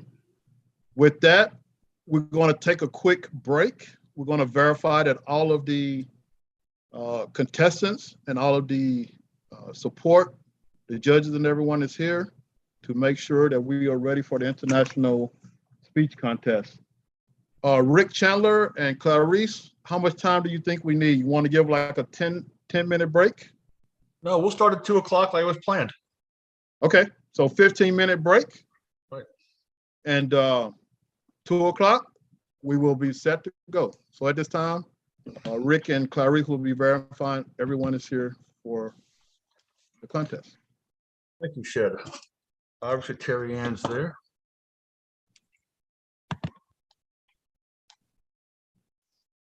All right. Thank you so much, Zoom Masters. You guys have done an awesome job. Hey, Shed, I got a quick question on the contest. Your step-by-step says pin, but you mean spotlight, right? Yes. Okay, I just wanted to make sure that there wasn't some reason it needed to be pinned. Okay, got it. Thanks. Yep. Mhm.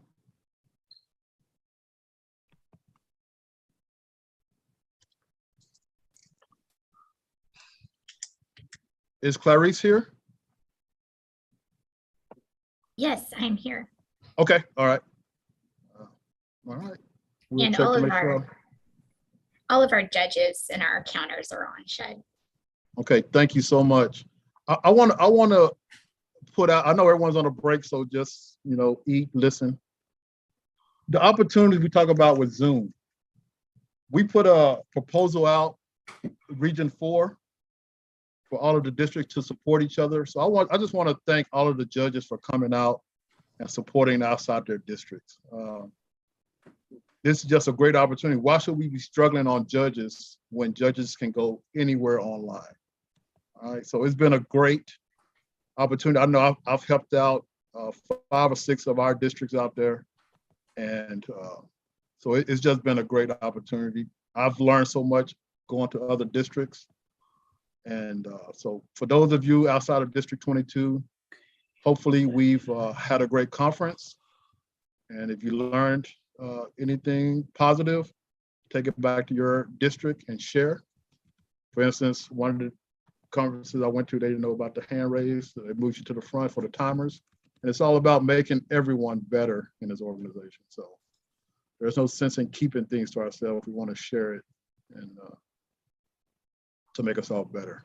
So thanks for all the judges that came outside of the district. Appreciate you guys. And I've already heard good things. They want to continue this in the future if we continue to do online events.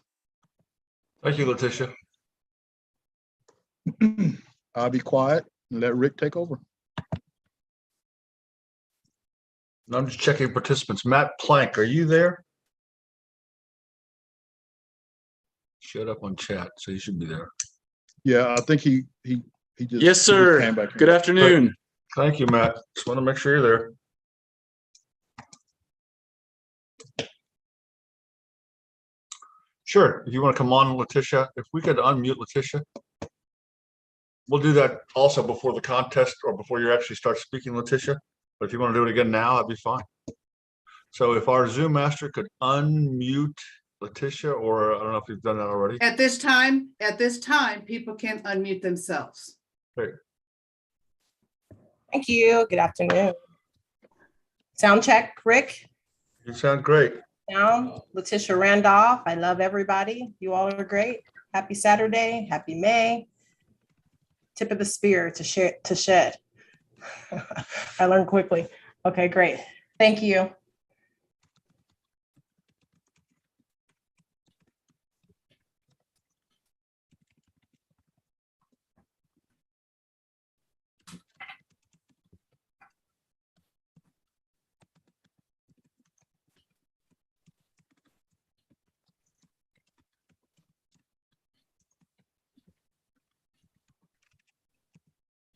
Shed beat me to it. Somebody had asked for the contestants. They are all listed in chat now with the name of their speech. And Rebecca Cook. Do you want to go as Rebecca Cook or Rebecca Garcia Cook? I use Rebecca Garcia Cook. That's what I thought. Just want to make sure. Thank you. So you all can take it easy. We will start in 11 minutes. 11 minutes. You know the drill. I just want to say to the contestants, Letitia got it. When you go forward, whoever the winner is, go forward. Tip of the spear. I'm just glad I can do this. My computer crashed. Lost all my video. I'm on my wife's laptop. Oh, we're glad you're here, Joshua. Can you display yourself? That's what I'd like. Hold on one second. Sure. If anybody wants to test anything, now's a great time. There you are, Joshua. We can see you. Okay, so this is roughly where I'll be. Am I centered? Yep. Okay. That's as good as I can get on short notice. You'll be great. Thank you much. Good luck to you all. So for our contestants, if you want to leave and not listen to the other speakers, that's fine. But you cannot come back to the Zoom meeting. And you can only come back between speakers. No different than if we were in person. Okay. So they're going to lock the electronic door. You're while you're beautiful, speaking. Letitia. You look great. Thank you. It's Letitia, Letitia. Tish like wish. Letitia, I'm sorry. You look, That's okay. still look gorgeous. Thank you, Even Rebecca. if I can't say your name correctly. You can. I believe in you. Thank you so much. I appreciate it. Thank you. And her hands are working, her arms. I mean, she's working it out, man. Hey, Mr. Red, congratulations on Hey. your placement today. Thank you so much. I am so heard you. excited to see all of these wonderful speakers. Thank you. Yeah, I was trying to make sure I knew where my range was. I am so excited. We have such awesome speakers. I can't wait. We do. I'm so I'm gonna- excited. A bunch of my friends are competing. This will be awesome. I'm gonna mute myself before Rick Chandler mutes me. I'm muting too. I need to reserve my energy.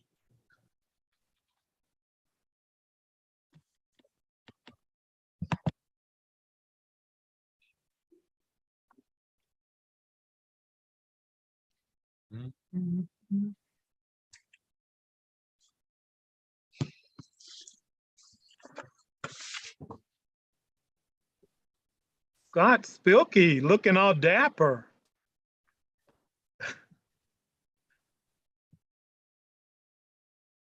It's just a tie. Oh, It's just the a least, tie. least I could do, right? Hey, You're going to win just because you have a tie on. Put a tie on, it'll make you win. If only that were the case. Hey, we just talked about that in the interview. Somebody dyed their hair because they didn't want to look old. And somebody's like, I don't know if that mattered or not. It does. What makes you feel confident? It matters. well, darn it, Sherry. I wish you would have shared that with me before my contest. I'd have dyed mine. Hey, I'm wearing a vest. Well, Andre, you should have put on Shed's wig is what you should have done. Oh, darn it. That would have been even Exactly. better. And I'm thinking when they want you to dye your hair, man, I'm gonna dye mine like pink or something. Stephanie, you think I could pull off his wig? Oh, yeah. Yeah, I think so. Okay, I'm gonna try it. It'd be easier than dyeing your hair. Okay, Dan, I thought we were friends. And then you'd Oh, we are. actually have hair. He can dye his You would hair, actually his have hair. facial hair. I do have a strand up there. You guys just can't see it on Zoom. Is it on the back of the head? Uh-huh. Okay. Oh, Alana saw you earlier, Andre, and she said, oh, look at his luscious locks. Oh my goodness, I'm gonna get her. Look at Shed. I Yeah, just want Andre, to you just missed it. That's how I kicked off the conference. Shed. I just That's what want I'm to. saying. You need Shad's wig. Come on, you can do it. Shed. Hey, That takes you Shed. to Shed. That takes you to another level. Hey, Chad, I check believe in, your I private believe in message, please. sharing. Andre, I believe in sharing, and you know I have enough hair for like 3 people. Sherry, I may have to take you up on that. Chet, never mind. People will remember that wig for your roast. You need to be adventurous, Andre. If you get a wig, it needs to be chartreuse or bright pink or purple. I mean, you need to stand out. That's it, Cheryl. We're going wig shopping. You're my wig shopping buddy. You There we could go. wear a Jerry curl. Hey, y'all taking me way back now. I saw Clarice Maceberg, so I know her #1 fan, Paul Maceberg, is on this line somewhere.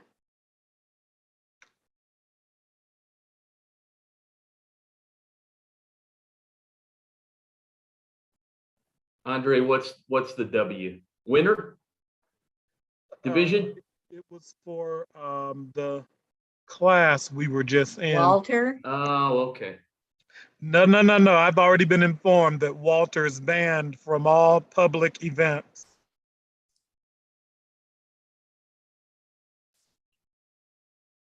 That is 110% true. Okay, Sherry, I didn't need your amens right now. I'm feeling a I little was being vulnerable right now. positive, encouraging.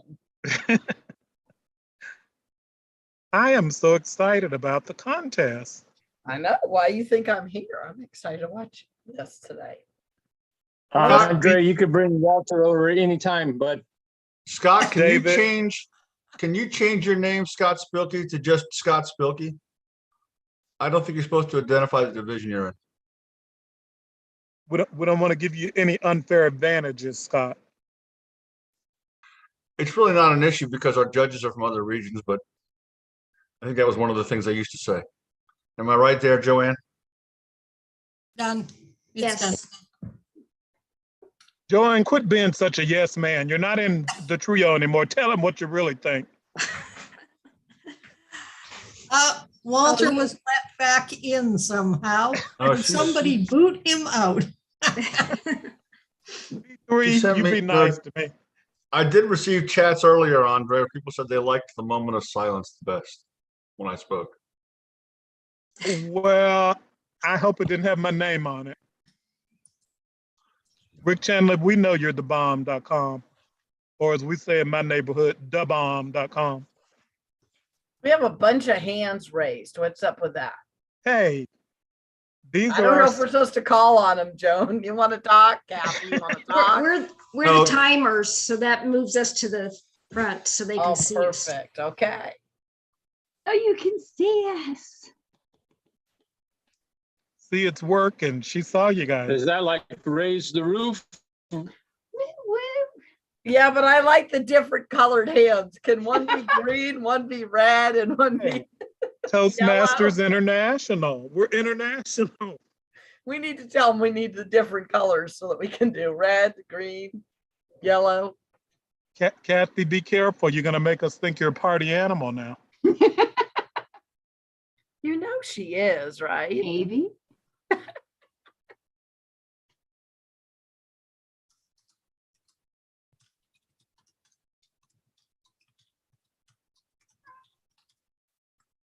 We've got all kinds of skin tones here. I know, but wouldn't it be so cool if we could have a, Red, you yellow, know, green. red and yellow, black and white. He's precious in his sight. Come on, we should put the different colors, and it would be cool if we had green, yellow, and red so that we could do good timing. We should tell Zoom. I want a purple Power Cat paw. Only if we can have a red and blue Jayhawk. True. All right, now we're getting into controversy topics here. Dan, are you a fact- KU alumni? Nebraska. We all blew red. We all blew red. Dan, And then are we had to you- get into the I am a Chiefs, KU and then alumni. Shed and I are Dallas Cowboys fans. Boo, boo, kick them out, kick them out. Hey, I like the Chiefs too. Don't get me wrong. Hey, I'm from Alaska, so I like the Alaska Eskimos. You guys ever hear of them? No. They don't even exist. So what? But that is one place I want to visit. Yeah, I was supposed to go back through the pandemic, but I won't go till next May now. Kathy, maybe you and Sarah Palin can hang out. She can let you see Russia from her backyard. Sarah There are Palin, parts of Russia Hey. that are not very far from Alaska. hey, Sarah Very, very Palin true. graduated with my brother for real. Really? Yeah, my brother also died in Pentagon 9/11, so he's famous twice. Wow. My daughter gets to present part of her dissertation next week in Paris. And I don't know how I feel about that. I want my daughter's life. Girl, if she's a mover and shaker like you, they wouldn't be able to catch her anyway. No, she's in Paris in May and Dublin in November to present more. But yeah, she Oh, just, wow. and of course she's still in Israel. So, yeah. All right, I'm muting myself. All righty. And we have about 1 minute to get ready. So we want to start making sure everyone is muted. Everyone video is off. And the Zoom Masters will make sure that the chat is off doing the contest. So, all righty. So as soon as a good artillery man sees that it's 2 o'clock, we turn it over to Rick.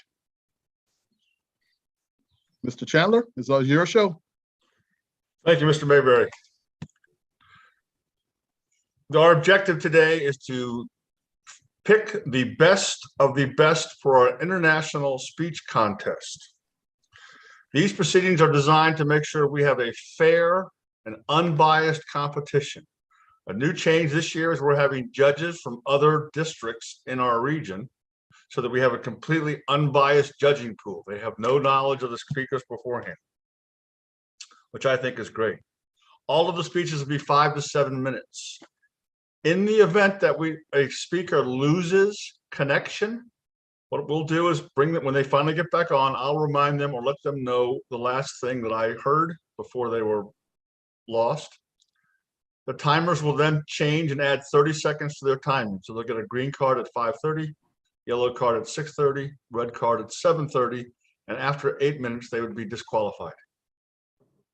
If there are no connection loss, it'll be just like a normal contest, green at 5, yellow at 6, red at 7, etc. Our 2 timers have their hands raised, which puts them on the forefront so our speakers can see them easily. Our speaking order. Our first speaker, Scott Spilkey. Scott Spilkey will be our first speaker. When he is done, we will have a minute of silence to allow the judges to complete their ballots. All of the other contestants can stay in the room. They're also welcome to leave, but if they want to come back, they can only come back between the different speakers. Our second speaker will be Joshua Thino. Our third speaker is Letitia Randolph. Letitia Randolph. Our fourth speaker is Matt Plank. Matt Plank. Our fifth speaker is Rebecca Garcia Cook. Rebecca Garcia Cook. And our sixth and final speaker is Scott Caldwell. Scott Caldwell. All of the contestants attended the briefing except for one, and she's been briefed in the past. So they've all been briefed. They are all eligible. Clarice is our chief judge. Clarice, have all the judges been briefed and ready to go? Yes, they have.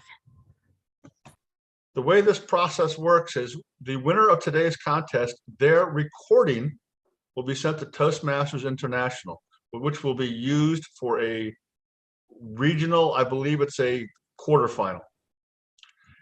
That recording will be judged. Therefore, it is imperative we don't screw up the recording. That is why everybody has their camera off, why everybody's chat is turned off. Do yourself a favor. Step away from the keyboard. All you can do is mess it up, and you don't want to do that. You don't want to be the person that made the phone call during table topics years ago. So it's a very big deal. So that's why you'll see things do. What I will do is call each speaker forward. They'll be spotlighted. I'll ask them to do a sound check and make sure they can see the timers. I will then say their name, the name of their speech, the name of their speech, their name. They'll give me a second to mute myself. Once they start talking or make a significant movement, the time will start. Terry Ann, did you have Rick? something you wanted to add? Yes, I need to interrupt. I apologize. Somebody has reported to me that they are still seeing KR's screen sharing. I am not. I just want to confirm that we have the right thing on the screen. What is everyone seeing? I am not seeing the screen share anymore. It's I probably- see Rick. Yeah, just Rick. We all see Rick? Okay, I'm sorry to interrupt. I just want to make sure we got the right thing going. Oh, let's be very clear. We want to take the time to get it right.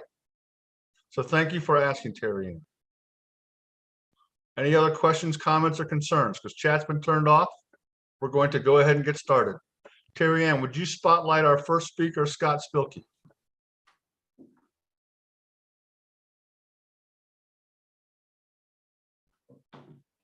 Scott, you want to do a sound check real quick? Check, check, check. I can hear you fine.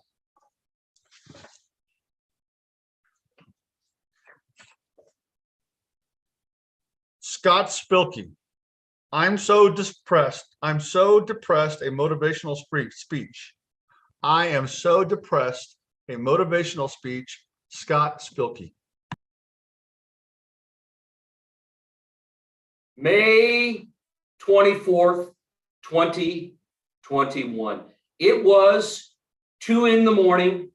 on a Monday, and I couldn't sleep. I was anxious, depressed, and I had thoughts about taking my own life. How did I get there? 2 things had happened. One, I had broken up with a girl that I thought I was in love with. We had only dated for a few months, but I pictured our lives together. It didn't work out that way. It ended. It hurt.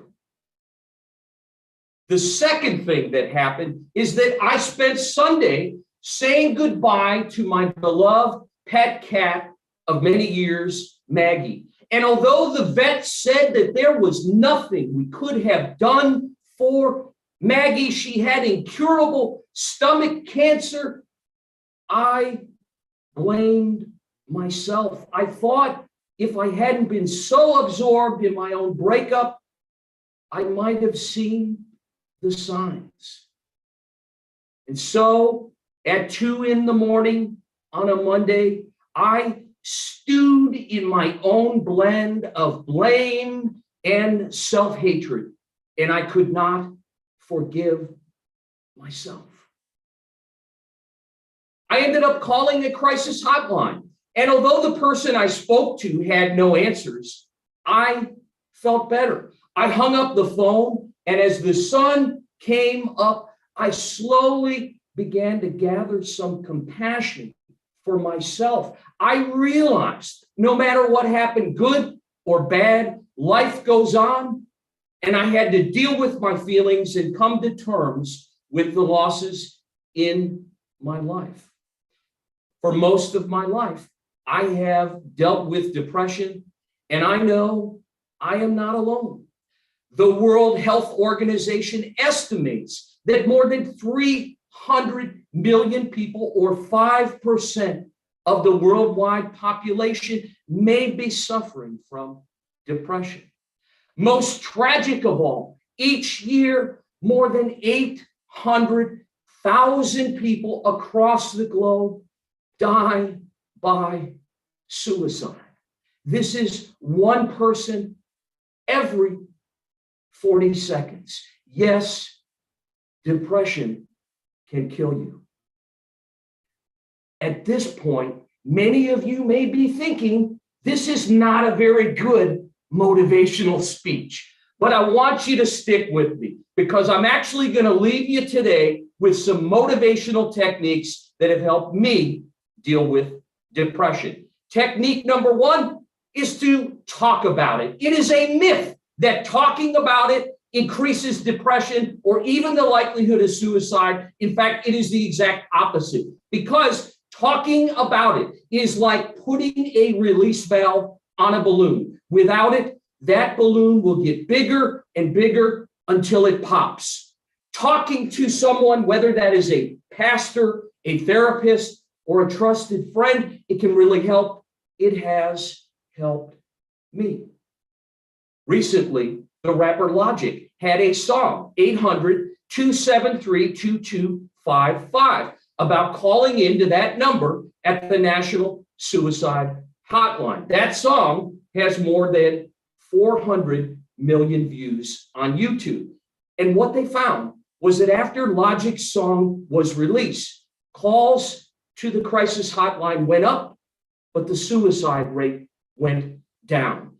Don't suffer in silence. It only makes it worse. The second technique for dealing with depression is to change your own thoughts. Cognitive therapy is one of the best research forms of therapy around. It is based on the idea that our thoughts affect our feelings. And if we can learn to identify negative, distorted thoughts and replace them with more positive, realistic thoughts, it can alleviate depression.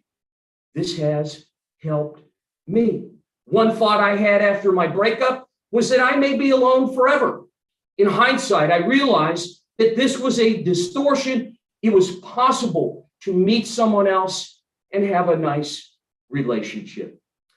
The third and final technique for dealing with depression is to get moving. We all know the benefits that exercise can have for our overall health, but it can be especially effective in the treatment of depression. Because when you get moving, you fire up endorphins, and this chemical produces positive feelings in your brain.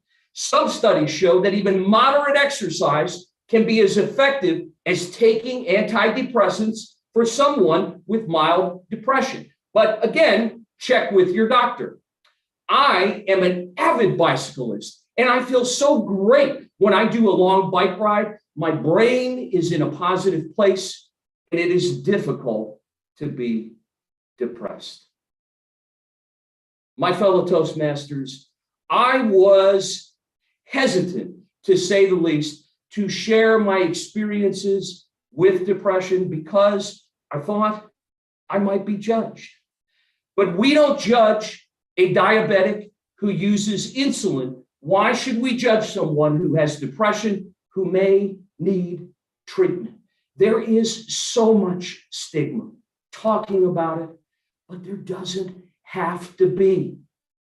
I wanted to share my experience dealing with depression because I wanted anyone else out there who may have that moment at 2 a.m. like I did. I want that person to know that there are techniques to deal with depression, talking about it, changing your thoughts, exercise, and so many other ways that can help you, like it's helped me, get better.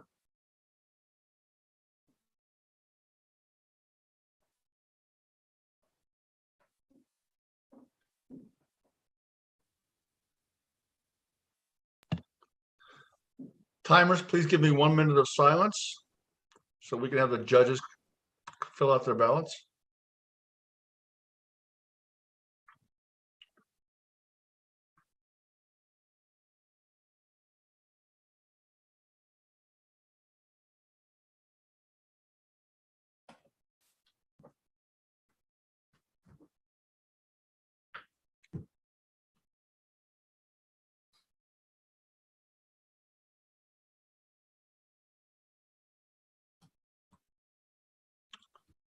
Zoom Master, if you want to highlight Joshua Thino.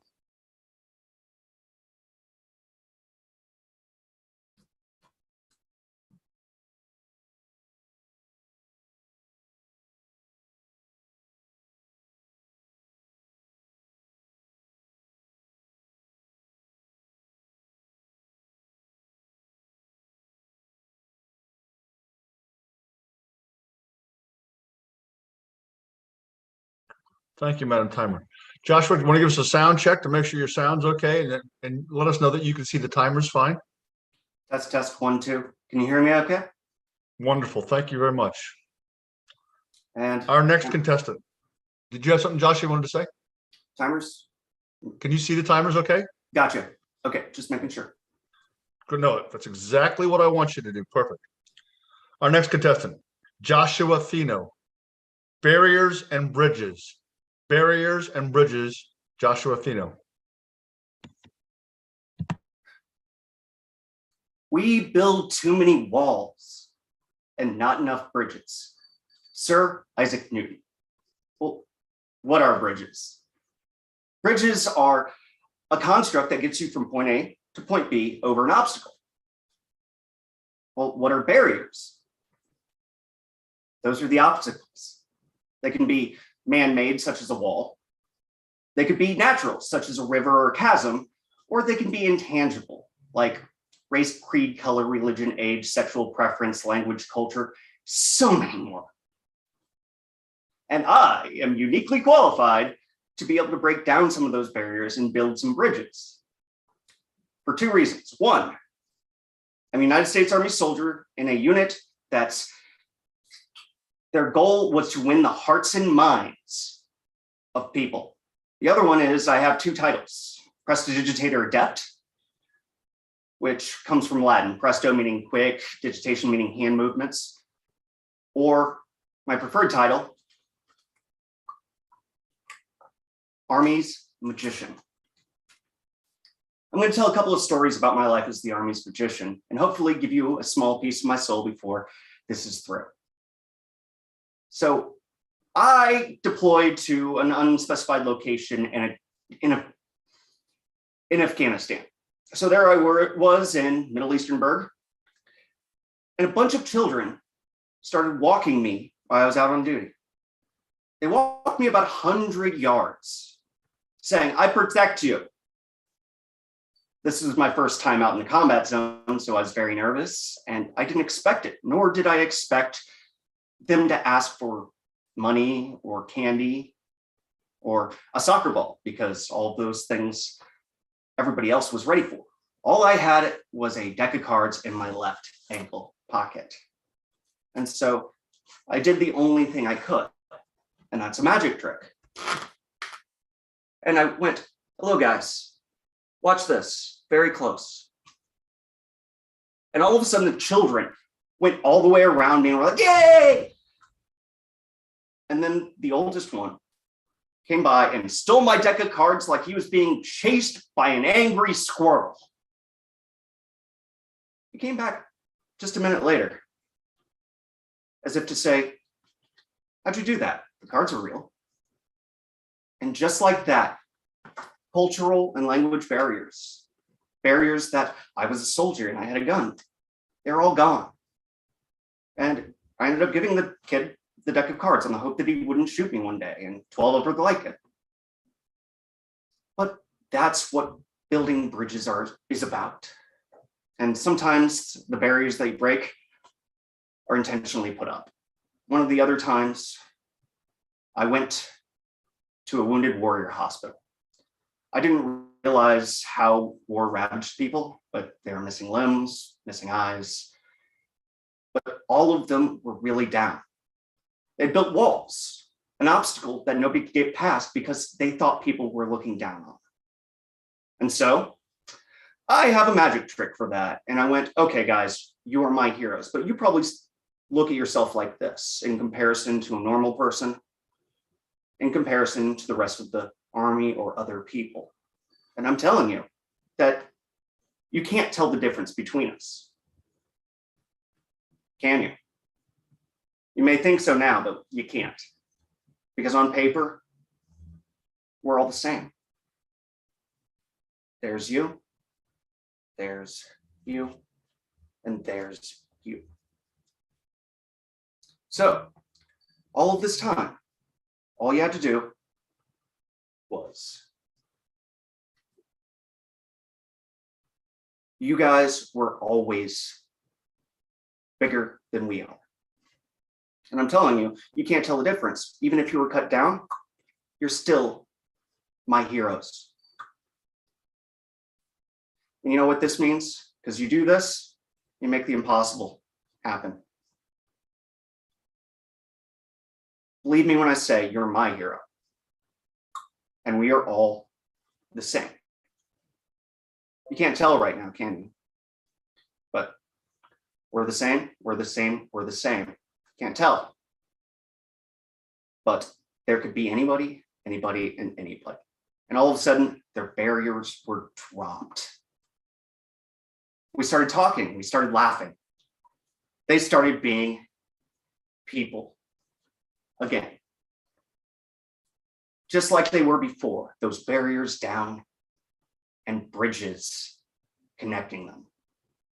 Now, I know I said I'm uniquely qualified to be able to break these barriers and build those bridges, but everybody's unique. So you're uniquely qualified too. It doesn't matter what your passion is. It could be cars, sports, games, computers, underwater basket weaving for all it matters. With these skills, anybody can break down some barriers and build the bridges that you need to have communication. We build too many walls and not enough bridges, said Sir Isaac Newton. Well, I break down barriers and build bridges, and I happen to do it with magic. Thank you.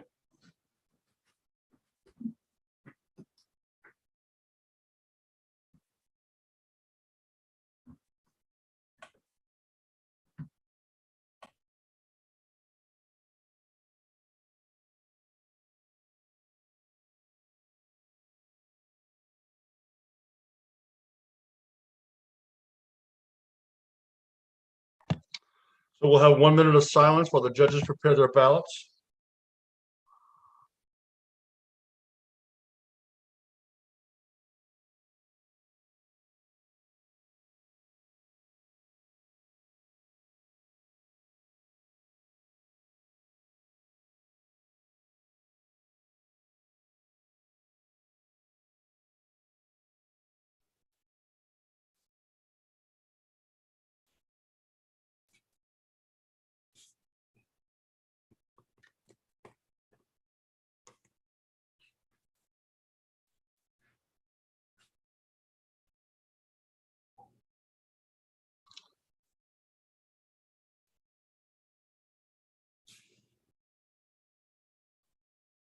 Madam Zoom Master, if you could pull up Letitia Randolph.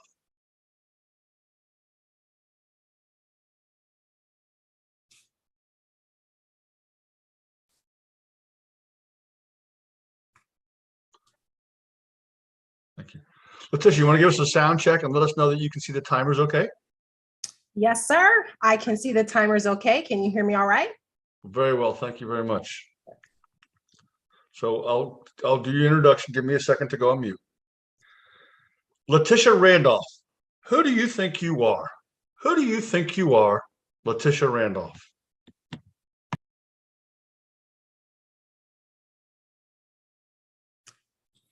Who do you think you are? Before you answer that question, I want you to know that you've already answered it by the way you live your life. Everything you do is determined by who you think you are. When I was little, I thought I was amazing because that's what my mom told me, my dad, my aunts, my uncles, my friends. And then life started happening. And people started showing up. The negative ones. The ones who said things like, you think you're so smart. You think you're better than us. You think you know it all. And when I was 8 years old, sitting on the bench, getting ready to move from Maryland to California, I remember having a conversation with a friend of mine, so-called. We'll leave her name out to protect the guilty. She was 1 year older than me. And she said to me, I still remember at 42, she said, I don't know how you can be so goofy and get straight A's. As if it was a sin to get good grades and be goofy. That was the first of many negative comments that came along the years. Middle school, high school, college. Then in my 20s, I made one of the biggest mistakes ever. I was at a youth event, and I don't remember why we were doing this particular assignment, but I volunteered and I raised my hand eagerly because I thought I could handle it. I said, I got this. This won't be a problem. I can handle it. Wrong answer. This was an assignment where people would write down everything, not that they liked about you, but that they didn't like. The papers started coming in. Sings too much. Has her own personal concerts. Thinks she knows it all. Hugs too much. That hurt. And I still remember, of course, today, so much so. And I started to think, is this true? maybe I shouldn't hug so much. Maybe I shouldn't sing so much or be so smart. So I started to dim my light. Not all at once. A little bit here, a little bit there, a little bit here, and a little bit there. And before you knew it, it was all the way down. Not completely, but not all the way up either. So I stopped telling everybody everything I could do. I didn't tell them I could sing too. Wouldn't dare tell them that I was a speaker or that I had a 3.889 GPA. I just left those things out. And I started dimming my light more and more. Then in my 30s, I started hanging around the right people, the ones who told me that I should let my light shine. My coaches, Coach Steve Bacon, Coach Fard Bell, they said, enough. You need to let your light shine. People are waiting for you. Stop holding back. Be your true, full self. I decided to listen to them. They said, you need to let your light so shine before men that they can see your good works and glorify your Father which is in heaven, like it says in Matthew 5:16. I believed them. So I started to shine my light. Not all at once, but I started turning it up, and it started getting brighter and brighter and brighter. And before I knew it, people were asking me to train, to sing, to speak. And it was so bright that what Marianne Williamson said in her poem became true. She said that when you let your light shine, you unconsciously give others permission to do the same. So I started signing permission slips, all kinds of permission slips. And people started telling me, I'm doing better because of you. I am my true self because of you. I'm making more money because of you. All because I decided to shine my light. I don't know who told you that you weren't going to be anything or that you were too much, but I want you to hear my voice. Stop listening to the negative ones.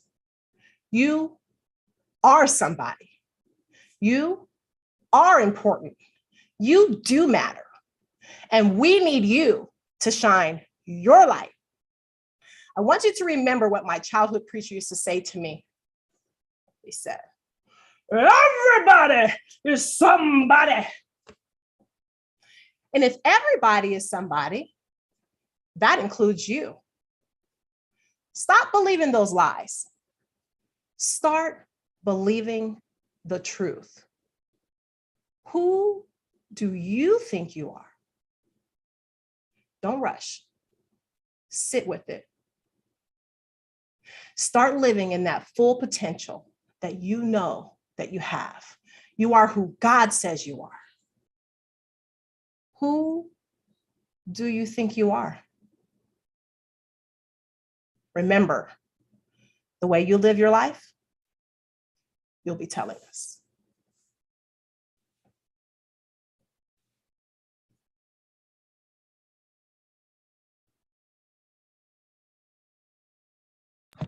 Thank you, Ms. Randolph.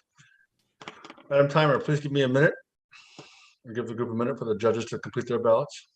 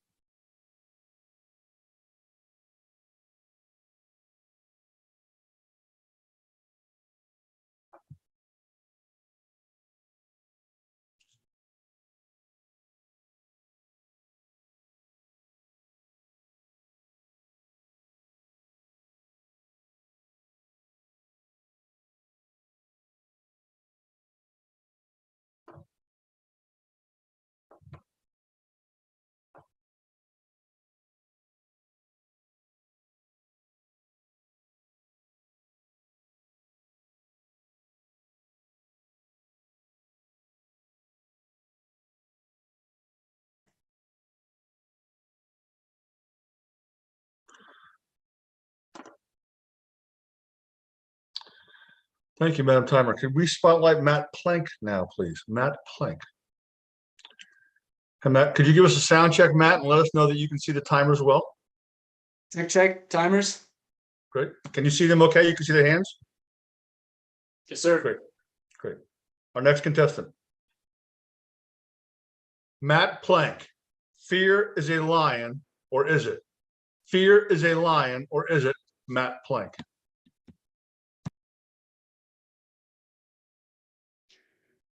Mark Batterson once said, time is measured in minutes, but life is measured in moments.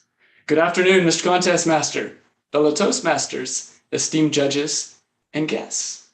Life is measured in moments. Those words keep haunting me in the best way possible. Moments. You know those moments when you hear those voices inside your head that tell you you're not good enough. You're never gonna be good enough. Don't even try. You see, it's bad enough that we listen and we entertain those voices, but what's far worse is when we actually let them sink in and we start to believe them. But what if your absolutes are absolutely wrong? As in, what if the things that you've told yourself that you absolutely can't do? What if you're absolutely wrong? In fact, what if they're exactly what you're supposed to do? Hey, I'll put myself on the stand and raise my right hand.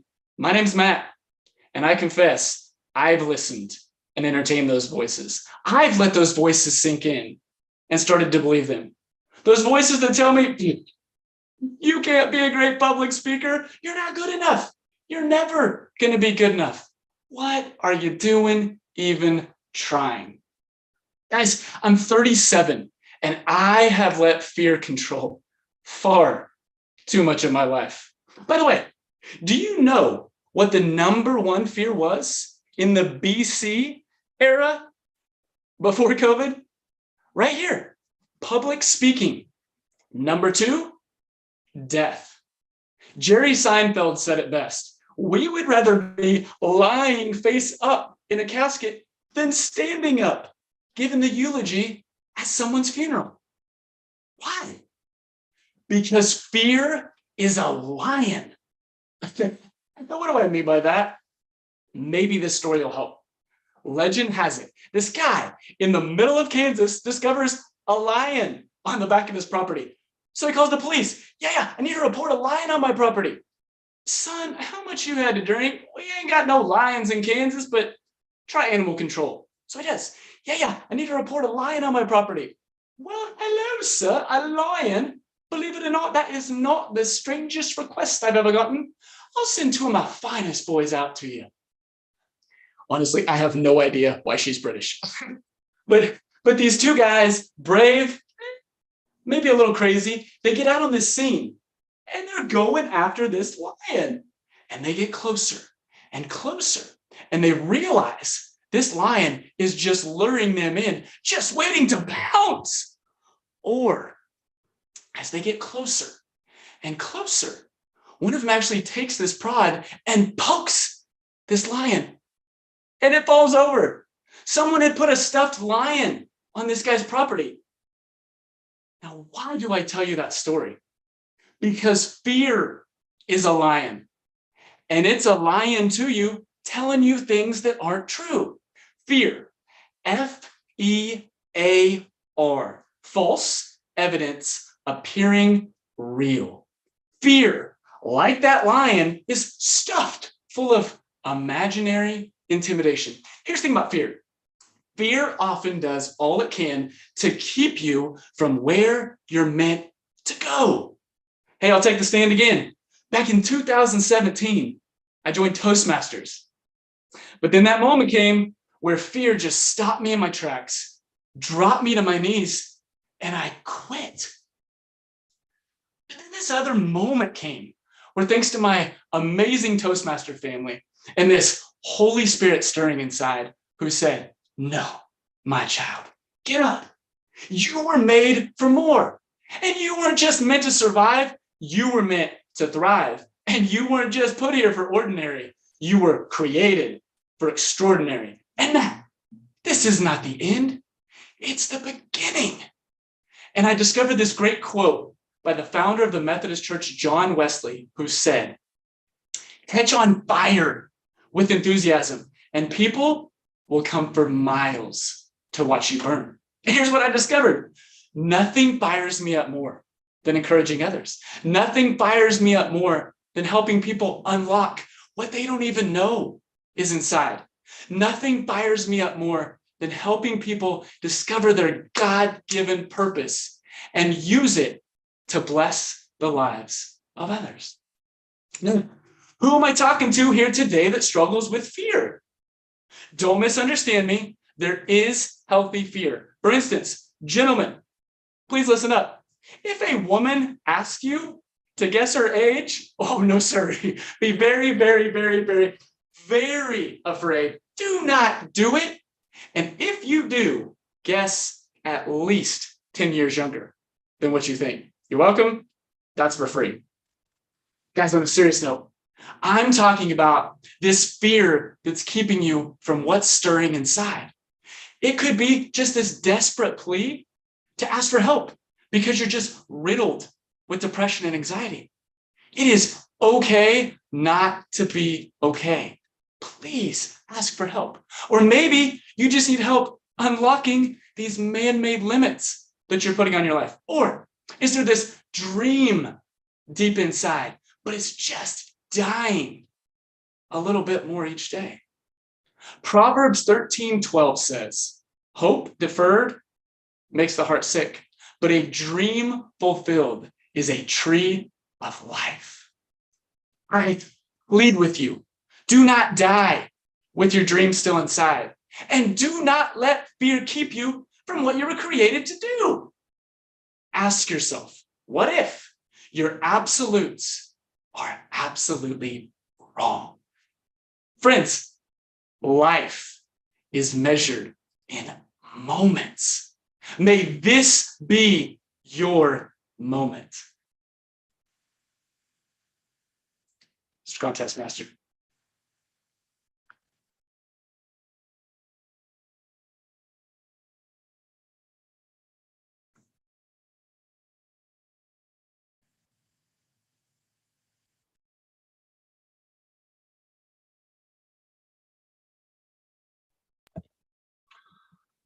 Timers, you know the drill.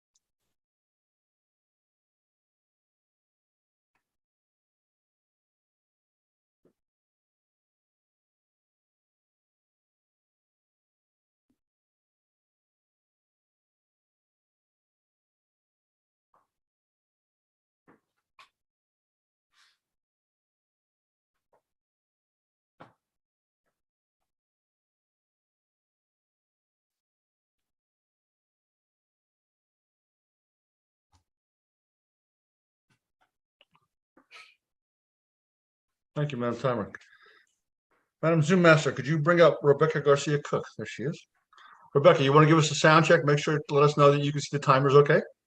I can see the timers okay. Okay. Our next contestant, Rebecca Garcia Cook, The Power of the Other. The Power of the Other, Rebecca Garcia Cook.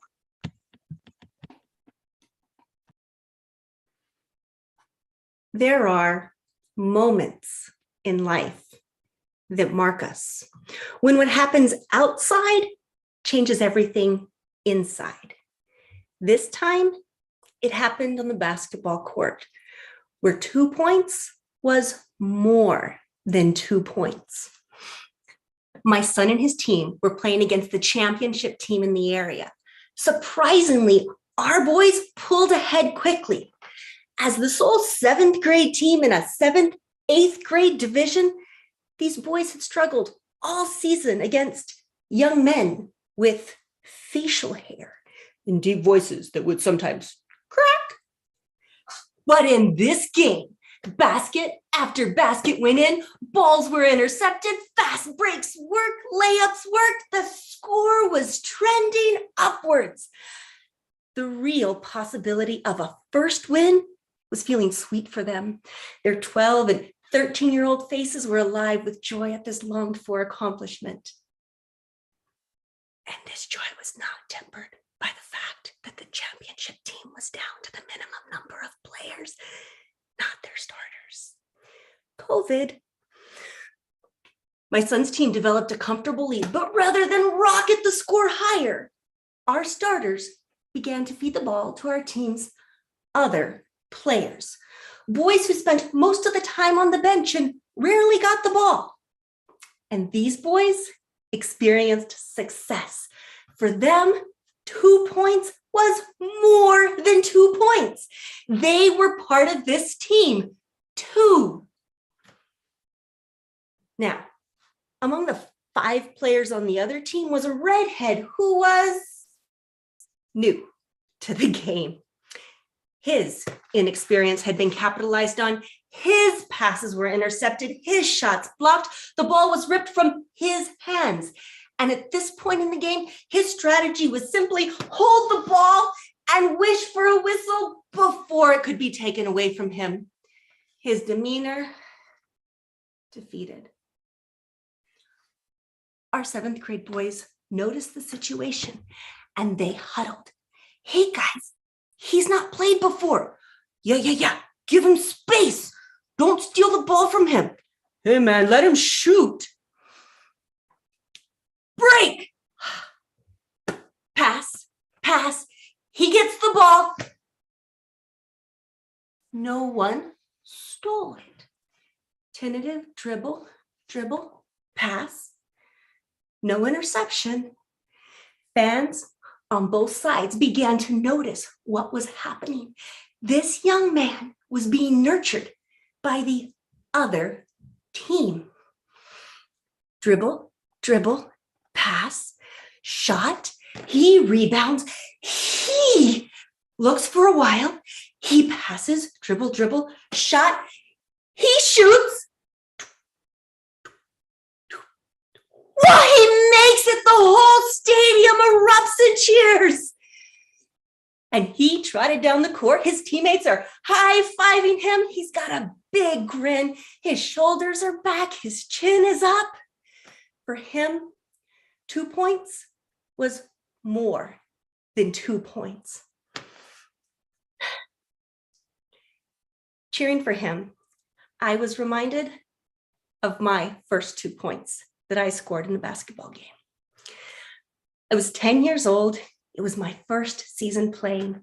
I started the first half, I didn't score, but I started the second half and I was ready. There was a tip-off. The ball was wild. I got possession under the basket. I shot, the audience roared. It didn't go in. I got my rebound and I went up again. Whoosh! I scored my first 2 points. I turned to share this 2-point victory with my coach. And she was not smiling.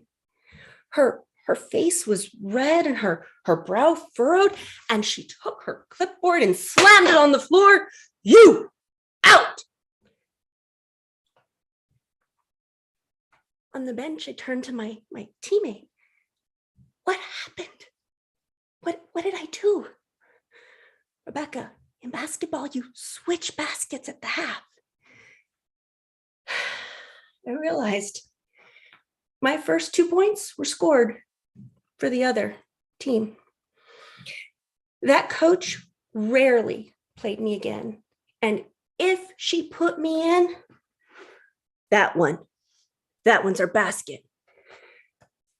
Because of the other, I internalized mistakes were unacceptable, punishable by ongoing humiliation. And the bench, 2 points were clearly more than 2 points. And I, that little 10-year-old girl, decided to stop shooting. continued to play basketball. Dribble, dribble, pass, dribble, pass. Wouldn't take the shot. Fast forward to middle school, first game right after the half, and I watched a player on the other team make my mistake. I froze. But there was laughter. Her coach chuckled at new player confusion. She laughed and the game just went on. She kept playing. For her, 2 points was just 2 points because of the other.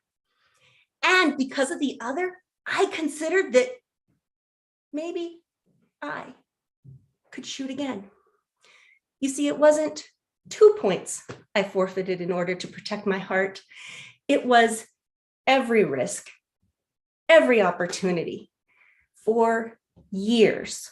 It was more than 2 points. My junior year of high school, basketball tryouts, varsity coach called me aside. Rebecca, you have a choice. Be on varsity with the other upperclassmen and sit the bench, or stay on JV and start shooting. The reality that I would not shoot, that I would not risk, was seen and accepted. And she offered an opportunity, a challenge really, for me to grow if I was ready. That is the power of the other. The power of the other invites others to risk. The power of the other gives life, but the power of the other can also crush. Know this, you possess this power, the power of the other.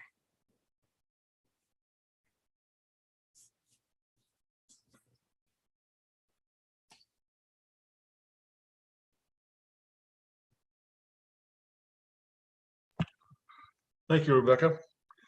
Timers, you know the drill.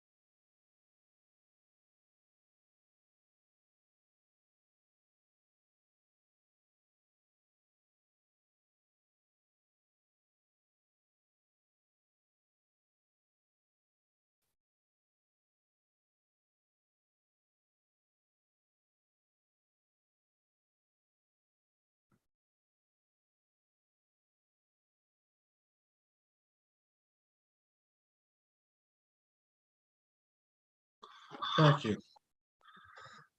Madam Zoom Master, if you could highlight our final contestant, Scott Caldwell.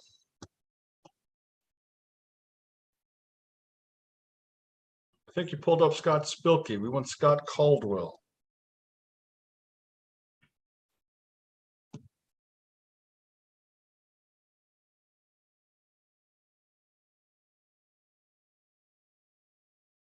There we go. Scott, you want to do a sound check and let us know that you can see the timers? Good afternoon, everyone. I can see the timers just fine. Great, we can hear you fine, Scott. Our final contestant, Scott Caldwell, behind the mask. Behind the mask, Scott Caldwell. Hollywood, marketers, advertisers, and even your ornery brother have one question. What are you afraid of? Good afternoon, Toastmasters. Thank you for staying in there till the end of this contest today. And all of those in your homes that have invited me in today, I thank you for your time. There's a quote I really enjoy, and the quote is, and we all know this quote, the only thing we have to fear is fear itself. Well, what I found out about that quote, that was given by Franklin Roosevelt, and it was actually given during his inauguration. He had a lot of unknown in front of him, didn't he? just starting a presidency to make that bold claim, and we all remember it today. Well, when it comes to unknown thoughts and unknown things, my daughter has a very unique one. When you see a clown, Toastmasters, what do you see? Do you see something happy, joyful, fun? The answer for most is yes, but for her, it's one of the most terrifying things she sees. And I finally asked her one day, I said, what is it, Alicia? What is it that scares you about clowns? She said, it's the unknown. I don't know what's behind that. I don't know what's behind that mask. I have no idea. Well, Toastmasters, in this era that we're living in right now, there's also a lot of unknown. COVID-19, all the unknown things that are out there that could happen, and we just don't know. There's not a lot to be scared of, really, because we don't always know what's behind the mask. One thing I've noticed is I have a heightened awareness. I walk into a room now, and I didn't used to do this before, but I look. Someone coughs, I freak out just for a moment. Now, just to be real clear, this is not a conversation about protective devices and COVID-19. It's about fear. Well, let me tell you what I'm afraid of. I am afraid of snakes. There you go. Toastmasters, my name's Scott. I'm afraid of snakes. There, we just had an experience together. I enjoyed that. I'm scared of snakes. And one afternoon, it's a Sunday afternoon, it's family nap time. And my daughter comes into the room and she says the sweetest thing. I'll never forget this. She said, "There's a snake and it's gonna kill us." So, okay, great. I hate snakes, but this is my daughter's room. I got to deal with this situation. I walk down the hall. Okay, 30 paces to her door, open the door. How bad could it be? You know, how bad could it be? The snake's going to kill us. And sure enough, there was a snake. I see the tail and it starts, goes up, goes around, it loops, it goes back. This is a 6-foot cedar lined closet. I see the head and I say, "Oh, ah." Wait, no, admittedly, scared of snakes. But there's a snake in my daughter's room in my home. I have to deal with this. So I'm the Crocodile Dundee of the family. So I go down the hall, I go to my shed, I grab my snake glove, I grab my boots, and I grab my repel. I don't have any of those things. But you know what I do have? I have a junk drawer. I have duct tape. I have a meat fork. And I have a broom handle. This story could go really long. It won't, because what happened is I took this, I secured the meat fork, I went down the hallway, and I skewered the snake. Okay, Toastmasters, I just embellished a little bit. This process took roughly 4 hours. Also pulled out a cooler, put the snake in the cooler, ran over the cooler 4 times with a car just to ensure it was dead. It was awful. It was awful. Same daughter, different story. My daughter had gone missing. She'd gone missing voluntarily because she'd ran away. I didn't know where she was. It was terrifying. One of the worst experiences I could even wish on an enemy. I wouldn't even do that. And one of the kids in my youth group said to me, he said, "I believe her and her new boyfriend have been at the crack house." Well, I knew what that meant. It was a small community, and the crack house was one building that I knew what happened there. And so did everybody else as you just drove by every which way, pretending nothing's going on. And I went into this crack house dressed in full salesman attire. At that time, policy, long sleeve, tie. I go in there and I knock on the door. Woman answers the door, kind of haggardly woman, kind of what you'd expect. I go in to there and I said one thing. "I'm just a dad looking for his daughter." And right then a man came out behind her. That man was her son, obviously the leader of the pack, so to speak. He said, "What are you here for?" I said, "I'm just looking for my daughter."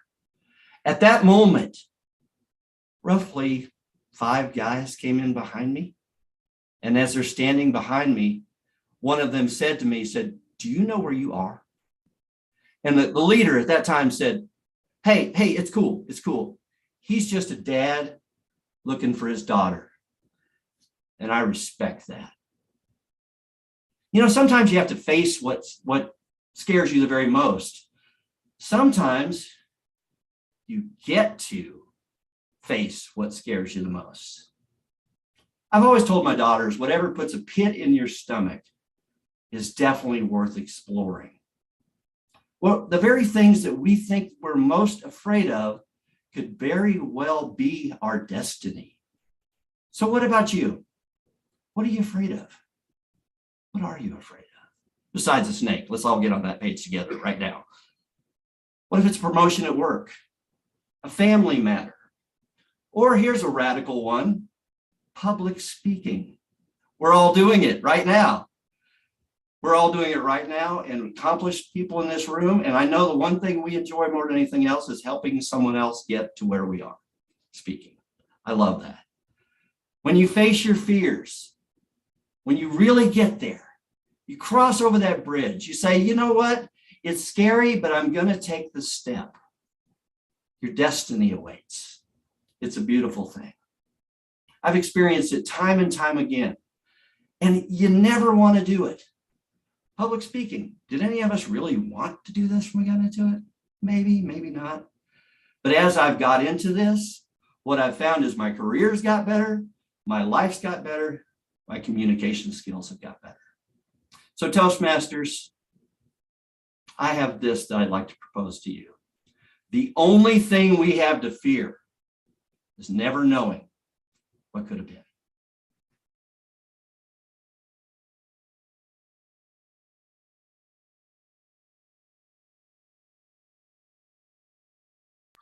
Thank you, Scott. Timers, can you give us 2 minutes to let the judges prepare their ballots?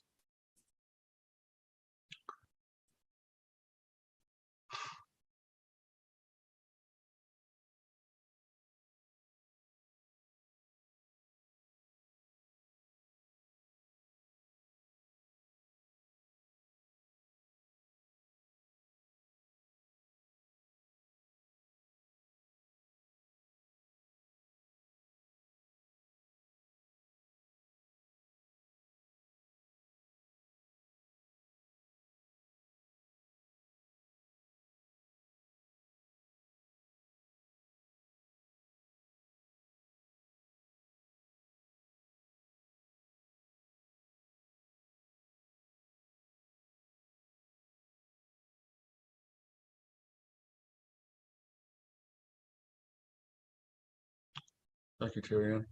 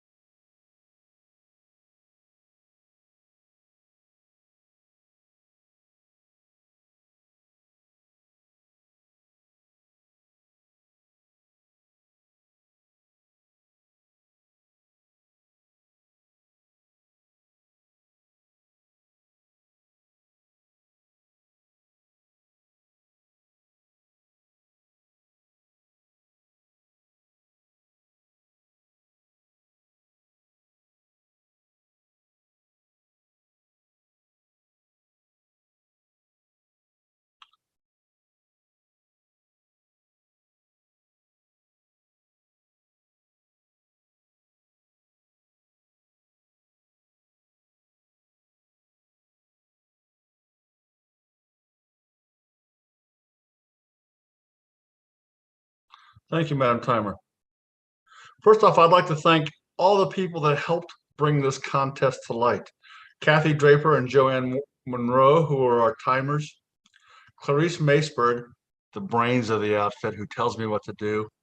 And Toastmaster of the Year, Terry Porter and Samantha Cook, for being wonderful Zoom masters. Believe me, they had to figure out a lot of things. And as Shed said earlier, really put us in the forefront of knowing how to run these contests. So thank you to all of them. I will conduct the interviews of our contestants now, and I'm going to start with Scott Spilkey. So Madam Zoom Master, if you can bring up Scott Spilkey for the third time.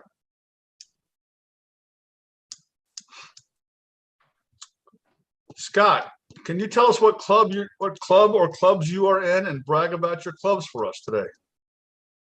Sure. I am with two clubs, Bootstraps Toastmasters, and we meet the second and fourth Wednesdays at noon to 1. We're on Zoom. We used to meet in the Federal Building downtown, but now we meet in the River Market. And my other club is Promo, and if you want to learn, if you want to grow, both are great, but Promo is full of DTMs. So I always get great feedback and advice from experienced folks in that wonderful club.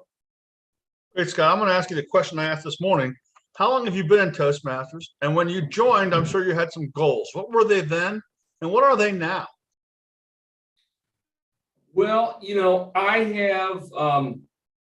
had a roundabout journey with Toastmasters. I've actually been in on and off. I joined my first club in 1996, and I was in Toastmasters for about 10 years. And then for about 10 years, I was out. And I went back to Toastmasters because I was looking in my job to take on a training position, and I was looking to polish my skills.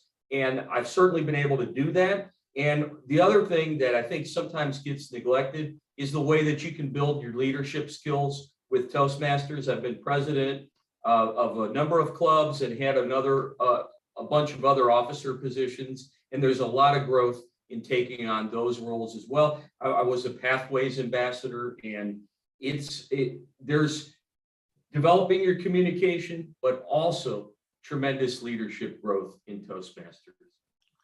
Is there someone in your club that really believed in you, Scott, and really pushed you forward that you'd like to thank or really give a shout out to?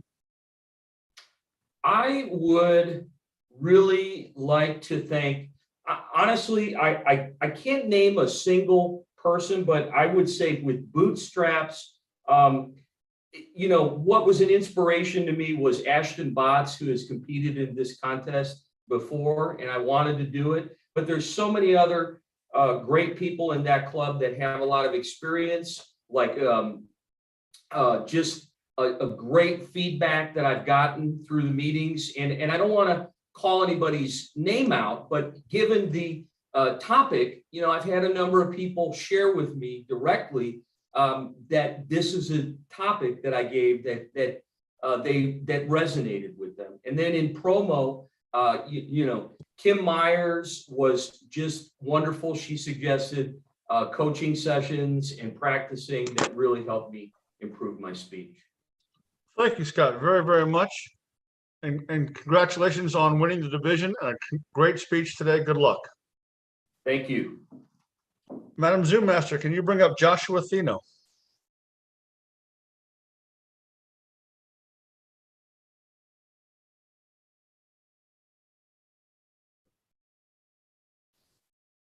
Joshua, can you tell us what club you belong to and brag about your club? I'm representing the Power Cats out of Manhattan, Kansas, near Fort Riley. I joined there at the behest of Shed Mayberry, because I didn't like the club I originally joined. We just had a fundamental difference of opinions, and that's perfectly fine. It's just, I must give Shed Mayberry a shout out on this one because he said, No, please don't. No, it's going to go to his head. But go ahead. You can shout out to Shed. Because he's the one that kept me in it. I was willing to drop out. But then he showed me that, hey, this can do what I want. And so here I am. Well, we like to give Shed a hard time. So when you joined, what were your goals then, Joshua? And what are your goals now? So as the speech suggests, I've been a professional performer as a magician for quite a bit. But when COVID happened, my charity work that became such an integral part of my life just stopped because I volunteered for Survivor Outreach Services, and I went to the local VA to teach mental health techniques, and I did magic during it. And with that gone, I just needed something to fill a gap, and I'm glad that I was able to. Somebody in my magic club suggested Toastmasters way back when, so I thought I'd give it a shot. Great, thank you very much. Where do you see yourself in the future in leadership? If Shed's got that influence on you, he's going to be pushing you towards district leadership. So what's the first role you're going to be taking? Okay, so at the current, before, I think I'm still secretary, but I'm really busy with school. I'm a IT student nearing my degree in cybersecurity. And so my focus should really be on that. That's a good answer. Very well practiced. Thank you, Joshua, and good luck. And congratulations on winning your division and a great speech today. Really enjoyed it. Thank you. Thank you. Can we bring up Letitia Randolph?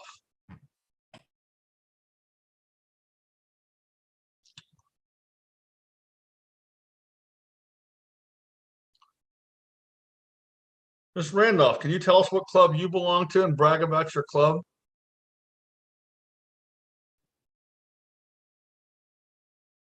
Yes, good afternoon. I belong to Freedom to Speak Toastmasters Club in Lee Summit, Missouri, the best club ever.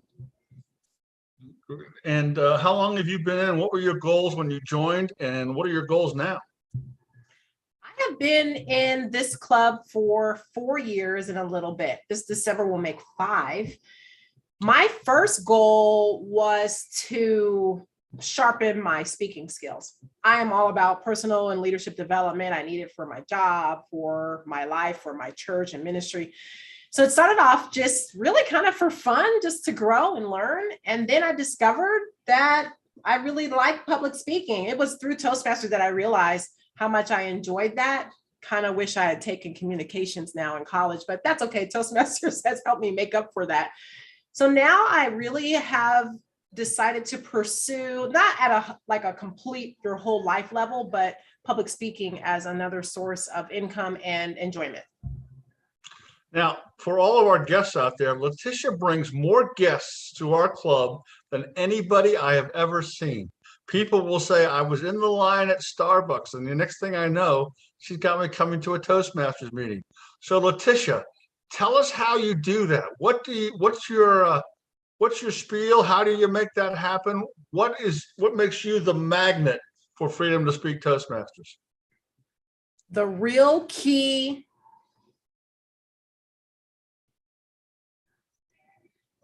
and for our guests, I'm not kidding. Whenever we have a guest, we always know what they're going to say. Yeah, Letitia Randolph sent me. Every time. So what's that key, Letitia? The real key tip is believing in Toastmasters. When you believe in something, it really spills out. I completely 100% believe in what we do and how well it has helped me. And I just tell them that. And then when we're speaking about things, like I met someone at the park, she's coming, she'll probably be here on our next meeting or the meeting after. We were just talking at the park and we were talking about public speaking. And I mentioned that I was on stage in front of like 5,000 people and Toastmasters helped me and all of these things. And she's like, I've been wanting to join a Toastmasters. I was like, do you think it's a divine thing or something that I'm talking about it today so that I can invite her? But typically it's just a part of my conversation. It's a part of what I consider a core 4 for me.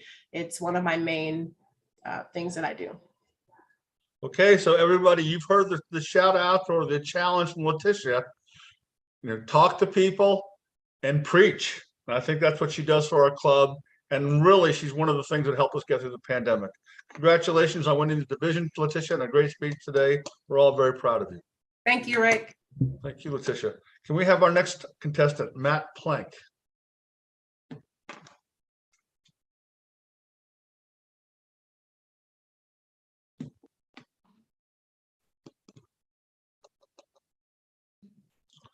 Matt, can you tell us your club and brag about your club for a minute? Challenge Letitia, because I'd take our club against anybody. We are sunrise speakers. We are the ones that get up while everybody else is sleeping. And we're a hybrid. So we meet at the Wichita Chamber of Commerce, and then we also do online. And what I love so much about our club is I was thinking, what does our club really do for each member? We challenge each other, right? Because you're not going to grow if you stay in your comfort zone. And we encourage each other. And then we love each other. How great is it to be known and loved in this world? And every week you get a dose of that. I love our Toastmaster family. Great, Matt. So how long have you been in and what were your goals when you joined and what are your goals today? If you'll allow me, Mr. Contest Master, I would love for the platform, try not to lose it here. Our family lost our home in the Andover tornado on the 29th.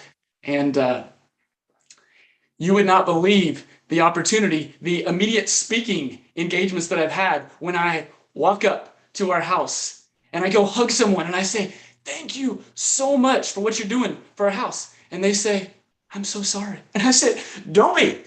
You have no idea. Anything that we lost in materials, God is abundantly blessing. And I just want to take the time to tell everybody, whether you've prayed, whether you've texted, whether you've called, whether you just showed up, you have no idea how much you have blessed me and my family. Thank you very much, Matt, and congratulations on winning the division and a great speech today. Very moving. Thank you. Thank you, sir. Can we bring up Rebecca Garcia Cook?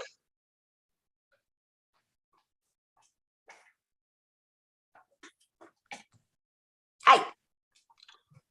There's Rebecca. Rebecca, can you tell us your club and brag about them for a minute?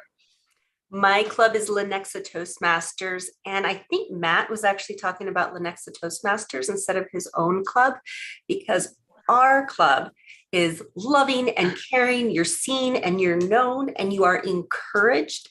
One of the things I love about my club is I get text messages and I get emails before these competitions saying, hey, Rebecca, we're cheering for you. You got this. We're so happy for you. It's a great club. Fantastic. And Rebecca, you've been in a while. So what were your goals when you started and what are your goals today? I started because I launched my own business roughly 3.5 years ago. And I realized, while it's a coaching business and it's typically one-on-one, one of the key ways to connect with audiences and with people is to have some sort of training or some sort of public speaking. I also realized I didn't mind speaking. I taught high school for a while. And if you can entertain 10th graders, you can entertain adults. But I realized when it came time to open up for questions, my knees would start to shake and my hands would actually start to shake like this. And that's not very helpful when you're the expert in a room and you're saying, hey, what kind of questions do you have now? So I wanted to have some sort of experience where I could practice speaking. And really, I just wanted the end where I could have questions. Great. Well, thank you, Rebecca. Congratulations on your performance at the division and your performance today. And as a formerly red-haired klutzy basketball player, your speech spoke to me. Thank you very, very much. You're welcome, Rick. Thank you. Any day. And can we finally have Scott Caldwell? Hey, Rick. Hi, Scott. Can you tell us your club and brag about them for a moment? Well, if you're going to make me. I am in Club 527, Springfield Toastmasters, and I hate to brag, 72 years this year was the anniversary for the club. You've been in that long? Give or take 5 decades, maybe 6. So what were your goals when you joined, and what are your goals today, Scott? My goals when I joined Toastmasters, well, first of all, I'll tell you how I got into Toastmasters. Vice President of Sales said, Scott, I think you would really benefit from Toastmasters. Of course, I said what everyone says when asked that question, what is Toastmasters? Yes. And since then I joined, and my goal has been more so than anything else beyond club goals. I love speaking in contests. I was president of Club 527 for a year, but overall my goal was to get better at my career and make more money. And I hope that doesn't make me greedy, but I did hear somewhere early in my Toastmaster career, the average salary of an accomplished Toastmasters is about $125,000 a year. So I started with a number, not a position in mind. I was the same way, Scott. So thank you very much for your performance at Division and your performance today. You did a wonderful job. We're all very proud of you. Thank you, Scott. I also want to shout out to Stephanie Edwards and Cheryl Reynolds. They were also helpful as the Zoom Master backup and did some things behind the scenes. Want to make sure we do a shout out to them. There's something online about KR's email address, and if you wanted to get back to her, make sure you got that. I do want to put a challenge out to all Toastmasters. You heard our champions talk about the warm, welcoming club. And I know Shed has talked about making this a positive year in a world that's gone negative. And I can't shout that loud enough. But with that, Shed, do you want to show the medallions and trophies you'll be sending to our winners? Yes, and thank you, Rick. So these are the medallions that we got this year. So all of first, second, and third contestants will be getting one of these medallions. And it will have your information on the back, what contest you want with your name, to make it more personable.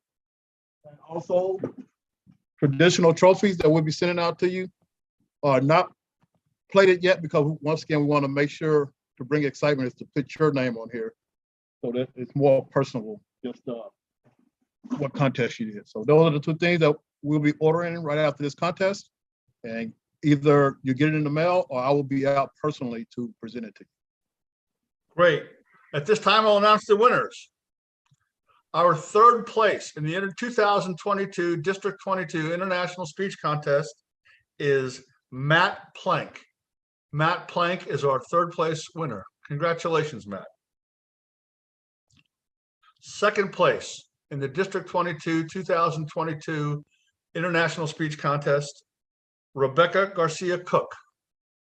Second place is Rebecca Garcia Cook. And our winner of the District 22 2022 Speech Contest, Letitia Randolph. Letitia Randolph. Congratulations, Letitia. If you want to spotlight Letitia, I'm sure she has something to say. And if we can start the timer, because we want to make sure we cut her off at about 15, 20 minutes. But Letitia, we can pull you up. The floor is yours. Congratulations on your victory. And what thoughts do you have, Letitia? So excited. Thank you so much. What would you like me to say, Mr. Chandler? Whatever you want to say, the floor is yours. You're the champion. I'm just the contest master. Oh, you're more than that. Let's start with thanks to God. I thank God for everything that he does for me. Thanks to Charles downstairs. That's my lovely husband, the kids, all the family. But a very special thank you to a few people, to my club, all of our members, but a very special one to Rick Chandler. Rick is a part of our club. He serves in all kinds of leadership roles, and he took me under his wings, if he has wings, whatever he has. And he helped me. He helped me sharpen my skills. He's taken time to review speeches for me, give me very direct feedback. I guess I could talk to you, but I'm talking to them. Very direct, honest feedback. And sometimes I agreed, sometimes I didn't, but he always left it open for me to make the decisions and the choices. Here are some things that you can do. Here's what you can consider. Slow down, speed up, use vocal variety, etc. So that first thank you to you, Rick. And I've made some friends along the way. So Mr. Andre Red, he helped me as well. He took out a whole hour with me walking through one of my speeches and giving me some very key things that I could do to make it better. So I appreciate both of you and all of the rest of you, whoever, all the comments that I've gotten and things that people have sent me. I'm so excited. So thank you. Thank you. I can't believe it. I'm over here screeching. I was screeching before you opened up the thing, but that's all I have to say. Thank you to all. Letitia, we could brag about you for hours. I know you just did a big conference where you literally spoke to thousands of people, and you really make us proud. Thank you very, very much. Thank you. Shed, I'm going to turn control over to you, and the floor is yours, sir. Thank you, Rick. And I really want to appreciate everyone. I thought we were going to be running behind on time. I want to thank all of our judges once again for coming and out and supporting us. I know we actually have another district going the same time as we are, but I want to thank everyone for coming out and supporting us also. Congratulations, Letitia. I will be following up with you to make sure we have all of our T's crossed and I's dotted to get everything submitted to TI. And for all of our contestants, I tell you right now, I'm glad that I was not a judge today, because you guys did an awesome job. Made me proud to be a member of District 22, and whoever would have went on to represent us with the tip of the spear attitude.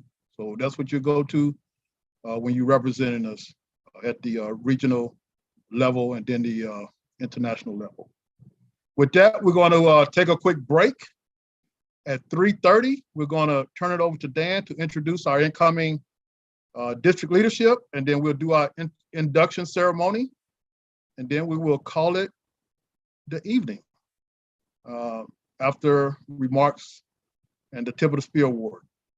All right, so stick around, quick 10-minute break, and we'll see which division director. All of you were awesome this year.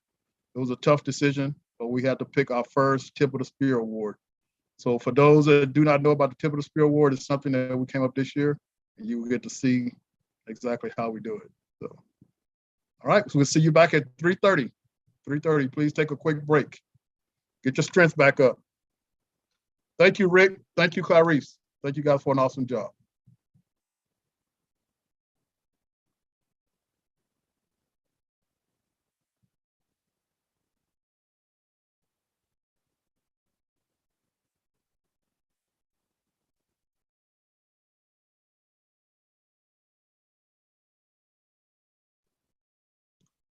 Hey, Terry Ann, really quick, can you just, for this last break, can you put the videos on again, just to run through it one more, a couple more times?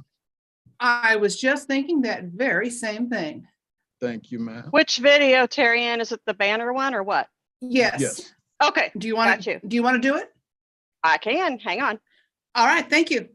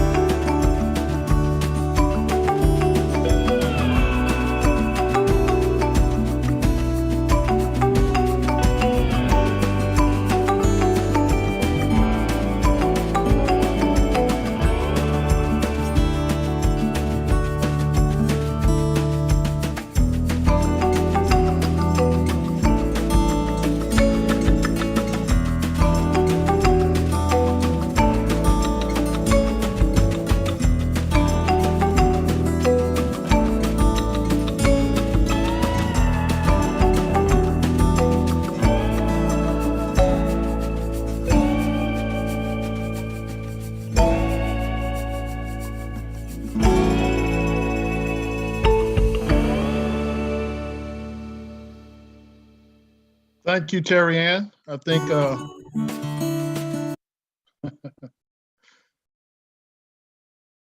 we have 2 minutes left. I just wanted to, I don't know if it would have made it around again or not, but here in about 2 minutes, we'll have Dan introduce everyone. I want to thank everyone for coming out, and whether or not you're a leader in the district or not, but you would like to be a part of a committee, I ask you to please reach out, because this could not have been done with just the leadership. We had a lot of people working on our committees that I will definitely be on the road recognizing and thanking them for their service and all of their help. It took a lot to keep me under 2 minutes on the mic, and I just imagine if we had Andre in there. No, I'm just joking. But it's been fun. It's been a lot of work, but the last 3 days with the district has been a lot of fun. You guys saw how I started out with the wig. That's how we kicked off the conference, and I think we did an awesome job of letting our hair down, having a lot of fun, getting strong together, and hopefully it continues over the next year. We have to continue to work together, make this place a positive environment. All right. So continue to share the benefits of Toastmasters, because that's how we're gonna continue to grow. And think about how you want to grow. I know a lot of people want to transition back to in-person, but if you cut off that online connection, are you really growing? So once again, we all know we can't beat the online we can't beat the in-person meetings, but if you haven't had a chance to visit a club in Ireland, Japan, Germany, Canada, or even in another state, then you're missing out on the bigger picture of Toastmasters. For those that missed the morning session, we had our target speaker come in from Malaysia, 13 hours ahead, and I thought he did a great job for it being midnight where he was. But he did a great job, and that's what Toastmasters is all about. I've met so many friends all over the world through Zoom. So hopefully we can continue that. And I will be quiet now. I have 3:30. Dan, I will turn it over to you. And I just want to thank everyone for all their hard work. Zoom Masters, thank you all. Timers, Rick, Clarice, ballot counters. I can't thank you all enough. All of our keynote speakers, our dignitaries. I apologize if I missed anyone, but we could not have done it without you. And of course, our contestants, which made it fun today to come out and represent. I invited one person out today, and she texted me back. She had a great time. She will be putting her membership in next week for Manhattan Toastmasters. So, Dan, I'll turn it over to you.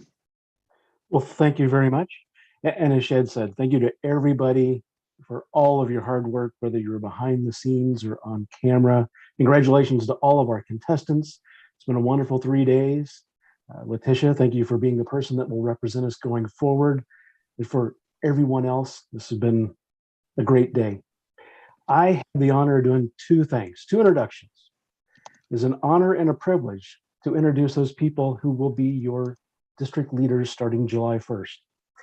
We have Shed Mayberry as your district director, Jerome Montgomery as your program quality director, David Wooten as your club growth director. Our division directors in talker's order: Division T, Cheryl Reynolds; Division A, Lori Pong; Division L, Susan Ikazaki; Division K, April Hendrickson; Division R, Shelley Bowley Strickland; and Division S, Sahila Oshiri. We also have our finance manager repeating in Darren Yarborough, as well as several of our area directors also repeating. Thank you all very much. I would offer a toast, but as you will be the tip of the spear, I salute you. My second privilege is to announce the most golden of Toastmasters leaders. Her name is on my DTM plaque. It is a privilege to welcome Lark Doley for the induction of these amazing district leaders. Thank you, Mr. District Director. It truly is a golden honor for me to install your 2022-2023 district leaders. But before I begin, I must echo what has been said time and time again, and most recently by Shed and by Dan, and that is, I am so grateful that you invited me to be a part of your District 22 conference so that I could share in the inspiration that you gave to me Wednesday, Friday, and Saturday. I will always remember the golden experience of the 2022 District 22 conference. And now let's begin. Mr. International Director, District 22, Toastmaster leaders, members, and guests. The district is the service arm of Toastmasters International. The district mission from all the district leaders is to build new clubs and support all clubs in achieving excellence. We are indebted to all our district leaders for their dedication to our core values of integrity, respect, service, and excellence, and for their commitment to strengthen our clubs through their district leadership service.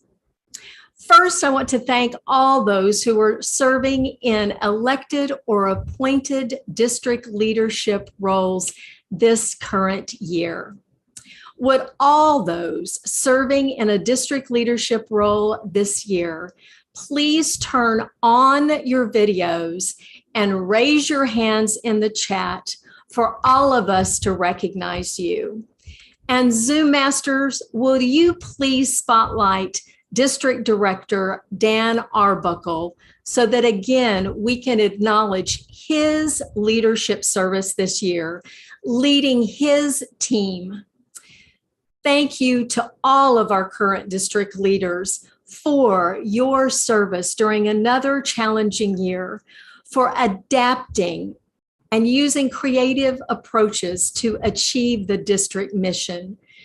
Remember, you're not done yet, so you will be working until midnight on June the 30th, led by your Golden District Director, Dan Arbuckle. Thank you all. District 22 Toastmasters and guests, please give a virtual round of applause to the 2021-2022 appointed and elected District 22 leaders. Thank you. And now we will begin with the newly elected 2022-2023 division directors. Would all of the 2022-2023 division directors please turn your videos on now? As Dan has already mentioned, the following Toastmasters have been elected as division directors for the upcoming year. Division T Director-elect, Cheryl Reynolds. Presentation Mastery, Level 4. And she is serving as the Division A Director this year. So thank you, Cheryl, for continuing in service leadership this year. Division A Director-elect, Lori Pong. Dynamic leadership, innovative planning, motivational strategies, persuasive influence, and strategic relationships, all level 5s, and she's working on 2 other paths. Lori, you are definitely my Pathways hero. Division L Director-elect, Susan Ikazaki. Advanced Communicator Gold and Competent Leader. Division K Director-elect, Distinguished Toastmaster April Hendrickson. And April served as a past district director and is stepping up again to division leadership. Thank you, April, for that. Our Division R Director-elect, Shelley Bowling Strickland. Motivational Strategies Level 2 and Competent Leader.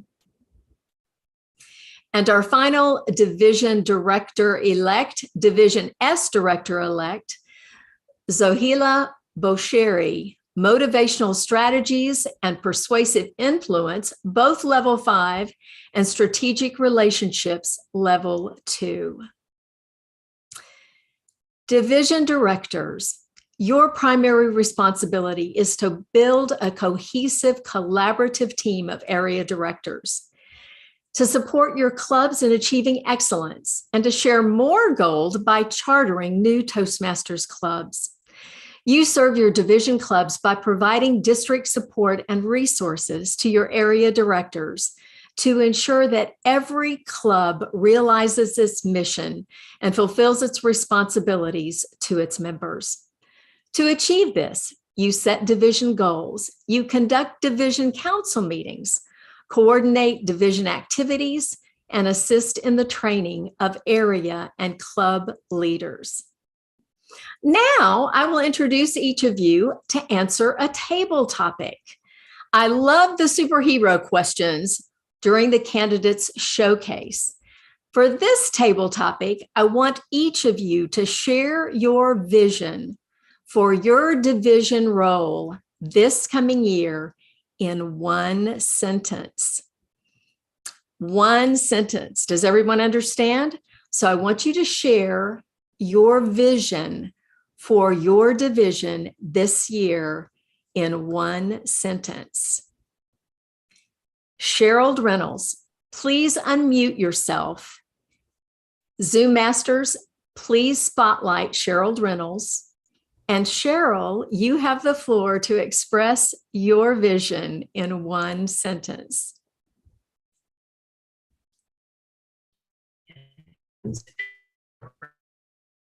Oh, Cheryl.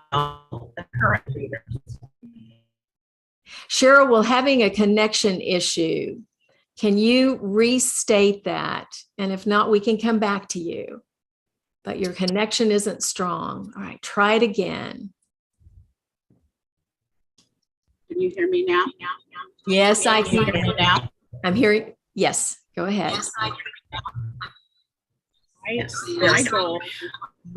My goal is to rate. We're hearing an echo, Cheryl.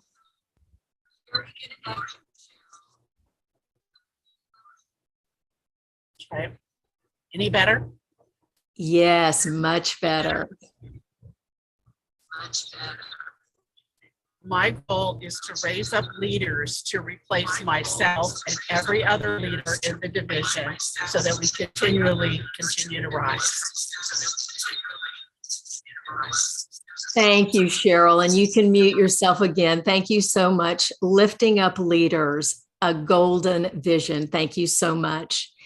And now, Lori Pong, would you please unmute yourself? Zoom Masters, will you please spotlight Lori and state your vision for your service as Division A Director this year?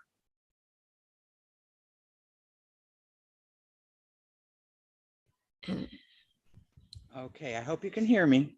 I can. All right, it wasn't letting me unmute myself. My vision this year is to help create challenges for Division A in a way that is fun and encourage them to grow. Thank you, Lori, for that golden vision for your term as Division A Director this coming year. You may mute yourself again. And now, Susan Ikazaki, would you please unmute yourself? Zoom Masters, please spotlight her. We look forward to hearing your vision for Division L Director this year. My goal this year is to motivate every club member in the clubs in each of my 3 areas to attend and try a district activity so that they can discover some of the resources and benefits at the district level. Thank you, Susan, so much for your vision for this coming year. Now you may mute yourself again, and we'll move on to April Hendrickson. Please unmute yourself. Zoom Masters, please spotlight April. And April, we look forward to hearing your vision for your role as Division K Director this year. My goal for Division K Director this year is to have all of my clubs distinguished and all of my areas distinguished. Thank you, April. Golden goal for this coming year. You may now mute yourself, and we will move on to Shelley Bowling Strickland. Please unmute yourself. Zoom Masters, please spotlight Shelley. And Shelley, we look forward to hearing your vision for your role as Division R Director this year. Thank you, Lark. As Division R Director, my goal is to continue to strengthen those clubs that are strong, undergird those that are struggling or have been struggling, and to fulfill my goal of helping all of us in Division R to become exceptional, confident, and intentional communicators. Thank you, Shelley, so much for sharing your vision with all of us. You may mute yourself, and we will move on to our Division S Director, Zohila Bosheri. Please unmute yourself and please tell us your vision for your role as the Division S Director. And Zoom Masters, please spotlight. My division for my goal for Division S is to increase membership. And I know I wouldn't be able to do that by myself. I will need my area director's help and all the officers in different clubs. We go from the top to the bottom to increase membership in Division S. Thank you so much, Zohila. Thank you. And now I'd like to thank all our 2022-2023 division directors for sharing their visions and ask all of them to unmute themselves to answer my next question together verbally. So division directors for the 2022-2023 term, will you uphold the core values of Toastmasters International? Commit to fulfill the responsibility of your role as division directors and to support the district in achieving its mission and the clubs in achieving their mission. If you are willing to do this, please verbalize, I will. I will. I will. I think I heard 6 I wills. Congratulations to our 2022-2023 division directors. District 22, please give our division directors a virtual round of applause. Thank you so much, incoming division directors, for your vision and for the service leadership this coming year. You may now mute yourselves and turn your videos off. Now I want to acknowledge the incoming finance manager who has been serving in that role this year. So he is well acquainted with the finance manager role. Distinguished Toastmaster Darren Yarborough, will you please turn your video on? And you're already spotlighted. So thank you, Zoom Masters. Darren, after I briefly describe your role, I will give you an opportunity to state your vision for this coming year in one sentence, just as the division directors did. The finance manager role. You are tasked with the fiscal oversight and management of the entire district. The finance manager works closely with the district director, program quality director, club growth director, and public relations manager to ensure that the district is making cost-effective decisions within policy that result in effective fiscal management. Darren Yarborough, please unmute yourself and tell us your vision for your role as finance manager this coming year. Thank you very much, Lark Doley. And my vision for this year for this role is to manage all of these processes in a way that everything is prompt, meaning done on time, that it's all precise without any kind of error, and that it's all peaceful. That everything is done in a way that causes no stress. It's just done and everybody's happy. Prompt, precise, and peaceful. I love that, Darren. Well done. And now I have a question to ask you. Will you uphold the core values of Toastmasters International, commit to fulfill the responsibilities of your role, and support the district in achieving its mission? If yes, please respond verbally, I will. I will. Congratulations on continuing your role this year as the finance manager. Thank you for stepping up again, Darren. District 22, please give Darren a virtual round of applause. And Darren, you may now mute yourself again, and we will move on to our senior 3 leaders. Our club growth director, our program quality director, and our district director. Would all of you please turn your videos on now? We will begin with the club growth director-elect role. I will give each of you the opportunity to express your vision for your role next year in one sentence, as I did for the division directors and for the finance manager. Now, after this induction ceremony, Shed will have as much time, we may want to limit him, but he will have as much time as he wants to expand on his one sentence vision. Let's begin with our 2022-2023 Club Growth Director, Distinguished Toastmaster, David Wooten. The Club Growth Director is the 3rd ranking member of the District Executive Committee. As the Club Growth Director, David, you are responsible for all aspects of marketing, club building, club retention, and membership building efforts within the district.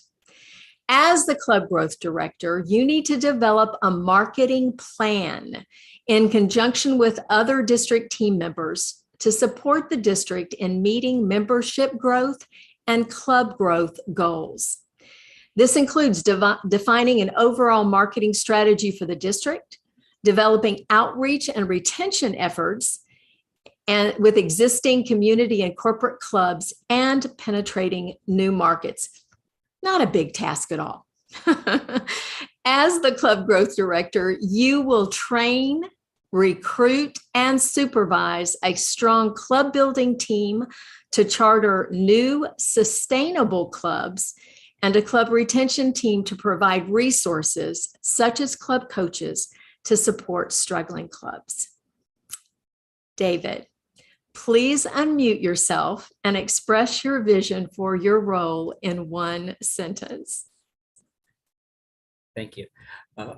My vision is pretty self-explanatory on this one. It's going to align really close with the district mission.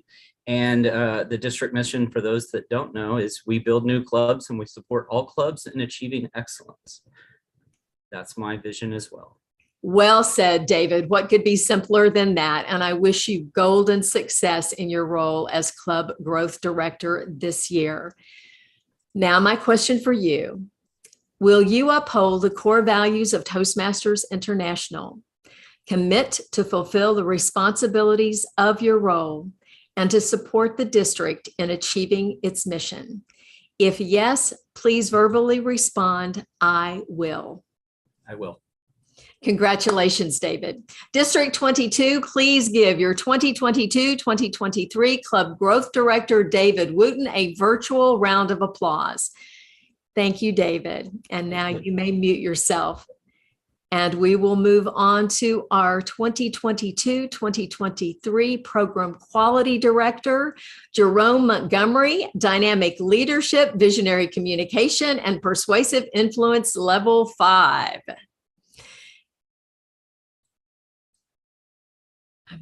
Please spotlight Jerome. There he is.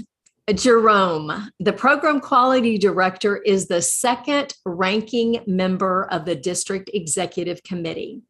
The program quality director assists the club vice presidents of education and the areas and divisions of the district in effectively utilizing the educational programs and materials of Toastmasters International.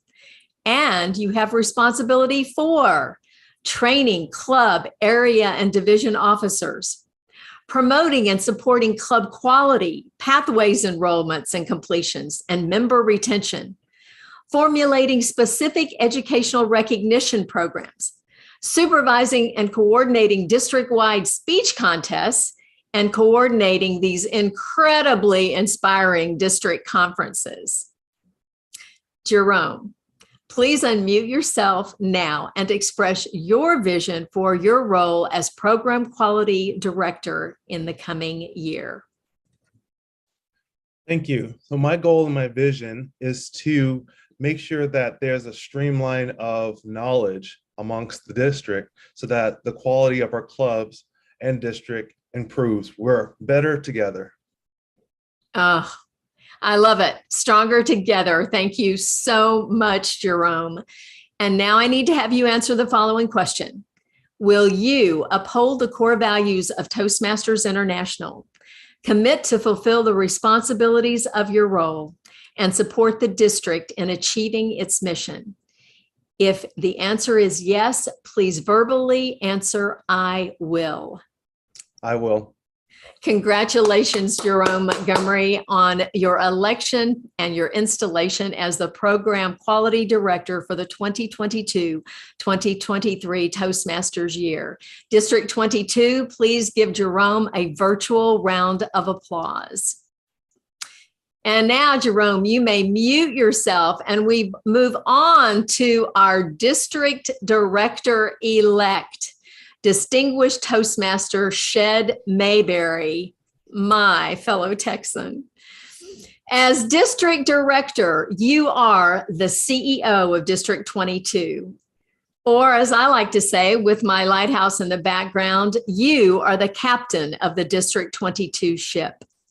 Ultimately, you are responsible for the achievement of the district mission in a manner that inspires and motivates volunteer leaders and promotes a standard of excellence in all district activities.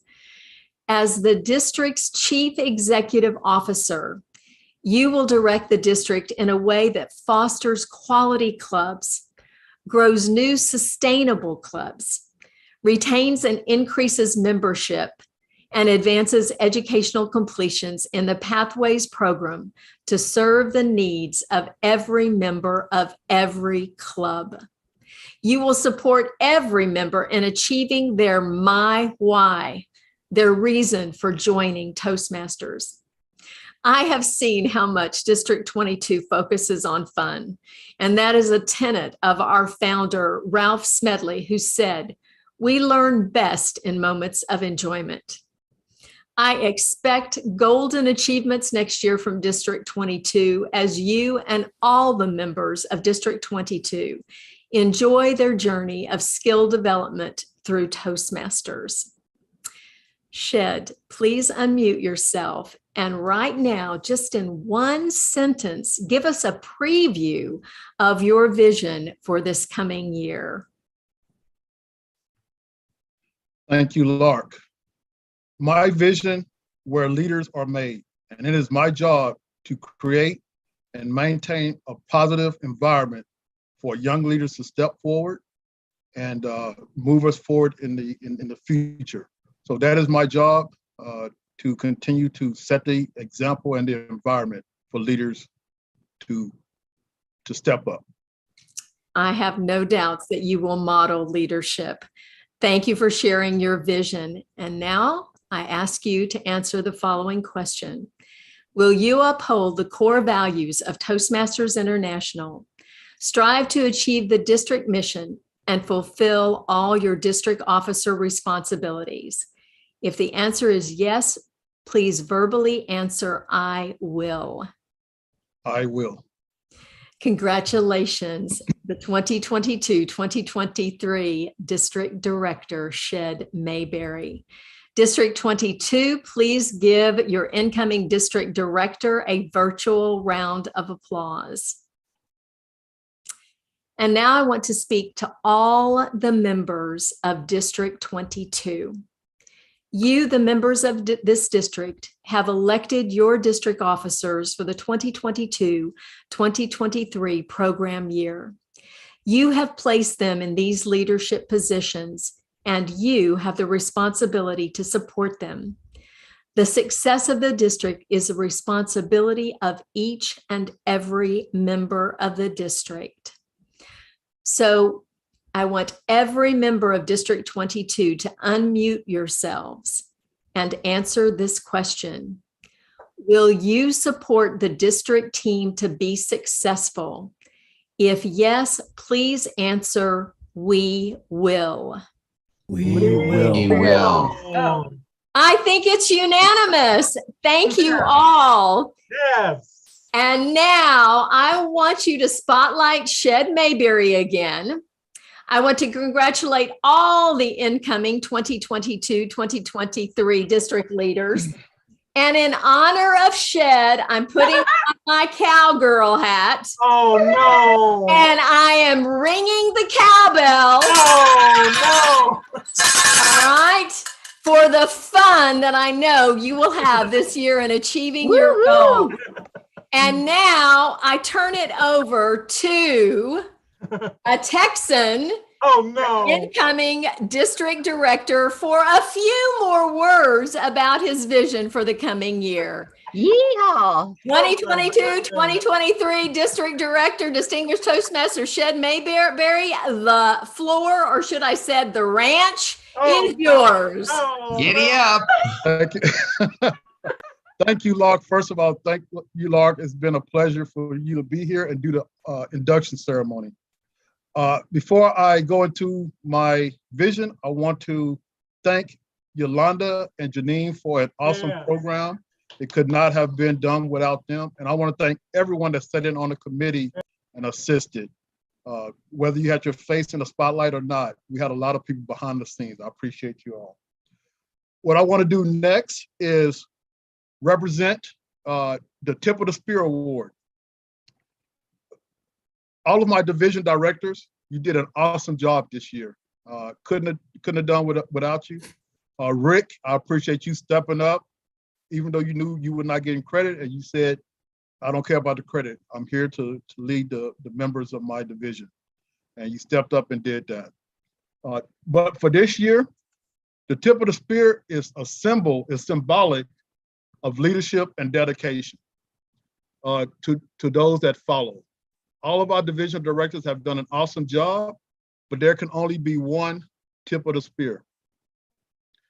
This division, first round, had 100% of its clubs renewed the first half of the year, volunteered to facilitate at every TLI, and actually led one of the TLIs when the trio had to join another event with TI headquarters. I want to thank, again, all of the division directors, but this year, Tip of the Spear Award is my friend, and all of you guys are family and friends, is Peter Pizer, Division K, for his outstanding leadership in the District 22. This is the Tip of the Spear Award. Oh, that is cool. Show it again. We had one deck meeting where everybody broke out their swords. So, all right. So Peter, congratulations for Division K. You will have the title next year of the Tip of the Spear, but I know Division T will work hard to get that back. So Cheryl Reynolds will work hard on getting the Tip of the Spear mentality back to Division T next year. So to go over my vision, today's ceremony, I had a lot of encouraging emails today. One was from a past Toastmaster. I don't know how she heard about I had got elected, but she told me congratulations. She said, Shed, from the first time I met you, you want to bring excitement back to Toastmasters. Who wants to come to a boring meeting? And Yolanda and Janine, I asked them, when we do this conference, please make it exciting because we're taking time away from our families and friends, and I want to make sure that it is worth it. This entire year at all of our TLIs, the numbers have just increased, and it made me so proud to see all of the young leaders coming out to get educated. My vision is back to Toastmasters' mission, is to provide a positive environment for all of our leaders to learn and grow. Whether it's learning about Zoom, whether it's learning to be better speakers, or whether it's learning to be better leaders. We have to encourage each other so others can step up behind us. If we're cutting each other down at the knees, we're not helping anyone.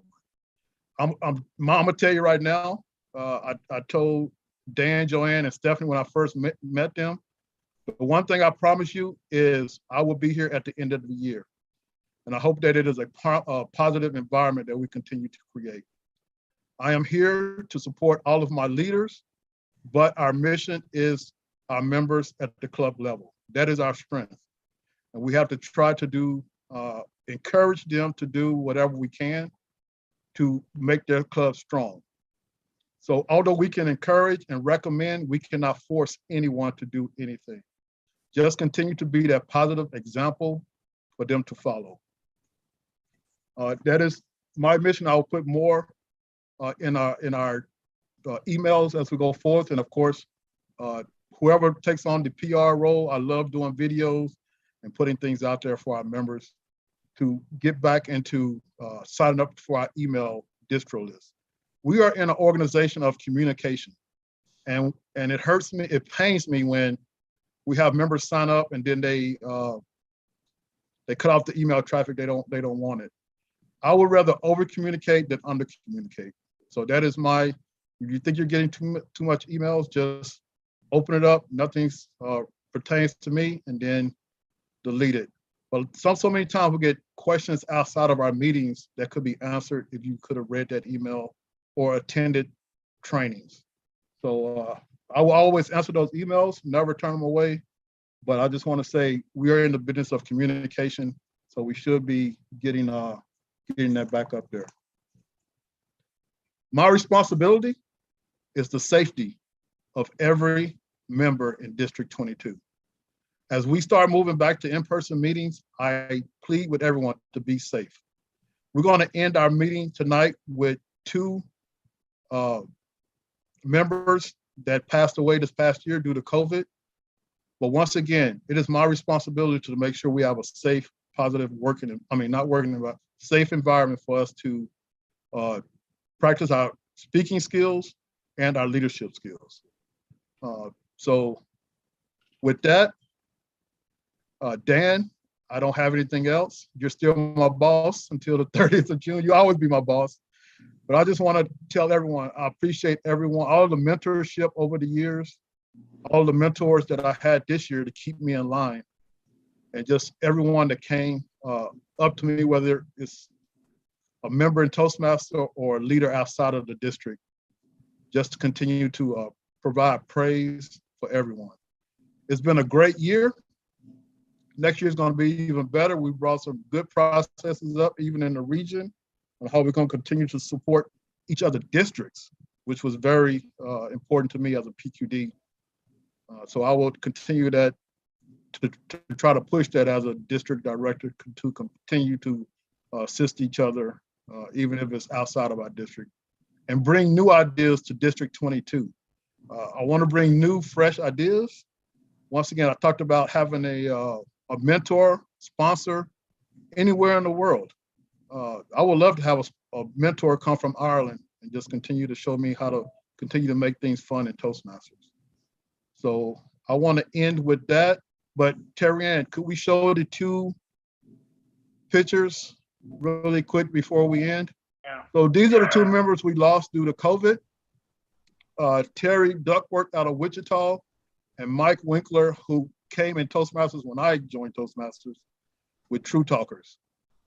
These are great guys that we lost too early.